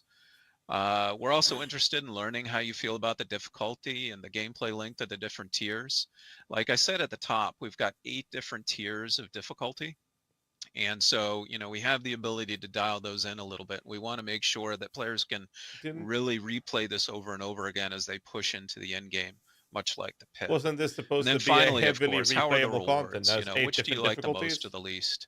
You know, we can certainly make tweaks Feels on a the bit rewards to make sure meh. they're as enticing as possible. Just like you finish that in a day. Awesome. Yeah, and I know with Infernal Hordes, this is kind of this is another alternative because, as you mentioned, you can jump into it starting with World Tier 3. So if you're actually leveling a new character, you can actually jump into Infernal Hordes, and you're able to earn like experience. So in here, so you actually have the opportunity of like jumping into Hell Tides if you want to. You can jump into Infernal Hordes. When you get to 85 or something like that, you can jump into pits. So there's now like more or Nightmare Dungeons, obviously, when you're you're upgrading your glyphs and everything. So there's a lot of different variety now for being able to kind of level up a character, especially as you're going to that mid to late game phase of your character's journey, you could say. Yeah, something else to bring up for the rewards for the Infernal Horde as well that I want to clarify. So Dan mentioned about, you know, there's going to be uniques that are there that you can target farm in the Infernal Hordes. There's actually going to be a group of uniques and legendaries that you're able to target farm in that piece of content in the Infernal Hordes. So you're also kind of similar to how the normal game works, you know, how you can target farm a unique from a boss, but you can find it anywhere else in the world. It's the same way here where you can get these new uniques and legendaries anywhere, but you have a better chance, you know, if you're targeting them in the Infernal Hordes. And this is the first time that we're doing this with a group of legendaries as well. We have legendary powers that are actually able to be target farmed in the Infernal Hordes, which is actually something a little bit new to the game. So I just wanted to clarify that. And in addition to that, we're also adding new uniques and legendaries to the rest of the game as well, in addition to this. Yep. So there's actually a very large group of uniques. I think it's over 50 or something. Yeah, there's over there's over 50 new uniques and legendaries coming into season 5. So we have a lot coming. It's pretty extensive. A lot more to talk about there too. This was just kind of a small preview of what people are looking at here, and they'll be able to jump in more and actually check it out on PTR because all of them will be present there. And I know Adam is actually going to talk through a few additional ones here later. But yeah, Dan, this is awesome. Can't wait for players to jump in. I appreciate you informing and providing all the new updates and everything. It's exciting. Yep. From the sweltering heat of Albany. I mean, I'm going to keep bringing it up. They canceled school up there. It's crazy. That's nuts. I'm like, that's absolutely insane. But we will be seeing Dan again here later, especially when we get into Q&A at the end. But Dan, thank you again. I think you're welcome. Yeah. Awesome. Appreciate it. And then I think we're going to jump into a little bit of some balance and class updates with Mr. Adam Jackson. So.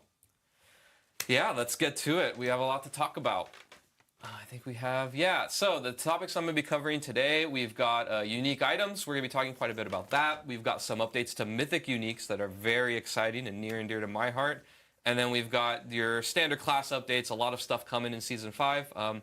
One thing to clarify here is that we are going to be releasing the patch notes soon, so I'm not going to be going over every single class update. We'll do that in the patch notes afterwards. Kind of similar to Season 4. I'm really only going to highlight just like one major thing for each class on the stream today, but you'll be able to see all the things that we're doing in the patch notes. There's a lot.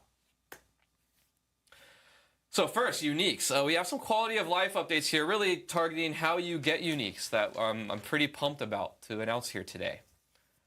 So, you can now target farm uniques from 3 additional sources. You can target them from obol vendors, helltide chests, and whisper caches. These places where you've always been able to, kind of target farm certain gear slots and not been able to get uniques, and you're wondering, well, why couldn't we do that? That stinks. Well, now you can, and it's awesome, and I love it. So here, just to give some more detail into how this works is basically when you open, like, I'm just going to use helltide chest as an example, right? If you want a specific unique weapon, let's say, you can just simply target the weapon helltide chests and you'll be able to have a chance to get only unique weapons for your class from those chests. So when you're targeting a specific thing, you just go to the, the place that has that slot, whether it's the obol vendor, the helltide chest, or the whisper cache, and you'll have a chance to get uniques that are targeted for that slot. So it kind of adds, while you're doing your normal grind of, doing the boss ladder, killing the boss, you can also be collecting obols, doing the helltides, doing the whispers, and having a chance to target and get that unique as well from that content. And in addition to that, this is also true for mythic uniques. So I'll just give an example here of exactly how this works. Let's say that you want to get, Harlequin Crest, a Shaco, or Andariel's Visage. You don't want to target those helms. You could be targeting helms from Helltide, targeting helms and, when you turn in your obols to the obol vendor. And every time, if you get a mythic unique, you will get one of those 2 from that source. Now, also to clarify, let's say that you are like targeting gloves for some reason. We don't have any mythic unique gloves yet. Then if you were to get a mythic unique, you still can. It'll just give you a random one instead, since, you can't target one in that slot.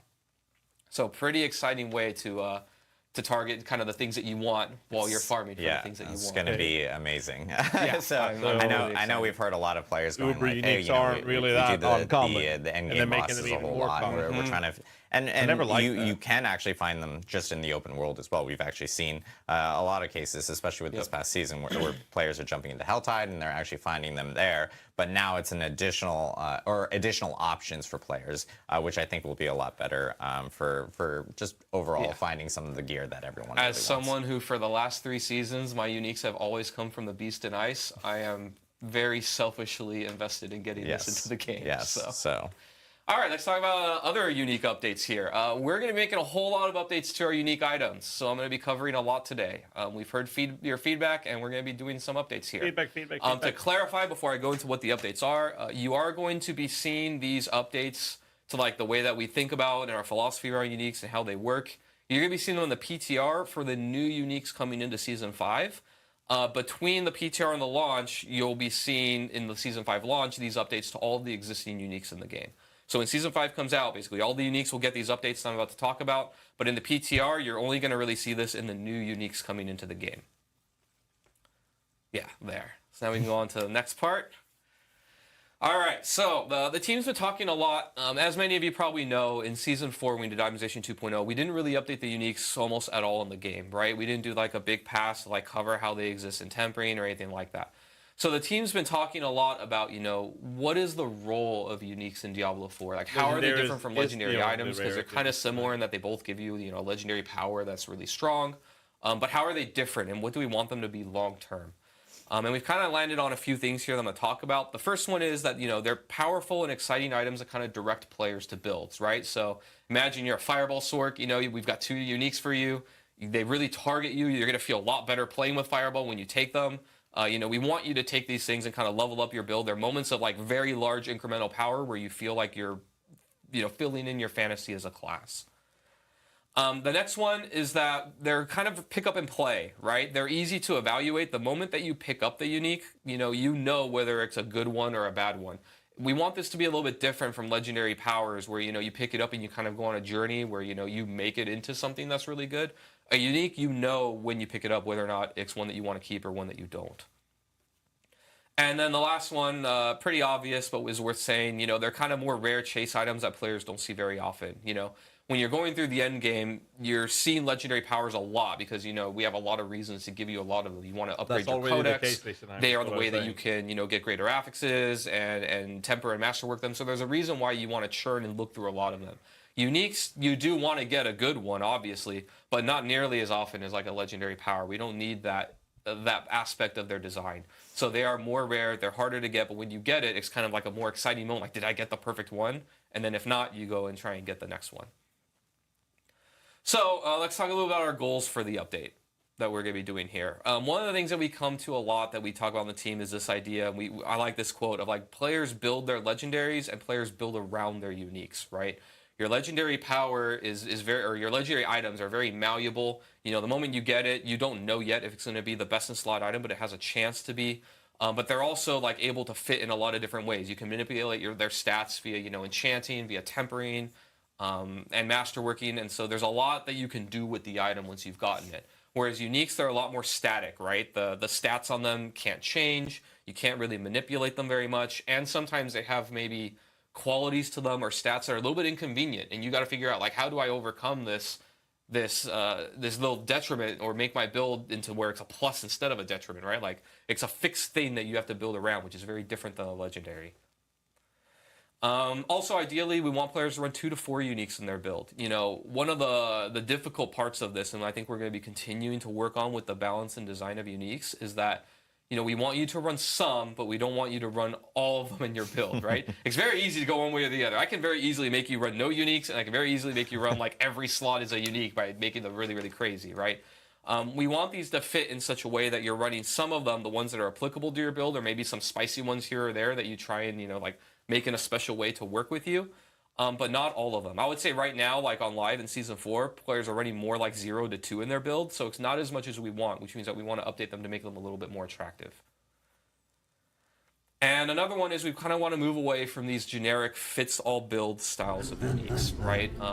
One thing that I know a lot of players have talked about in the past that we've had is that some of our uniques are just so generically good, and this is particularly scary for us when it's like what we call a generic unique, which is one where every class can use it. And so like if every class can use it and every build can use it and it's better than like the build specific or class specific stuff, then it just becomes best in slot for everybody, and we've taken away your agency and your choice because you're just going to target this item and ignore everything else, right? The only items in the game that we really want to fit that role are like mythic uniques, where they're across all classes and they're so good, but they're also extremely rare, so you're very excited to see them whenever you see one. But all the other regular uniques, we don't want to fit that design space. So we're going to be trying to move away from these ones and readjust them and redesign them a little bit where they fit into all kinds of builds and kind of target something that they're really good at or that's a little bit more unique about them and make them really good at that and less generically good at everything. It's funny because everyone's in the chat going like, oh, rip Shaco, but we just literally, we just said. Mythics is not what I'm, they're a different beast here. I'm talking about all your regular ones. Yeah, Shaco's still going to be just as good, if not better, honestly. All right, so enough preamble, right? What are we actually doing? So we're going to be doing 2 big updates to uniques. The first one is we're going to be increasing the upper power of the unique effects and the roll range. We're going to be doing increasing the range from an average of 10 to 20 rolls, which I'll explain in a second. And then we're also going to be increasing the upper power of like how much you can get from the rolls. This is really just buffing pretty much most uniques across the board to compete with the new world of legendary powers that we live in, since, you know, they got extra power juice to them. Now uniques are catching up. So as an example here, I gave, you know, if an older unique like one on live gave you around 40 to 80% multiplicative damage, that's going to go up to like 40, 100, maybe 120, maybe even higher. Really, the mandate is as high as we can get away with without breaking things. And then we're also going to be increasing the roll range. This is like the number of possible rolls it can do from an average of 10 to 20. So it'll be a little bit harder to get basically, what we're targeting here is the discrepancy inside of a unique is a little bit wider, where the difference of like a low roll and a high roll is a little bit bigger, but the high rolls are way better than they were before. So they're more exciting when you get them really good, but it's a little bit harder to get there. And the next one is going to be updating the affixes, the actual stats on the uniques. We're doing a pass on all of them, and this is kind of what we're doing. The first thing is we're changing their stats to fit with the Season 4 updates, right? We're doing the things like we did before of simplifying stats, you know, getting rid of super conditional things, making them just more generically understood and good. We're also going to be adding tempering stats. We're open to really adding whatever we want that makes the unique fit the fantasy. So as an example here, you know, a lot of two-hand weapon uniques have a problem where they're all basically competing against bonus projectiles as an affix because you can just temper that onto your weapons, right?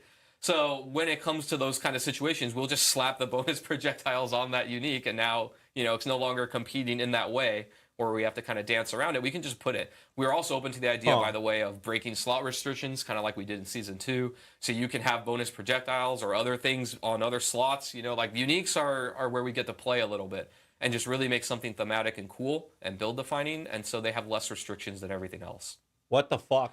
And the other one is we're updating the stat power levels and the effects. So the idea here that we're thinking, and this is particularly nuancey when it comes to generic uniques, but stats that kind of fit the theme or the fantasy of the unique are going to be like way stronger than your normal stats, right? So as an example, if you have a unique that's targeting fire damage, maybe it's like a meteor or firewall and the sorcerer, whatever it may be, you know, that plus fire damage can be juiced up to be really, really high.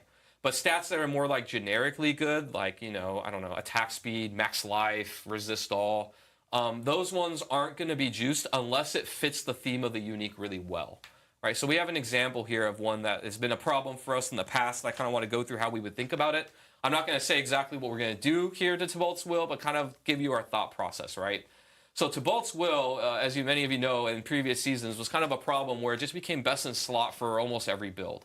You know, the famous line we say is that it was, you know, damage on pants, which was, you know, impossible to get almost anywhere else in the game. And it turned out damage on pants was really, really good, right? It also gave you damage reduction, one of the best stats in the game. And then it also gave you a bunch of, it also solved resource in many ways for you as well, right? It gave you a bunch of resource whenever you became unstoppable, which wasn't too hard to do. So it was doing a lot of things at once. It gave you, you know, a very unique effect with putting damage on a slot that you don't get it. It also gave you resource, which is something that every class wants, you know, very heavily. And Adam, it gave you 3 extra potions. And 3 extra potions, yes. Now that one, you know, that's all right. But yeah, so, you know, the way that we would tackle this one, to give you an idea, is like, you know, we either would kind of pick, you know, do we want to focus this on the damage aspect, that it's damage on a non-damaged slot, or maybe we focus on the resource aspect and like double down on that and make that really powerful and really cool, or we do like a little bit of both. But if we do both, then it's not going to give you the defenses that another pants slot would give, right? Basically, in our mind, we'd be like, we want to give the minimum amount of defense where it's not just like a trash item because it has nothing. But then after that, not so much. And you're going to have to solve your defenses in other slots or somewhere else to justify getting the damage on this slot, is how we would think about it, right? And so we're having a lot of conversations now. I don't think we're going to nail every single item perfectly in this first pass. So we're really looking for feedback when you know, jump into Season 5 and beyond, and we'll be adjusting them. But I kind of want to give you an idea of what we're doing and kind of what we're thinking and targeting with this. So I think we can move on. So Mythic Uniques are getting a facelift here. So lots of updates here. Mythic Uniques are now going to be truly mythic. They're getting a new color beam when they drop on the ground. They're coming out with an awesome new sound that you're going to hear in a little bit. We've got new item UI that you can see, so they have a different color. They really are going to look and feel like the special items that they are. And we have a video here to show you the sound and what it looks like on the ground. So you can see here, this beam looks, you know, very different than anything else. Isn't that sound, that echoey sound? I love it. Sounds like a, I don't know, it sounds like you're murdering a bunch of like church organs or something like that. It's just like crazy. Yeah. But yeah, so, you know, when this thing drops, you're definitely going to know when you got one. No more like sifting through your uniques to see if it's actually one of the mythics. You'll know right away. So we're really excited about this. Super happy it was able to get in. All right, and last but not least, let's talk about class updates. I'm going to cover some generic things across all classes and then go through a little bit of each one. Again, this is not going to be nearly close to everything that we're doing, just a little taste, a teaser for what you can expect to see. Let's start with things across all classes. One systemic update we're doing to the game is invulnerability skills are now going to start their cooldown when the invulnerability ends instead of when the skill begins. Infinimus is taking a hit. This is really to prevent things like infinite invulnerability and really to open up design space for us on the team, because now we can be more comfortable adding things like, you know, invulnerable duration to skills or cooldown reduction more liberally and things like that, where we don't have to worry about this. This is very similar to, like, you know, what our previous games have done and some other games do, and we think it'll be a good fit here. The idea isn't really to like make it that you can't be invulnerable very often. It's just to prevent like 100% uptime where you actually break down the combat of the game and you're not interacting with enemies anymore. The next one is we reviewed monster CC, and we generally reduced the CC duration and frequency across the board. So, you know, if you were frustrated by getting frozen for 1,000,000 years and then dying, that'll happen much less often. And also to help with this, potions can be used while CC'd, even while you're stunned. So, you know, while you're frozen standing there and everybody's around you trying to kill you, you can at least spam potion a little bit and maybe survive sometimes. Next one, we've got some bug fixes. These are some of the notable ones. We do have more coming in, but these are the ones I wanted to call out. Rogue Victimize is no longer going to be double dipping on its damage, which is resulting in a lot more multiplicative, or a lot more damage really than it was supposed to have.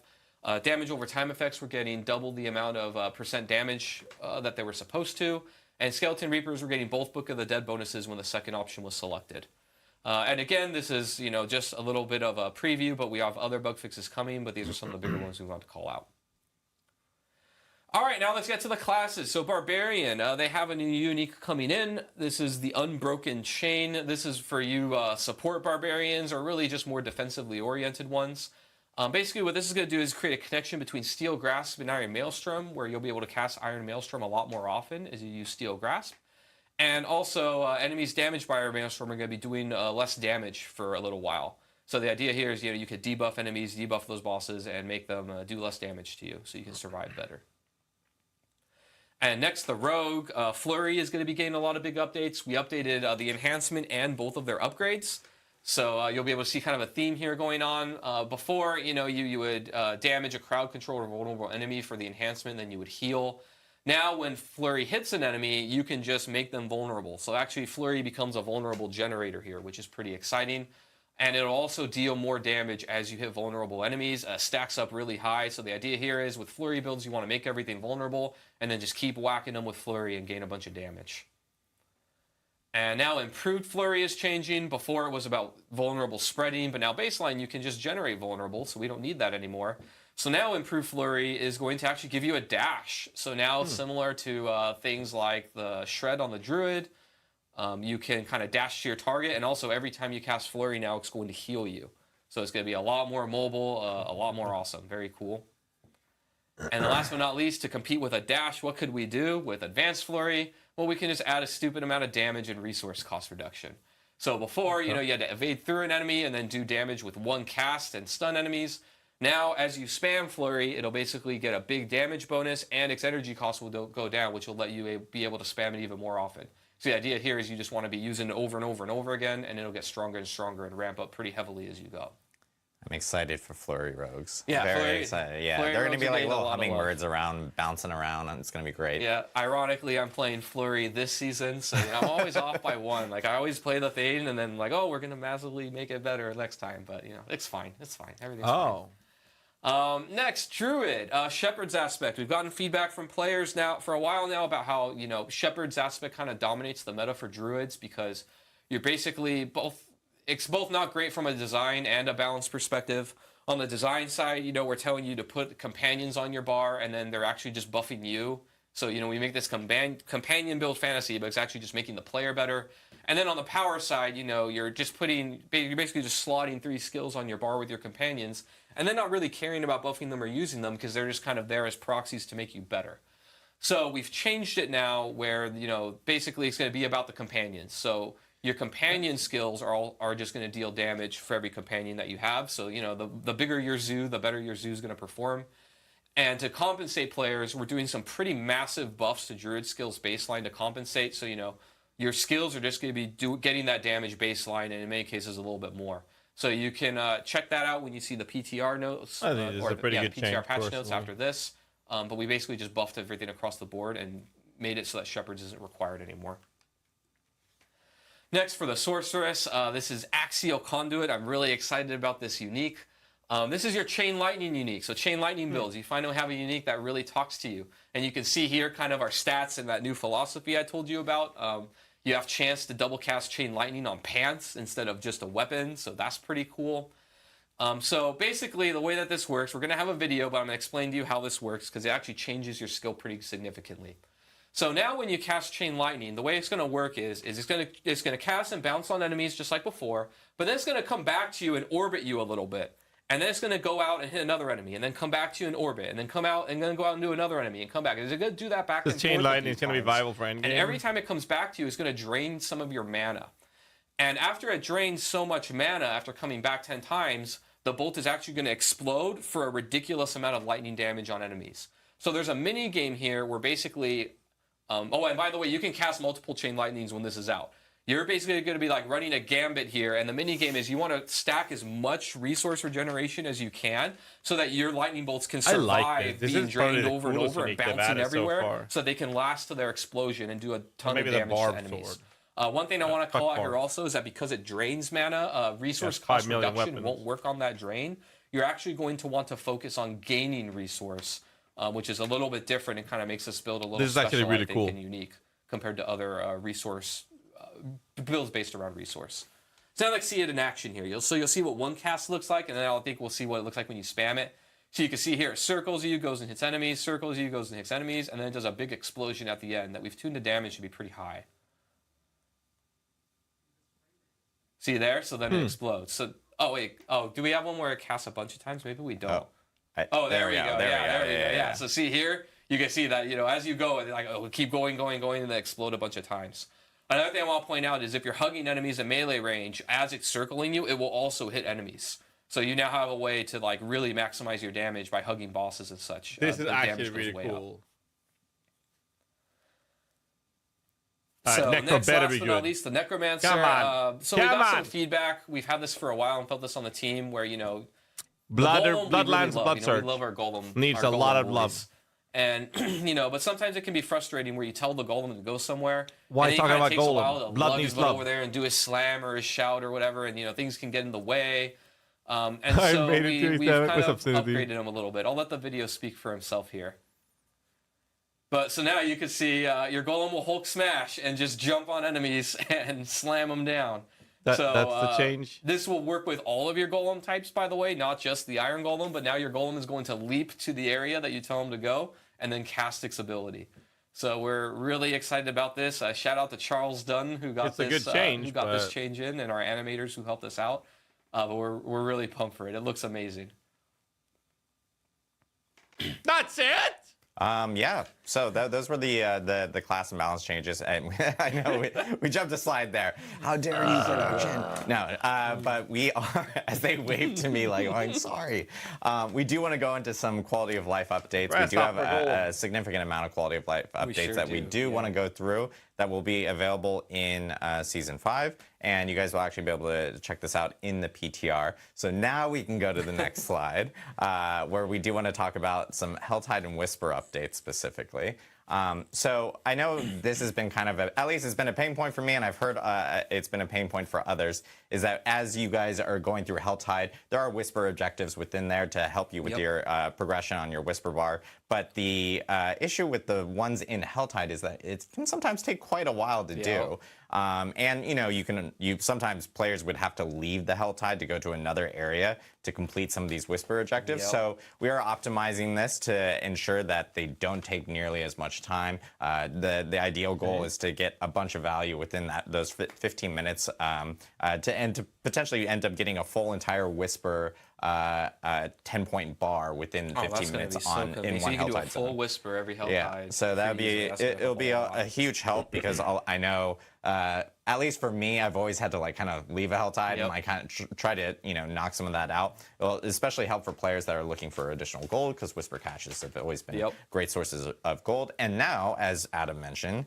you can also use Whisper caches to target farm. Ooh, baby. So it's keeping things more optimized for players, which we know will be way better there. The next thing we do want to talk about is also Baneful Hearts. I know this may not sound like a huge quality of life thing or a buff of any sort, but we have noticed that players have had a lot of Baneful Hearts within their inventory. We do want to make these a little bit more valuable so they won't drop as frequently. We know that players will still have a significant amount, but maybe not hundreds and hundreds like some people have within their inventory. But players should not have any type of issues regarding having a ton of these Baneful Hearts. But we are tweaking the drop rate because they were dropping a little too much there. Tempering. Yeah. The very, very... they're not going to allow temper unique just to have a countermeasure to that already. Yeah, people like talking about tempering. It's pretty popular. Yeah, so I want to take a minute to talk about tempering and kind of how the design team sees it and kind of what we're happy with, what we think could be better, and some adjustments we'll be making in Season 5. So first, high level, kind of how we see tempering. We really think that it's important that items have an endpoint where players know kind of that the item is done and that they're not hoarding lots of them forever on the chance that they can all be good, right? One of the big key goals of Season 4 was that we didn't want you saving 1 million items in your stash space. And while we know that, you know, bricking an item never feels great, we do need that to be something that's possible to do in the game so that you know when the journey is done and you're not just holding on to an item forever. So that part we actually think is working very well, where, you know, an item is done and you try and go get another one. And so you're always interested in items and trying to, you know, have that game loop go in the game indefinitely. Or until you feel like your character is maxed out on its power. But we do agree with players that, you know, the RNG right now is like completely out of their hands, which doesn't really feel great. You know, you get so many tries basically to roll, and then that's kind of it, and you're done, and it doesn't feel great. So we're looking at ways in the future for players to have more control over that RNG, so that, you know, you have more ways to maybe manipulate the tempering or get the odds in your favor, and do other things like that. One update that's going to be coming in Season 5, it won't be in the PTR, but we're targeting for launch, is that, you know, we've got a lot of feedback that it feels so bad when, you know, you get that like triple greater affix and it has the same number of rolls, and then you brick it and then you have to try and go get another one. So in Season 5, to help with this, you know, as your item gets better basically that you find, you're going to have more chances to temper it. So a much better chance to get the one that you want.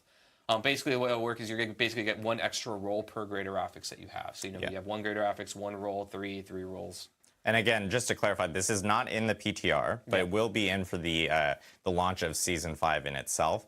And again, just to reiterate, we are still looking at ways to help out that experience within tempering. As we've noted, we agree with players that it doesn't always feel great. And so you guys should expect to hear more updates to tempering after we get through Season 5 for sure. Yeah. All right. Next up, weapons. Yeah, so I'll talk about this one a little bit. We took a look at this chart. Yeah, this chart. We took a look at inherent affixes on weapons, and we found that, you know, a lot of inherent affixes like damage to distant or some other ones were a little too conditional and didn't get the update, you know, in Season 4 that we wanted. So we went back and made them a little bit more generically useful and so better across more builds. So we have a little chart here, but you can see kind of this is going to be the new inherent affixes on all the different weapon types. So we've made quite a few adjustments here. You know, as an example, you know, vulnerable damage is on bows, and dot damage is on axes, which I believe vulnerable on bows is new. But yeah, so we made quite a few updates. We basically just looked at the matrices of everything and kind of adjusted it to see what makes sense. So basically, you're just going to have, you know, things that actually impact your builds much more often on the weapons that you want. And as another result of this update, we are also looking at what weapons classes can use. And we updated them a little bit to try and, you know, let more classes use more weapons. We want players to be able to create interesting builds, play the way that we want. And so we want to open up these things as much as we can in our designs. So now druids are going to be able to use 2-hand polearms, 1-hand swords and daggers. Sorceresses are going to be able to use 1-hand swords and maces. And necromancers are going to be able to use, I think it's maces and axes actually. Yeah. Despite this necromancer pictured right here that is not using, well, it's using a two-handed sword, but you can already use a two-handed sword, but not using and the necromancer here, I know it's supposed to say all maces and axes as opposed to all swords. So, but yeah, basically we're going to be like opening up these classes to use more weapon types. Okay. And then also some of the uniques are going to be updated for the classes as well. So the Butcher's Cleaver can now be used for Necros, and Sorcerers can use Doombringer and Azure Wrath now. Yeah, Sorcerers can use Azure Wrath, kind of like D2. Doombringer fits Sorcerer. very well too. So I think that'll be pretty cool. Some additional quality of life updates. Now we're going to talk about some endgame bosses. As I have experienced, as Adam has experienced earlier, as he mentioned in the stream, we are making changes to the Beast in Ice. You guys will no longer have to make a sigil to summon the Beast in Ice, which is a huge quality of life update. The Beast will now live in a standard dungeon. The crawl to get to the Beast in Ice is much, much shorter now. It's going to be more similar to what we've seen with some of the other endgame bosses. And then at the same time, Eternal players that have maybe already built out some of these sigils, we made sure to keep you in mind so you can still use the sigils to fight the boss. You won't need summoning materials. You can just use the sigil right there in the boss room in itself. And this no longer requires sigil dust to actually summon the Beast in Ice. So some big changes to the Beast in Ice to help out that whole entire feel, especially when you're really target farming the Beast in Ice. Sometimes it was kind of brutal to have to go through the whole entire dungeon each and every time. So many times. Yeah. So next we have Varshan. Varshan, the body parts are pretty much being reduced to one. I know it was eating up a lot of inventory space. It was kind of hard to manage at times and everything. So we're optimizing this, making this better. So now you'll just need one body part to essentially summon Varshan going forward, starting with Season 5.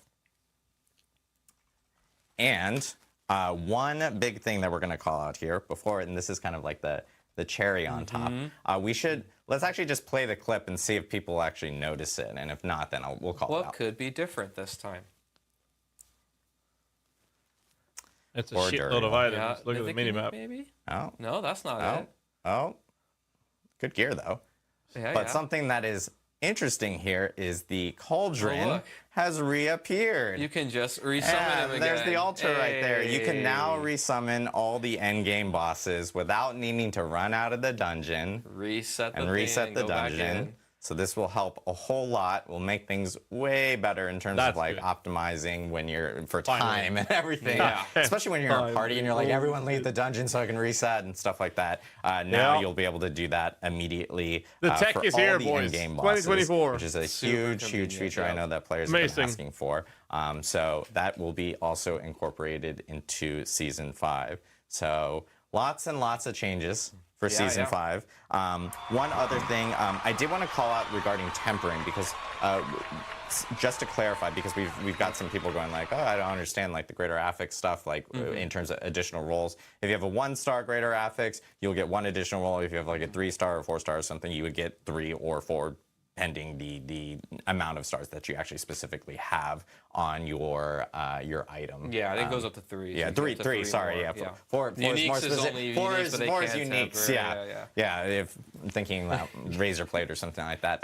But the other thing that I did want to call out is that this is actually going to be retroactive. So for players that still have maybe an item that they may have potentially bricked and it's sitting in their stash, just for like memento purposes or anything like that. When your character does move to Eternal, if it was a greater affix, like a 3-star greater affix or something like that, you will end up getting those 3 additional rolls afterwards. So that will appear after these changes actually are implemented. With the start of Season 5, it'll just be on your Eternal character, obviously, because your seasonal character will move to Eternal. As I fix my earpiece.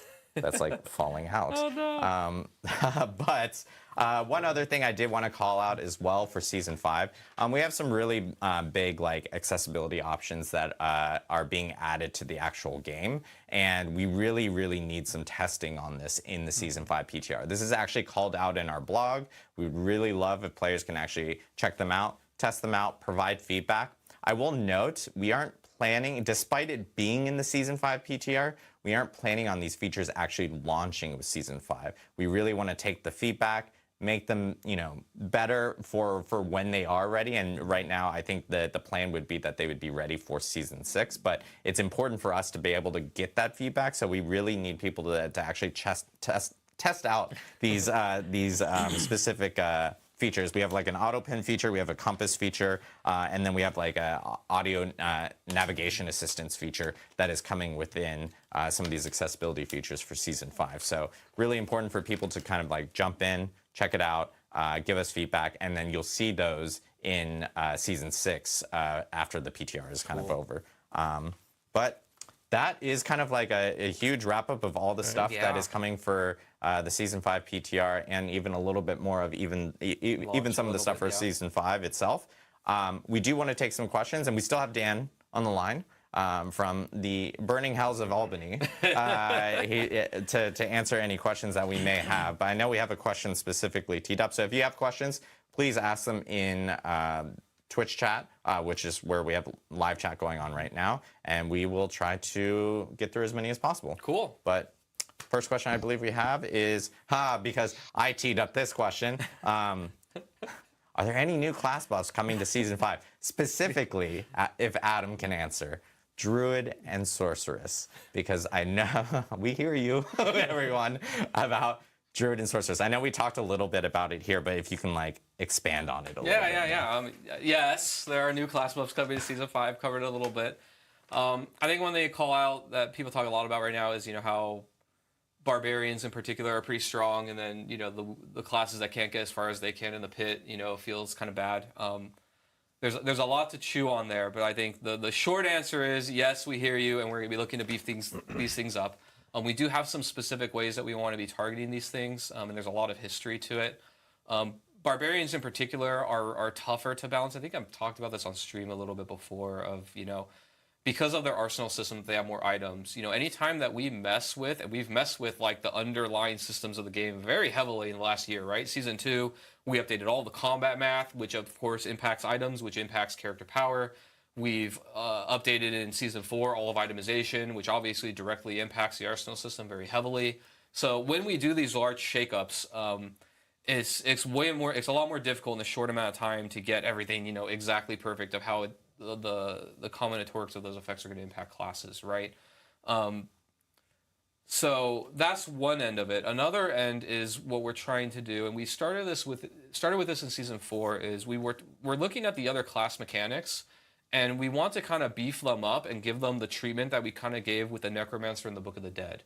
You know, in Season 4, we actually wanted to try this as an experiment. Like, hey, you know, the Book of the Dead, the minions, the sacrifice bonuses, they're what really make Necromancer feel really cool and special and unique. So we're going to, you know, try and catch that up, so to speak, to the arsenal system on the Barbarian.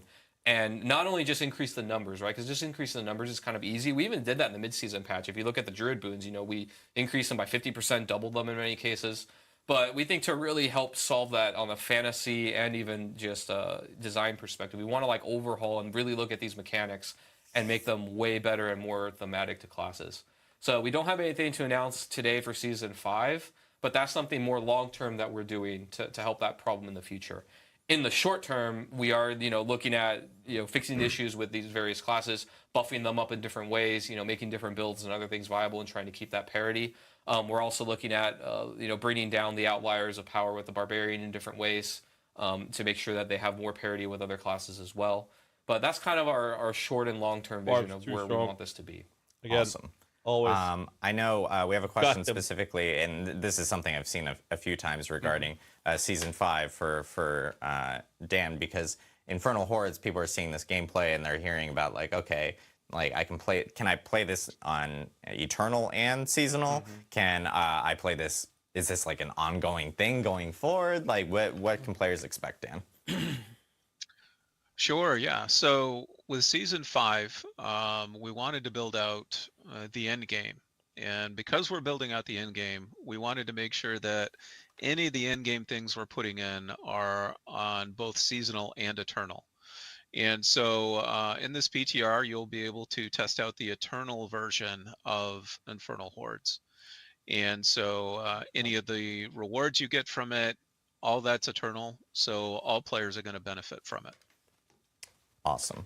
Yeah, so all players will benefit from it, and as Dan mentioned, it's a new end game feature, so it's like something that will be, you know, continuous beyond, you know, even season 5 is what we're looking at. So yeah, players can expect to jump in Infernal Hordes going forward, which is pretty cool. Yeah. And yeah, the feedback is going to be incredibly important during this PTR. As Dan mentioned beforehand, all the specific items that we're really hoping to get, you know, feedback on regarding, you know, how the boons feel, how the rewards feel, how the combat feels, and the waves and stuff like that will be really important for us during this specific moment.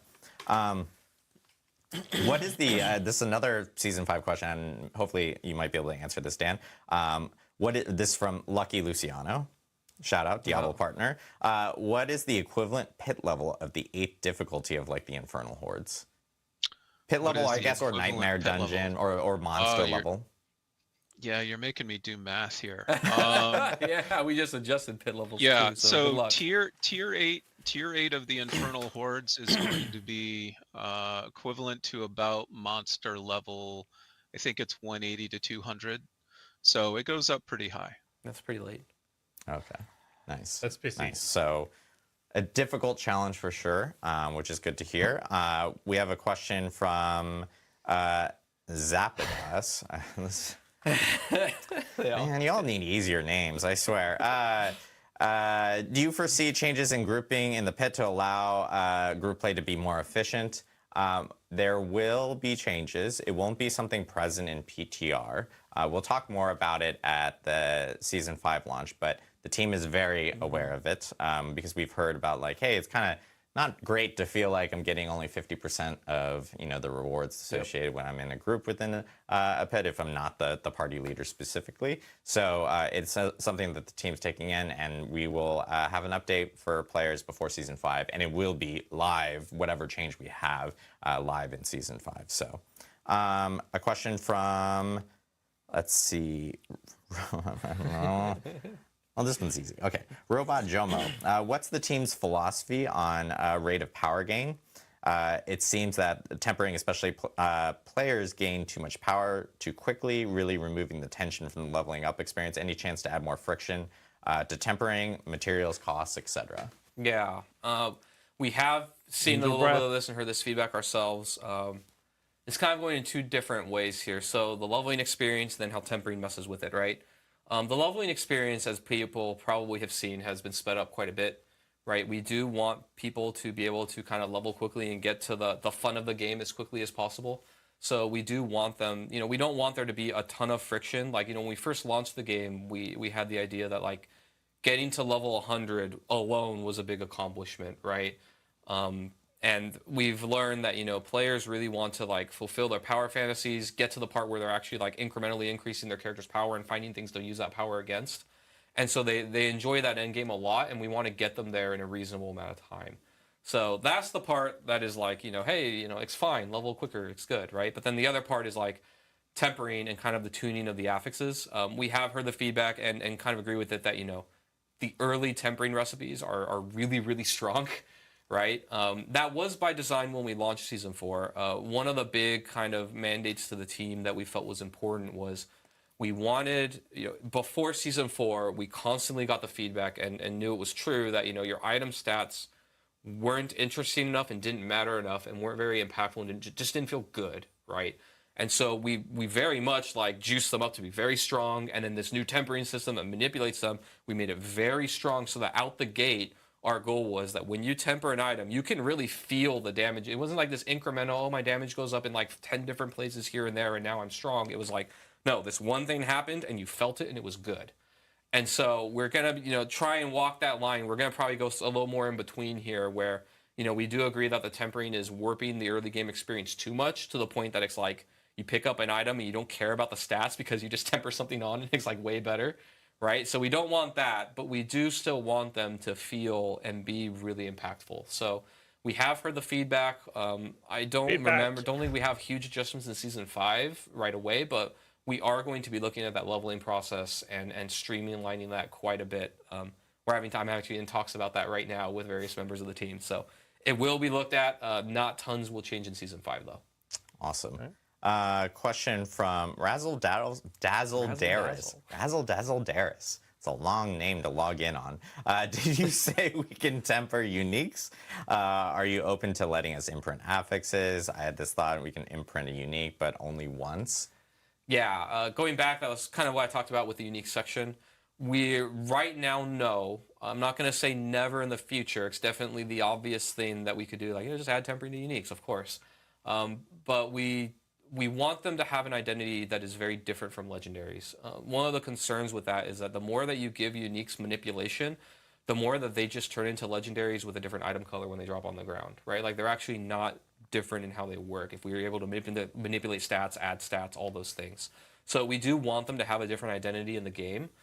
So we're not doing it now, but in the future, we've talked about it. We're open to the idea, but we do want to try this first of like double down, what makes a unique, and that you build around it. Except there's a little bit of friction, rather than just turning it into the item that you want every time.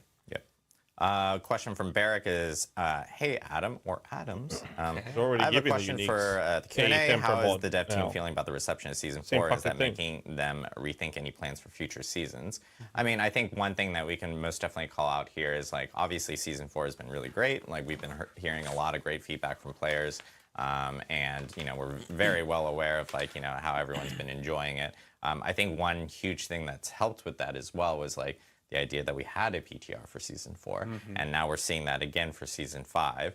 So like we know like having that moment where players can actually jump in, provide feedback, give us some notes on specific things is really beneficial, especially when we have like new huge features like what we did for Season 4, which was, obviously tempering, masterworking, the pit, all new hell tides. There was a ton of new features. And then, of course, with Season 5, players are now going to be able to run through Infernal Horde, tons of new gear, and legendary aspects for them. So it's just like a ton of stuff that we know that we can most definitely take feedback on. And having those moments has really helped us with some of those decisions. Yeah, I would say on the design team side, I know like the people on the team are very happy with how Season 4 went. It couldn't have gone better, really, in our eyes. PTR was a huge deal, helped us a lot, especially on the balance and design side to get things into a better place. Another thing I may call out with Season 4 is that, I think how to phrase it, like, there's been a lot of disruption to the game, right? And so when there's that much disruption of like, we update all the core math and all the items and everything, it's very difficult to get things into a fine-tuned state, right? And, without giving anything away, we have big updates coming in the future with, expansion and other things. But one of the things that we're looking forward to, I think, as a team is when we've kind of settled down a little bit on the big disruptions, like overhauling all of itemization and things like that. Because, it becomes a lot more difficult to fine-tune things like balance, or even on the design side, like designs and making sure that they work and that we're, like, iterating and upgrading things versus, changing things around in huge ways. So while we think it was really successful and we're happy with how Itemization 2.0 turned out, the team is looking forward to, like, making the things as they are and make them work better and more do fine-tuning work. And so I think you can expect in the future as a player, after we've done some more disruption and made the game like in a really good place, we're very happy with it, which we're really close to now, I think, that you have tighter class balance, tighter designs, tighter roles for things, and just, one of the things that excites me and excited the team about Season 4 was like the tons of quality of life improvements and how much of an impact that makes on players, which I think we knew, but it hit home in Season 4, right? Like just the Codex of Power, how that changed and how that completely fixed, the hoarding of items and things like that, I think are what really jazz us a lot, because it just makes that flow experience better, like the boss ladder, being able to reset bosses, stuff like that, I think is actually really impactful and good for the longevity of the game. So we're excited to do more things like that. All right. Last question that we have here is well, it's just Satan's. Oh, Satan's with a Z and 666 afterwards. Very theme. Diablo. Yeah, perfect. Very Diablo theme. Is specifically asking, what is the seasonal theme? Or are we like holding back any information right now regarding that and stuff? Dan, I don't know if you want to clarify here, or if you want me to, you can. All right. So we haven't announced the name for the season yet, as far as I know, but the seasonal theme seems, I guess, fairly obvious. You know, we're going back to hell, and so the theme is pretty much returning to hell. And while the Infernal Horde is just one part of that, the rewards are another part. And when we have our season 5 live stream, we'll go into all of the rest of the things that we have planned for season 5. Exactly. Yeah, we have some additional stuff to talk about when we do actually have our season 5 live stream. We're just right now the biggest focus for this stream is for people to hear about the content that they're going to be able to play in PTR, and we want people to really hone in and focus in on that, so we can actually get that feedback for the team here, and we can make any changes that we may need to. Yeah. So. But yeah, that is kind of going to wrap us up for today for our Q&A. I'm going to lightning round like a few quick things because I'm sure chat will kill me if I don't call it out. Sure. I know we're getting a lot of questions about loadouts. It is, again, still something that we are very well aware of and we still plan on. It just takes a lot of time. It's a huge amount of overhaul changes and everything from that end. Separately, we this has been coming up a lot. Auction house. There are currently no plans right now for something like that, but we hear you guys. We feedback, things like that. Let us know. But right now, those are the two big things that I've been seeing a ton in chat. I just want to address them before people go like, "You're not reading chat. What, you're in some like alternate universe chat or something like that." But PTR again, just to remind everyone, starts next Tuesday. It runs for 1 week. It's on PC BattleNet only. Please provide feedback on our forums, Reddit, social media, community Discord, things like that. We're always looking around. We really value the feedback that we get during these PTR processes. And of course, at the same time, patch notes on the blog are live immediately after this stream. So check out Diablo4.com when those do get up. Next time you guys see us, next time we stream, is July 18th. It's the Spirit-Born reveal. Ooh, yeah! Exciting. Everyone gets to check out the Spirit-Born. So we'll be back live on stream on July 18th. We'll be revealing the brand new class coming to Diablo 4. That will be part of Vessel of Hatred. So we're really excited about that. And yeah, I think that wraps it up. I want to give a huge shout out to Dan in Albany. Yeah, thank Stay you, cool, Dan. Dan. Enjoy the Stay AC. Cool. The burning fire under him. Yeah, I know, exactly. And thank you again, Adam Jackson. And from everyone on the Diablo 4 team, we wish you a wonderful weekend, and we'll see you in PTR next week. Thank you, everybody. See you guys. Okay. Well. Shit.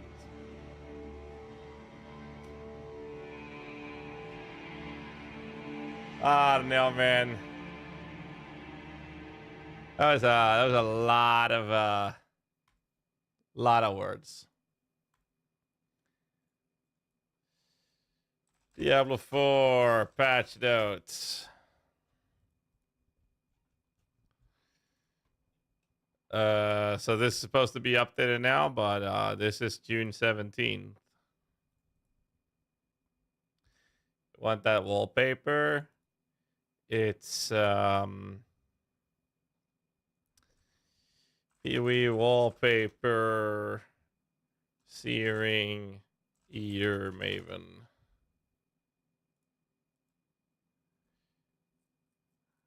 How the fuck did I get it?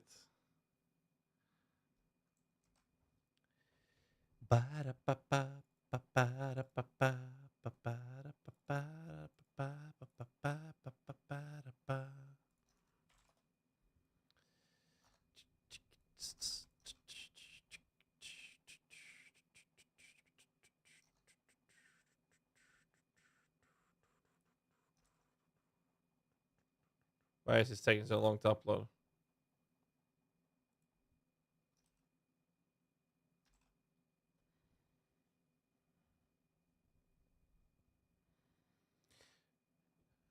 Political speech.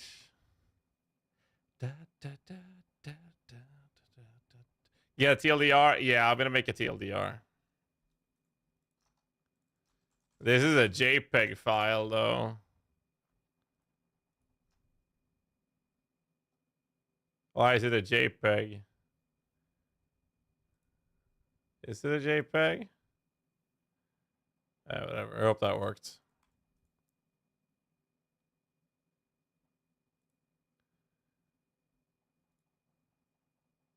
Here. Here's the post where I got the original file from. Anyways. Where was I? I want to see the patch notes first, though, but this is supposed to go live now, right? We're supposed to see the patch notes here, aren't we? Before I make any TLDR, I kind of want to see the patch notes. So I kind of need this first. Then I'll do a TLDR. But yeah, now, I don't know. To me, it feels a bit awkward. I like some of the changes. Some other changes are like, what the fuck is happening? You know? Mythic uniques or uber uniques are like, they made them target farmable. They made them, or target craftable rather. They're making like the chase item something you're supposed to be guaranteed be able to get. I feel like a lot of their speeding up progression things. Oh, we don't want whispers to take long time, so you're now gonna be able to do a full whisper chunk in 15 minutes. I'm like, okay. What is the purpose then? Is their goal to make the game so fast that people can finish it in like no time? Is that like the whole purpose of it? Now, I was able to get almost 2 weeks of worth of enjoyment out of the game in season 4. I don't think that, like, if I play it again, I wouldn't get that enjoyment with the content that's available. They introduced the Infernal Horde, 8 different difficulties. The tier 8 is the equivalent of monster level 180 to 200. Nightmare Dungeon tier 100 is level 154. So a Nightmare Dungeon 100 is the equivalent of what it used to be at Nightmare Dungeon tier 75 or whatever it was.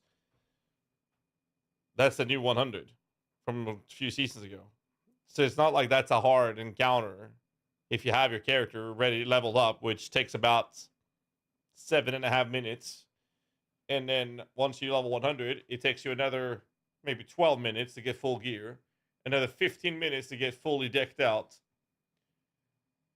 The only grind right now is lack of gold access and angel breaths.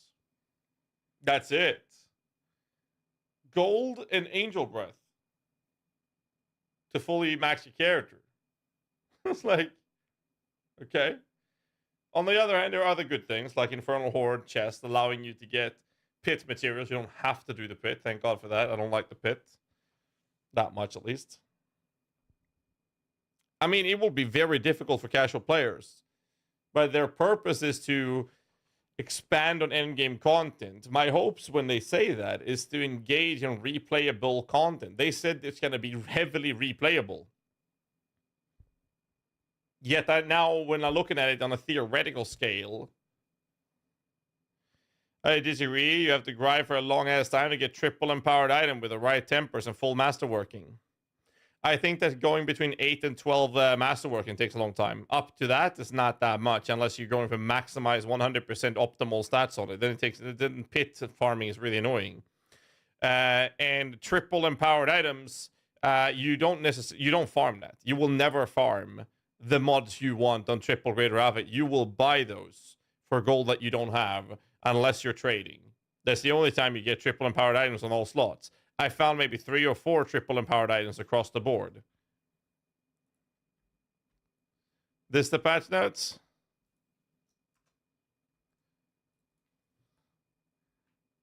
Is this the patch notes?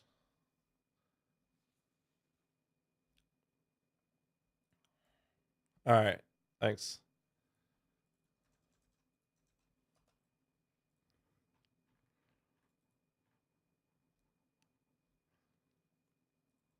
Okay. Oh, it's all shit stats and don't need. Yeah, I had the same problem, yes. And I can guarantee you that you don't need triple greater affixes to deal with difficulty 8. Isn't that the end game for maximizing your build's potential, is to get triple empowered items for your character to max roll stats? Until you do, you haven't finished the game.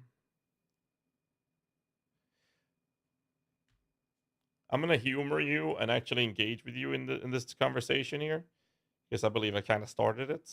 So I'm gonna continue it with you, Mr. Tricky Troll. And I hope you're not trolling. So I genuinely hope that this is a conversation you're willing to have and actually believe what you're saying. So with that pretext out of the way, you're telling me that you're not finishing the game unless you're 100% min-max on all slots. Now let's compare that to Path of Exile, for example. That would mean that I haven't finished the game unless I min-max mirror items on every single slot. I wouldn't agree that that's the case. I feel like you finish the game when you've beaten everything the game has to offer. Now the pit is endlessly scaling, and it gets kind of absurd at the end. They have a difficulty 8, which is the equivalent to monster level 180 to 200, which is just a little bit harder than a Nightmare Dungeon tier 100. Then you have Uber Lilith and Uber Duriel and Uber Andariel. So if you're able to comfortably beat these bosses and the difficulty tier 8 of Infernal Horde, the only thing left in the game that will provide a stronger or more difficult challenge to you will be endlessly scaling and endlessly scaling pit tier. But your opinion is that you're not finished the game unless your character has full slots, triple empowered slots on every single slot. I can guarantee you that if anyone has even done that, they have done so through trade. It is the only possible way to ever come remotely close to that end.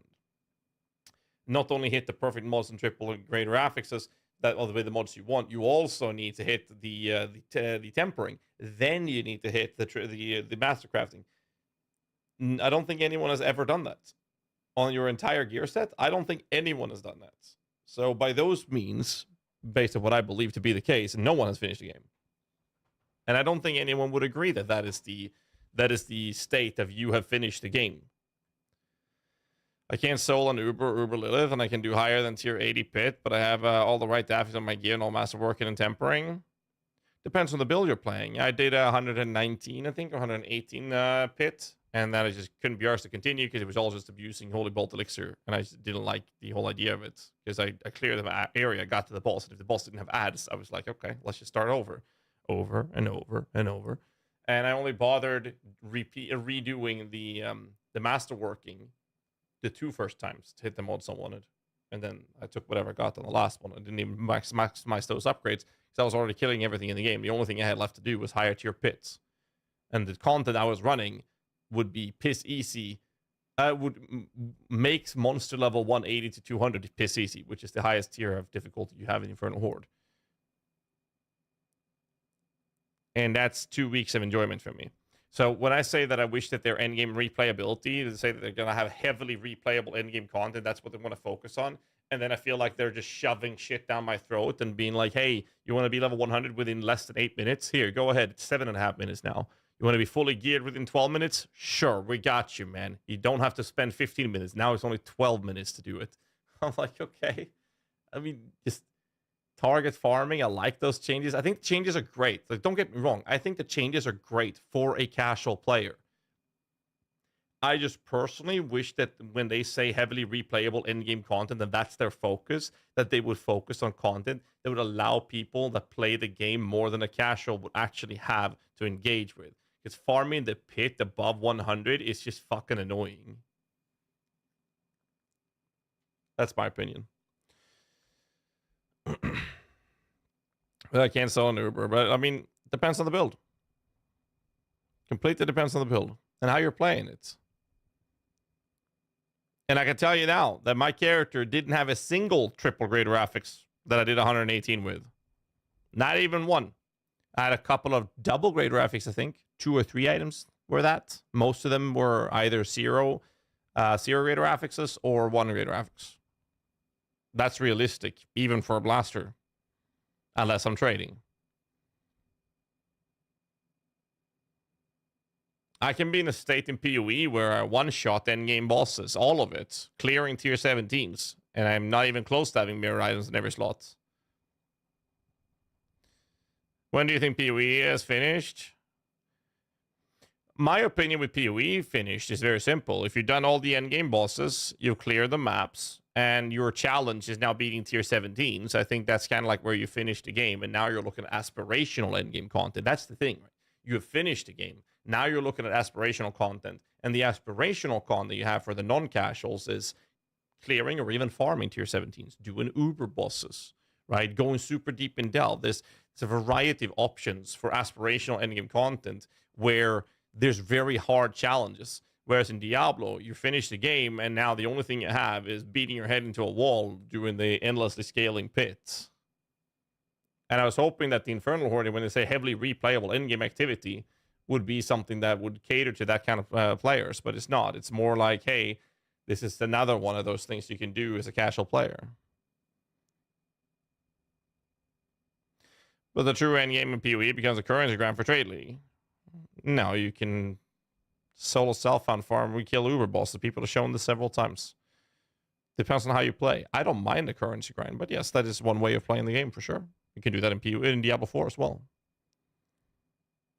It's actually never true. The mirror drop. Varied content, similar drop pools, make the content you're playing engaging, not just that loot that drops. Running pit sucks. I don't like the pit either for that purpose. Been playing standard and PoE 5+ years, still haven't finished all the content that PoE has, and I have some mirror grade items. If you have a couple of mirror grade items and you're unable to clear the highest endgame content in PoE, I would say that maybe the problem is the build. Depending on how you want to play. The thing is, in the end, though, Tricky Troll, is that if you're enjoying the way you play, don't change. It's a game in the end. All I'm saying is that there's a state of you finishing the game, and then there's aspirational content. And the only aspirational content you have in Diablo 4 is the pit right now.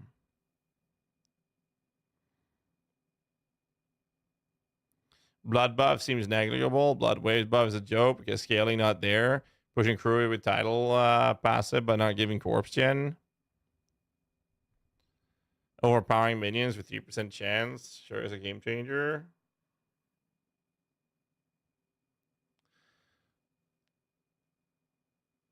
Skill is in there somewhere. For PoE specifically, absolutely would say that.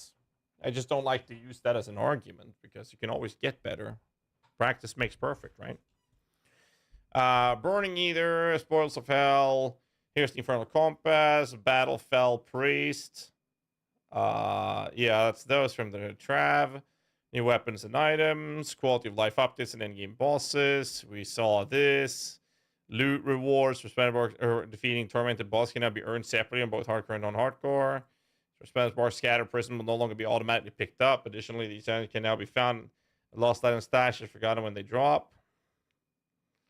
Unique and mythic unique items can be acquired.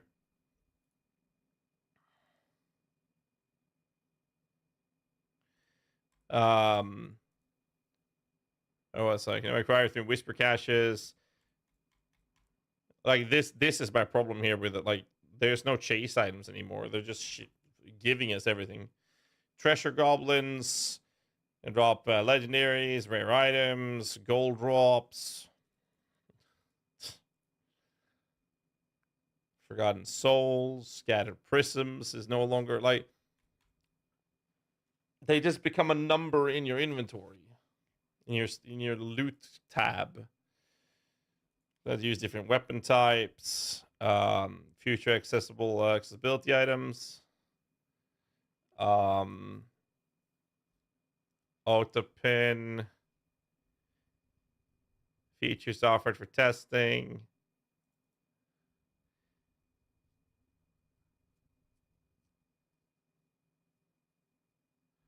All right.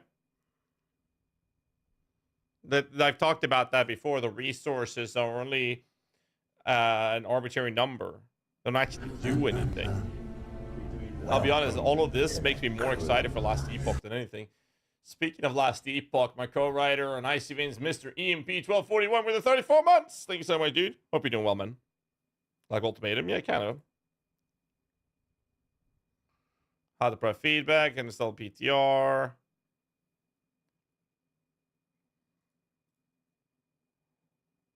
Game updates. Tempering recipes, Whirly Finesse for crit damage. Druid, Necromancer. AM Alex Turner with a 13 months. Thanks so much, dude. When is the time to talk with Mike and DM again about LE? 1st of July. Keep pushing Neeks and Bills. I've already insane ass Benafic Starvation. Now with Sacrificial being pretty much insta-pick, not being able to scale LHC. This just makes zero sense. Yeah. Read number of uniques, the chance to drop a sack unneeded items decrease. Yeah, but I mean, the fact still remains though. Path to Tragul, unique boots, Bone Prison, traps a larger area and fires 35 bone splinters enemies trapped within, increasing your maximum message by 2 for 8 seconds each time these bone splinters hits an enemy. Okay. That's pretty cool. Unholy Tether, casting Gold's active skill, creates a bond between you for 6 seconds. While the bond is active, but you, both of you are unhindered and gain plus movement speed. Okay. Inexorable Reaper's mobility, Sever now dash you forward to attack instead. Oh, becomes a mobility skill and costs no essence. But that's a huge fucking cooldown. Wow. Okay. Aspect of Creeping Mist, gain evade cooldown reduction. You can now evade during Blood Mist, traveling twice as far. Entering or exiting Blood Mist resets your evade cooldown. Oh, shit. So this is how they give us mobility? Through a power when most of the builds are already starved? Okay. Imprisoned Spirit's offensive. When Bone Spirit explodes inside a Bone Prison, explodes an additional time. Jesus. Bone Spirit now prioritizes enemies inside a Bone Prison. Tempering recipes, Necromancer wall defense is skilled to rank a Necrotic Carapace. Ranks of Drain Vitality, minion damage reduction. Chance your minion attacks to fortify you for 3% life. That's not bad. That's actually not bad. Okay, this is not bad. That's actually good. Isn't Bone Spirit like a nuclear bomb right now? If you have the Splinter one and you stand on top of the enemies, basically, it is, yes. I feel so bad for Blood Bill Scarm.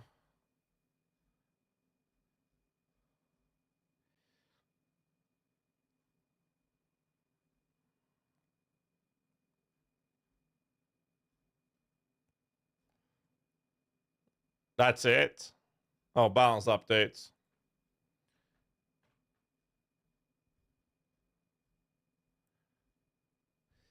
Necromancer minion attacks can now overpower. I mean, what's the percent chance of that? 2 or 3%?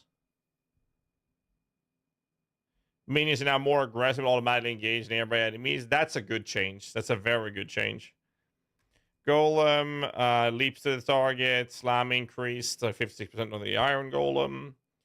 Primary damage gets super big buff on Sever. Secondary damage increase get higher. Lucky hit chance increased by 5%. Blight damage over time got increased. Blood Wave got a massive damage increase, but I mean, good luck scaling it. Pass the Shadow Blight hits required to reduce from 8 to 10. Oh, Jesus. Shadow minion? Like, dot Necros?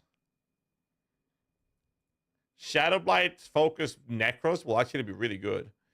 Previous, your minions dealt increased damage while you're close to them. Now, when you have at least 7 minions to deal extra damage, and they lowered it. So they're nerfing minions through Hellbent Commander. Wow. That is a 33% damage reduction.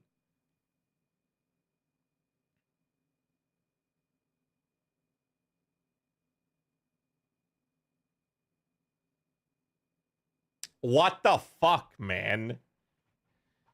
From 15 to 10? That's 2/3. That is 2/3 per node. 30 down to 20, 45 down to 30. It's 2/3 of the previous damage, and it was close to your minions. Yes, I understand it's 11.5% less damage, but it's 2/3 of the scaling that you get. That's insane.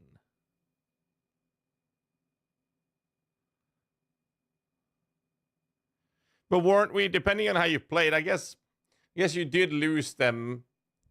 I don't even know how big that radius was. Uptime is better though, for sure. So we'll benefit from it, but it's like, I don't know. Stand on top of melee golem or mages. Yeah. Close his melee.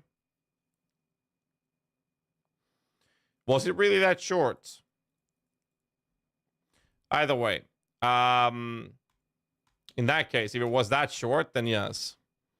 Only bonus damage and blighted aspect got smacked.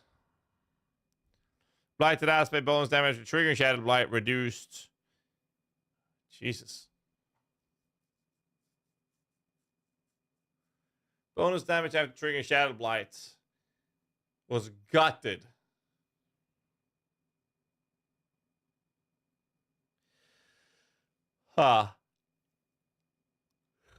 Bursting bones, bone prison damage. Bone prison damage.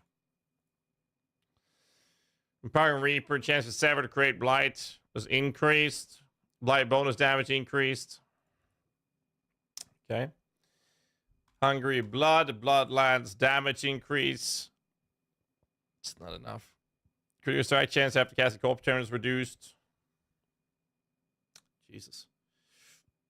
Critical strike damage to enemies damaged by corpse turn is reduced. Critical strike damage bonus now lasts 6 seconds rather than indefinitely.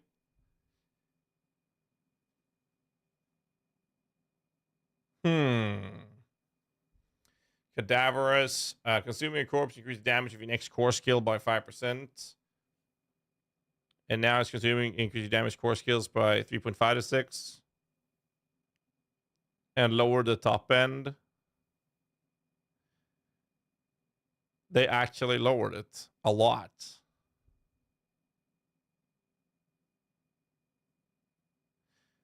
But instead, it applies to all of your core skills for the next 5 seconds instead. So, I mean, that's not too bad.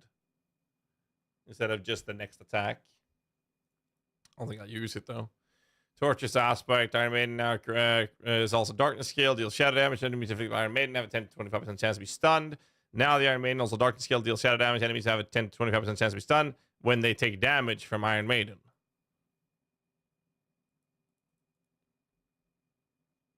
Okay.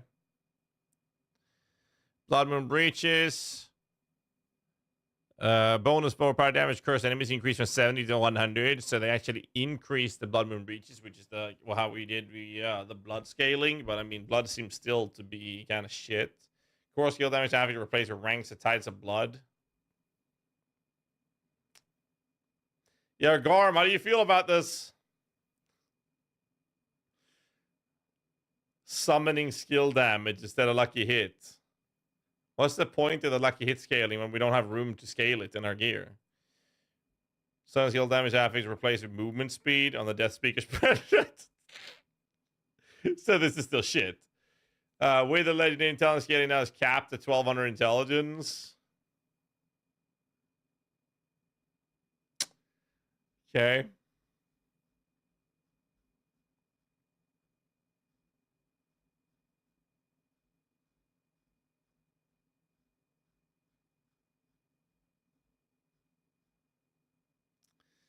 Tempering updates.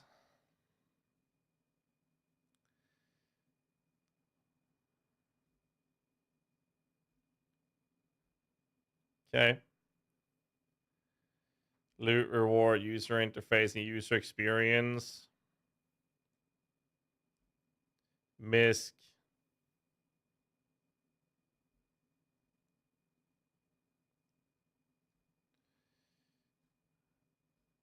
Bug fixes on the Necro Reapers is there.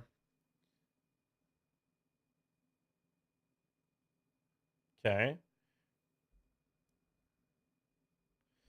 Hellbent command effect can still function, removing points after entering a new zone. Fix an issue where the Aspect Frenzy Dead had an irrelevant addition or something. Cooldown reduction granted a rapid occasion and apply the Bone Spirit and cast with 100 more essence. Time and depth not getting stacked when the player heal value smaller than 1% of your life.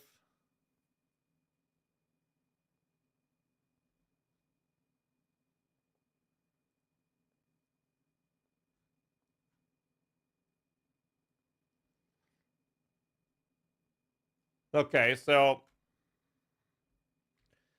is the bug still in the game where the pet counts as a minion? Have I missed them fixing that? Because I haven't seen anything about those things.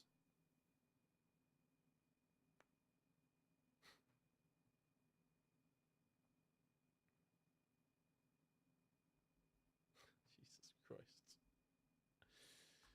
All right, let's make like a little quick recap then. Oh, that's a lot of text. Little recap.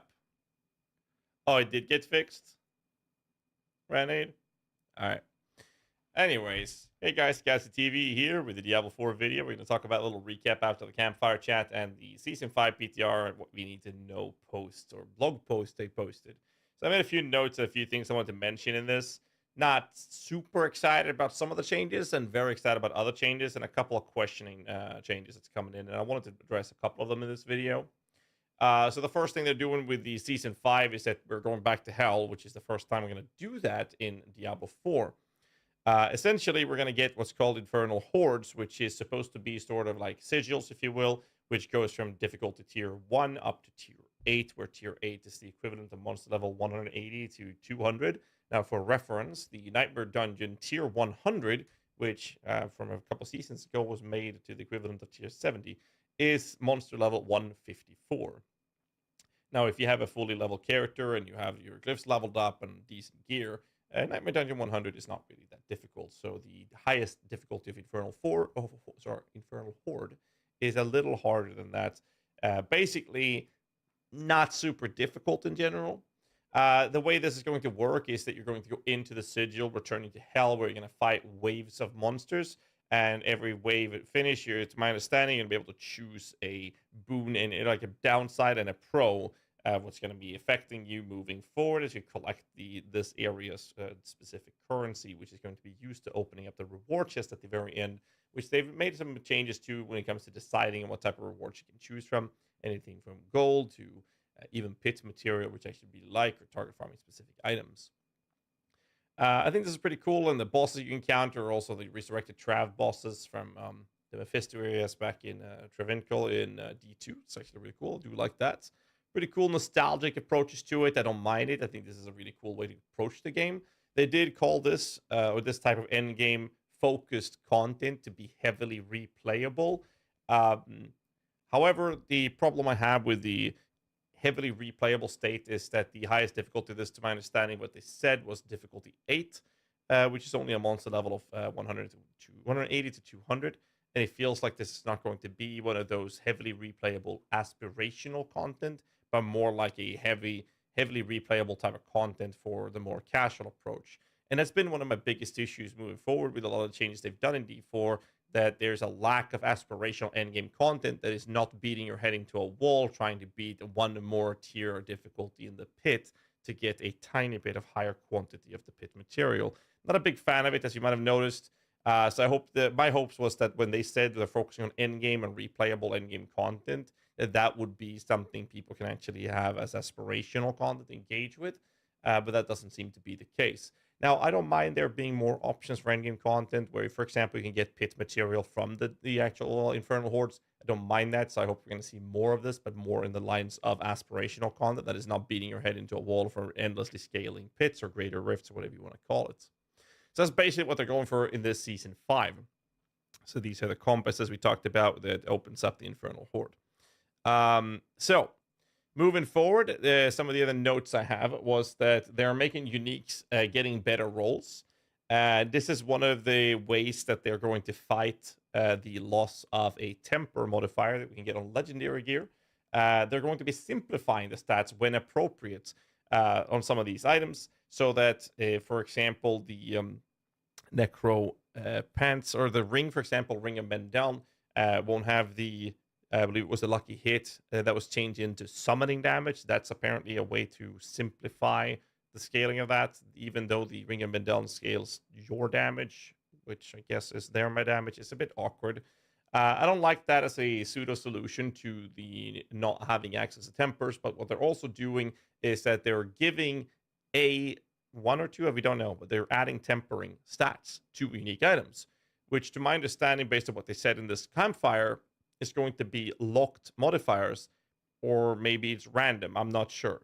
I just don't understand the argument that they said that they are interested in opening or having the discussion of allowing us to temper unique items, but the risk of that is that then the unique items would just turn into a different colored legendary at that point, right? Because we can then manipulate the modifiers on a unique item too much. Now, I understand and see that perspective. The problem is that their argument here, or their countermeasure to this, is to give the unique items a temper mod. And that's so awkward. One of the references they made in the video, in the Campfire chat, was that, for example, a two-handed scythe or a sword would have a chance to cast an additional time for X ability. But if that's going to be hard locked into, say, Bone Spear, what about Bloodlance? What about Light? What about Blood Surge? I mean, it feels like they're just stepping away from a lot of these things. And another thing to mention when I mention the blood abilities is that the changes we see in these notes still renders blood builds very, very bad. I just don't see the fixes to them. And it's just awkward all around from my perspective, based on these initial notes that they made. Another thing they talked about was actually invulnerable builds, such as, Infinimus, for example, when it comes to the Necromancer's toolkit, is that the cooldown of your invulnerable abilities will only start after that invulnerable state has ended, so that Infinimus build can no longer sit and rotate inside a Blood Mist all the time. Now, I like the idea of this, not just for Necros, but for all builds across the board, to not be able to sit indefinitely inside Immortality. So that's going to be a very interesting change moving forward. There were some pretty cool changes to Shadow build specifically, with Shadow Blight Key Passive triggering more often, but it also comes at a cost of the Shadow Blight Key Passive damage scaling from Blight. That aspect was heavily nerfed in the notes here as well. I'll leave a link in the description to this post, by the way, if you want to look at the numbers. CC duration from enemies have been lowered yet again, by the way, and you can now use potions whilst being stunned, frozen, or feared. So essentially, they're giving us more player agency or control, so it doesn't feel as frustrating to be crowd control. So you get feared, frozen, stunned. You can still use your potions, at least, if that will even save you. Not too fussed about that. I think that's a decent change for most people, and it's kind of welcome for more people than not. Reapers from the Skeleton Book of the Dead from Necromancers got both of the upgrades if you chose the second one, generating corpses. They also got the cooldown one. This has finally been fixed in the bug fix section of this notes. Another thing that was mentioning here was talking about temper mods that I briefly touched upon earlier. So temper's rolling the same mod all the time, which is very frustrating, and then the item is bricked, is something that they seem to be okay with having. I don't like it. It's shit. Exactly. So essentially what's happening is that they're allowing people to still have that happening. But what they want to do is not what I think the masses of the community would want them to do. I think a lot of people don't mind the idea that we can brick an item, but I think we wanted to have a bit more player agency. An example of that would be similar to the enchanting process, where you roll the temper and then you get to choose, do I want to keep what I had or do I want to change the new one? Because in more cases than not, there are more than one modifier of those recipes that would actually be a beneficial outcome. But you have to take the risk of, hey, I have the bad version. I can try to re-roll a new one, but I might end up with something I don't use. And that's really frustrating, and will eventually, in more cases than not, brick your items, which is really frustrating, especially when you spent all your hard-earned gold on getting a double or triple greater affix mod. So their countermeasure to this is to... Sorry for laughing, because it is very laughable. The countermeasure is giving players one more temper attempt per greater affix.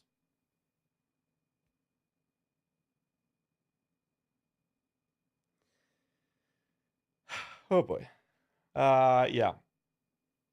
Let me know in the comments below what you guys think of that.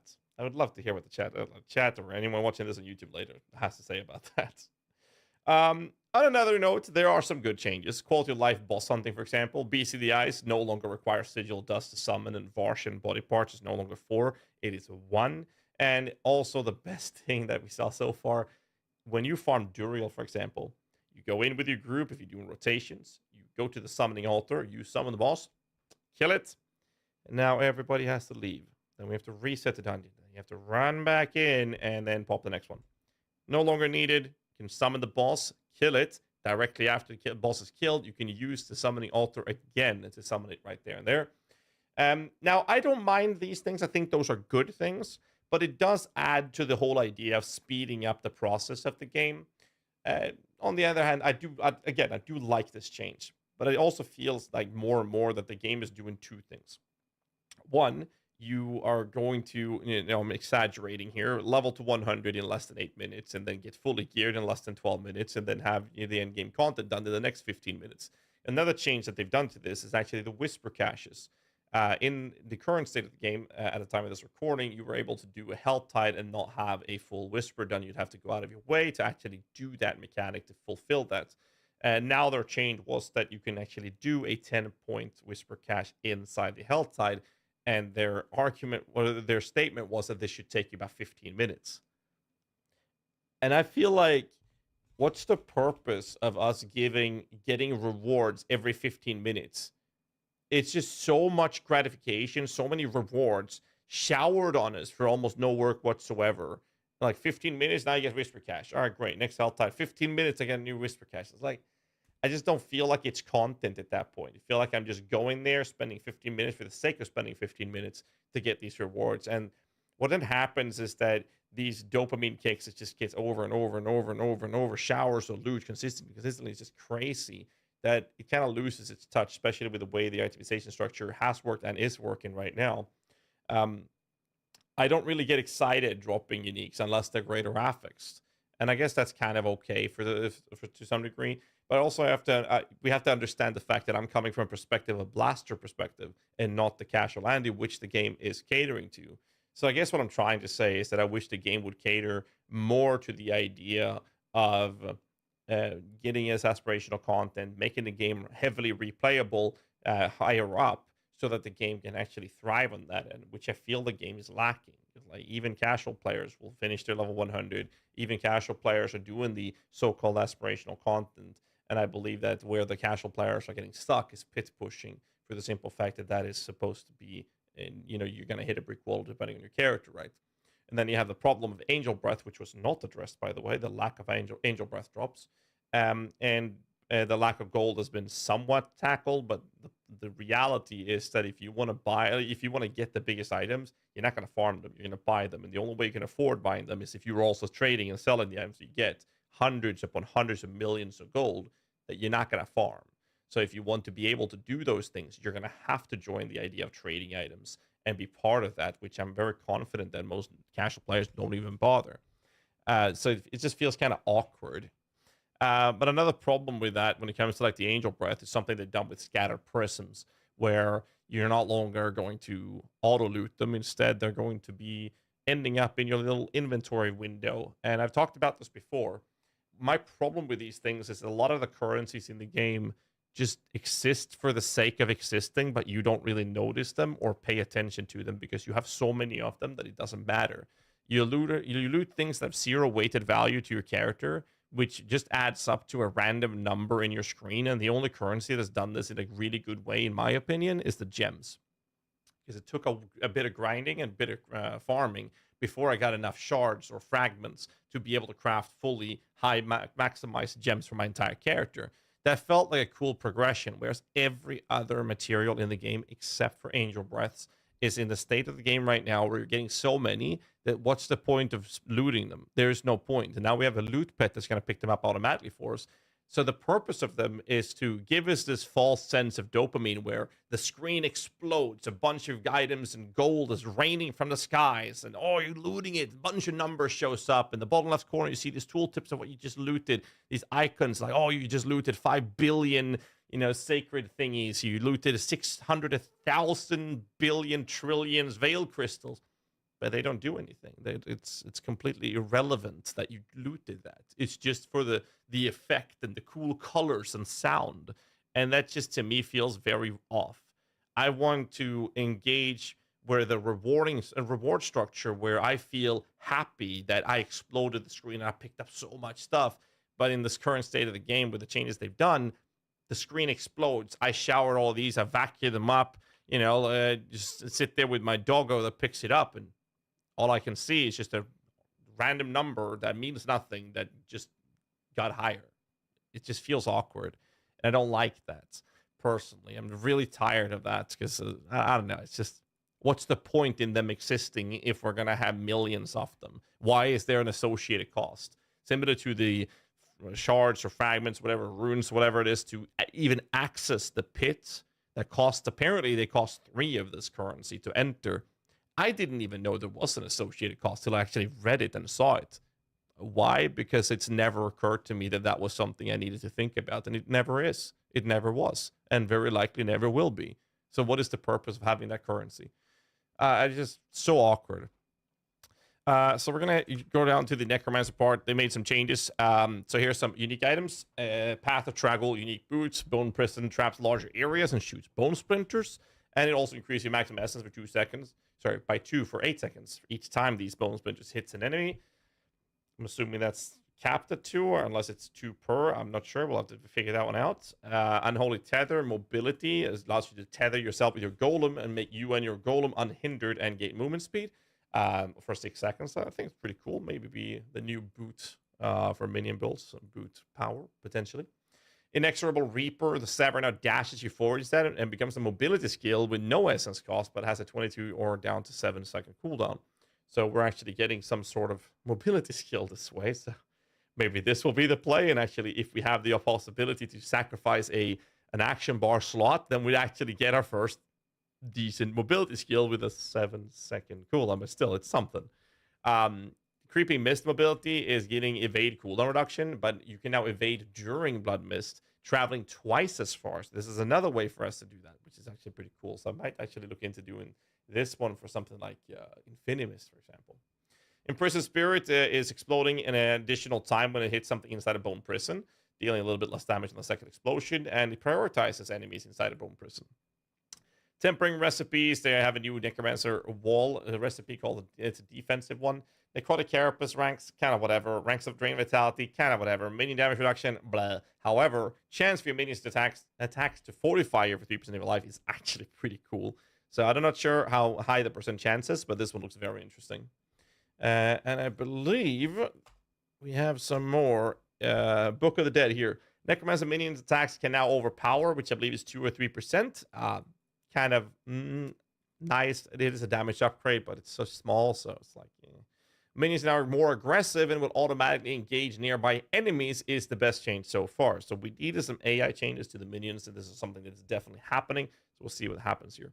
The Golem ability is that they are now leaping to the targets, which is pretty cool. And Iron Golem Slime got increased by 56%. Skill-wise, we got a damage increase on Sever, and the secondary damage got increased, and Lucky Hit Chance got increased on Sever itself. Blight got also dot damage increase. Blood Wave got a massive increase, but good luck scaling it, so it feels kind of irrelevant, even though this change is massive, more than twice as much damage scaling.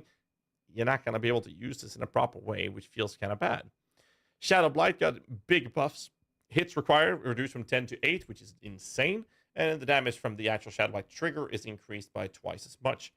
Hellbent Commander got a rather interesting change. However, the change is 2/3 of the previous damage scaling per node from 15 to 10. So it's 10% per node when you control at least 7 minions. However, you no longer have to be close to them. One of the biggest issues was that you had to be pretty close to them for this to even take effect. Now this will actually affect them. So this is actually, in the end, after a lot of arguments about this, a buff to minions. Blighted Aspect, like I mentioned earlier, the bonus damage has been more than halved. Instead of up to 120, it's down to 50% multiplicative damage scaling, but we're able to trigger this considerably more often. Bursting Bones, Bone Prison, burst damage increased. The weapon damage quite significantly. I'm not sure how I feel about the Bone Prison burst being damage increased, but it's kind of whatever. The other part is Empowering Reaper. Chance for Stab to create a Blight has been increased by 5% on the top end, and Blight bonus damage was increased by 20% at the top end as well. Multiplicative damage, by the way. Hungry Blood, additional Bloodlance damage is increased quite significantly as well, but still, with the current changes and what we've seen so far, it doesn't look like Blood builds are going to be a very high-performing build. They will definitely be playable. They're really fun to play, but they're not going to be top performers. Oh no, but just generic nerfs and Grasping Veins. Instead of having the critical strike damage bonus be indefinite, it only lasts for 6 seconds after hitting a target. The actual damage increase and the critical strike chance have both been reduced a bit. Cadaver's Aspect, instead of giving your next core skill some extra multiplicative damage, now after consuming a corpse, it will give all of your core skills damage for, which is a lower damage, but all of them will now work for up to 5 seconds instead of just the next ability. Torture's Aspect was kind of whatever, it's just the Iron Maiden for the stun. Blood Moon Breaches for the overpowering cursed enemies was increased by 30% extra multiplicative damage. Kruor's core skill, Kruor's Embrace core skill damage affix replaced with ranks that had ties of blood. Decent change, but again, I don't think it's going to be enough for the blood builds. This is what we were talking about before. The Ring of Mendel Lucky Hit affix has been replaced with Summoning. Death Speaker's sorry, it's the worst unique in the game. Summoning skill damage affix have been replaced with movement speed. It's still dog shit, don't worry about it. And they capped the Wither Legendary Paragon to be capped at 1200 intelligence. And that kind of sums up like the most important things when it comes to the actual changes. Obviously, I'll leave a link down below for all of the changes in detail in the descriptions below. But again, let me know what you guys think about this and my statements I made about the loot and whatnot. I'm kind of curious to hear what the guys on YouTube have to say about it. Anyways, I'm not going to prolong this video too long, so I'll leave you guys to it. Make sure you hit the like button, subscribe for more content, and until next time, as always, stay safe, keep rocking. Hey, yeah, boys, that's the TLDR, and I made a video on it.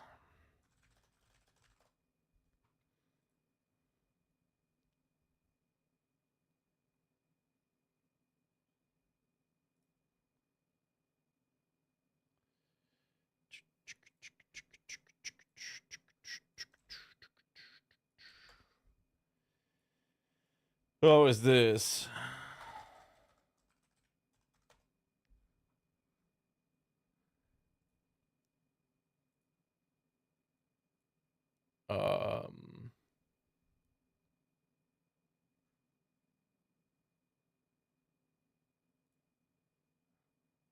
Did I miss?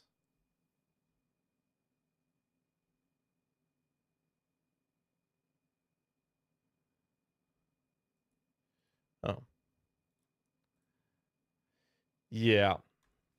50 minutes of your hour, spend 45 minutes doing something else. Nice downtime, change of pace, in my opinion. Not just do hell type for hours.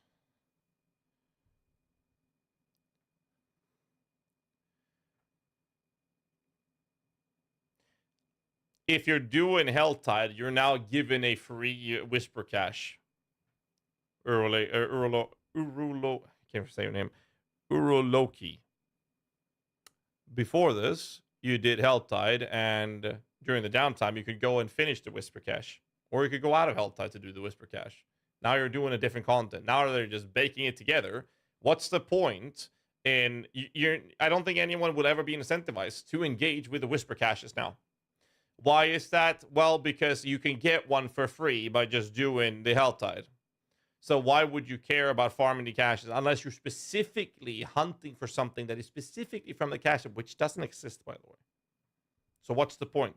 Target farming, you say? No. You do that in Helltide. It's way more effective. You'll do that. And you get a Whisper Cache for free for doing so.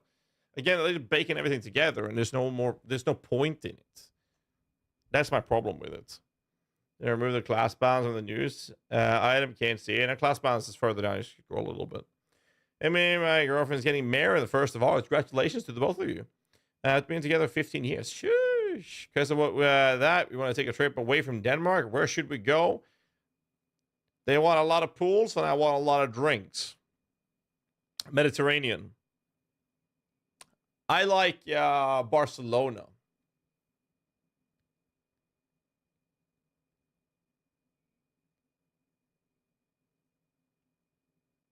I like Barcelona a lot. Italy is nice. You go to Ibiza. Greece, actually. Oh, fucking a phenomenal food. But yeah, I would aim for anything around the Mediterranean, if that's what you're looking for. Since you're from Denmark, just go to Copenhagen Airport. Greece has phenomenal food, especially if you go to like Crete, Crete or something like that. Malta's nice as well. Yeah. You can still best source of gold. If you want gold, do Helltide. No. Let's just be very clear. If you want gold, there are two things you can do. One, be a popular person or a streamer, because it's kind of the same thing, and do service runs that you charge for, and or ask for freebies. I'm guilty of that. Secondly, the other version you can do that is on tie with the best way of getting gold is trade. That's it. You trade. You can farm, say, 200 million gold in a day. I can sell one item that has one greater affix for over 100 million. That's one item. Now imagine if you're farming Helltide for a few hours. Imagine how many items you can get that you can sell for over 100 million each. I had two guys, actually, not at the same time, but two guys, one guy after another, that sold items for me, and I told them to take a large percent cut of the sales and give me the leftover gold, because I couldn't be arsed to sell them.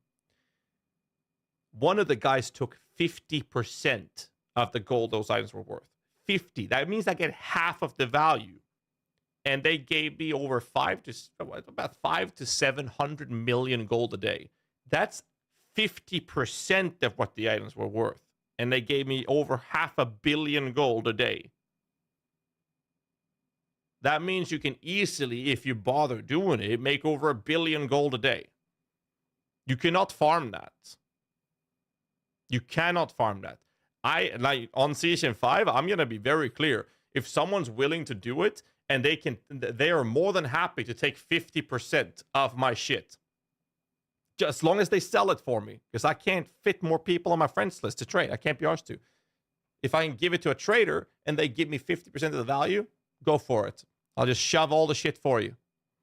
You'll make 500 million gold extra for just selling my items. As a fair exchange, I think so as well, yes. Where did he get the gold from? From selling the items.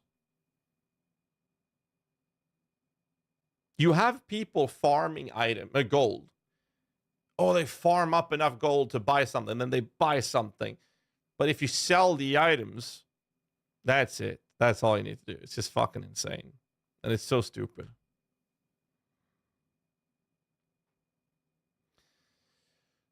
You cannot farm those amounts of gold. It's just not possible.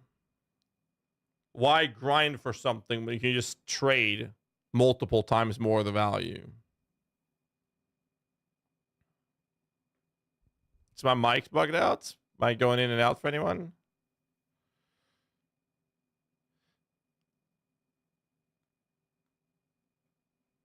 But yeah, I am Boopy. I got engaged with my fiance in Barcelona. And a couple years before that, we went to Greece. And it was fucking amazing. The food in Greece, phenomenal. And the drinks. Got you.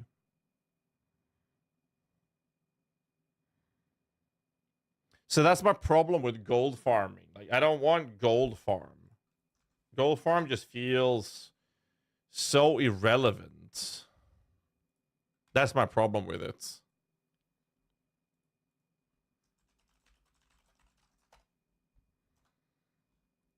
Anyways. I believe that's going to have to be it, and I will be back tomorrow. We're going to continue the DLC content of Elden Ring, and then, wait, what date is it? It's the 21st. No, I'm not back tomorrow, because it's Saturday tomorrow, so I'm off for family time.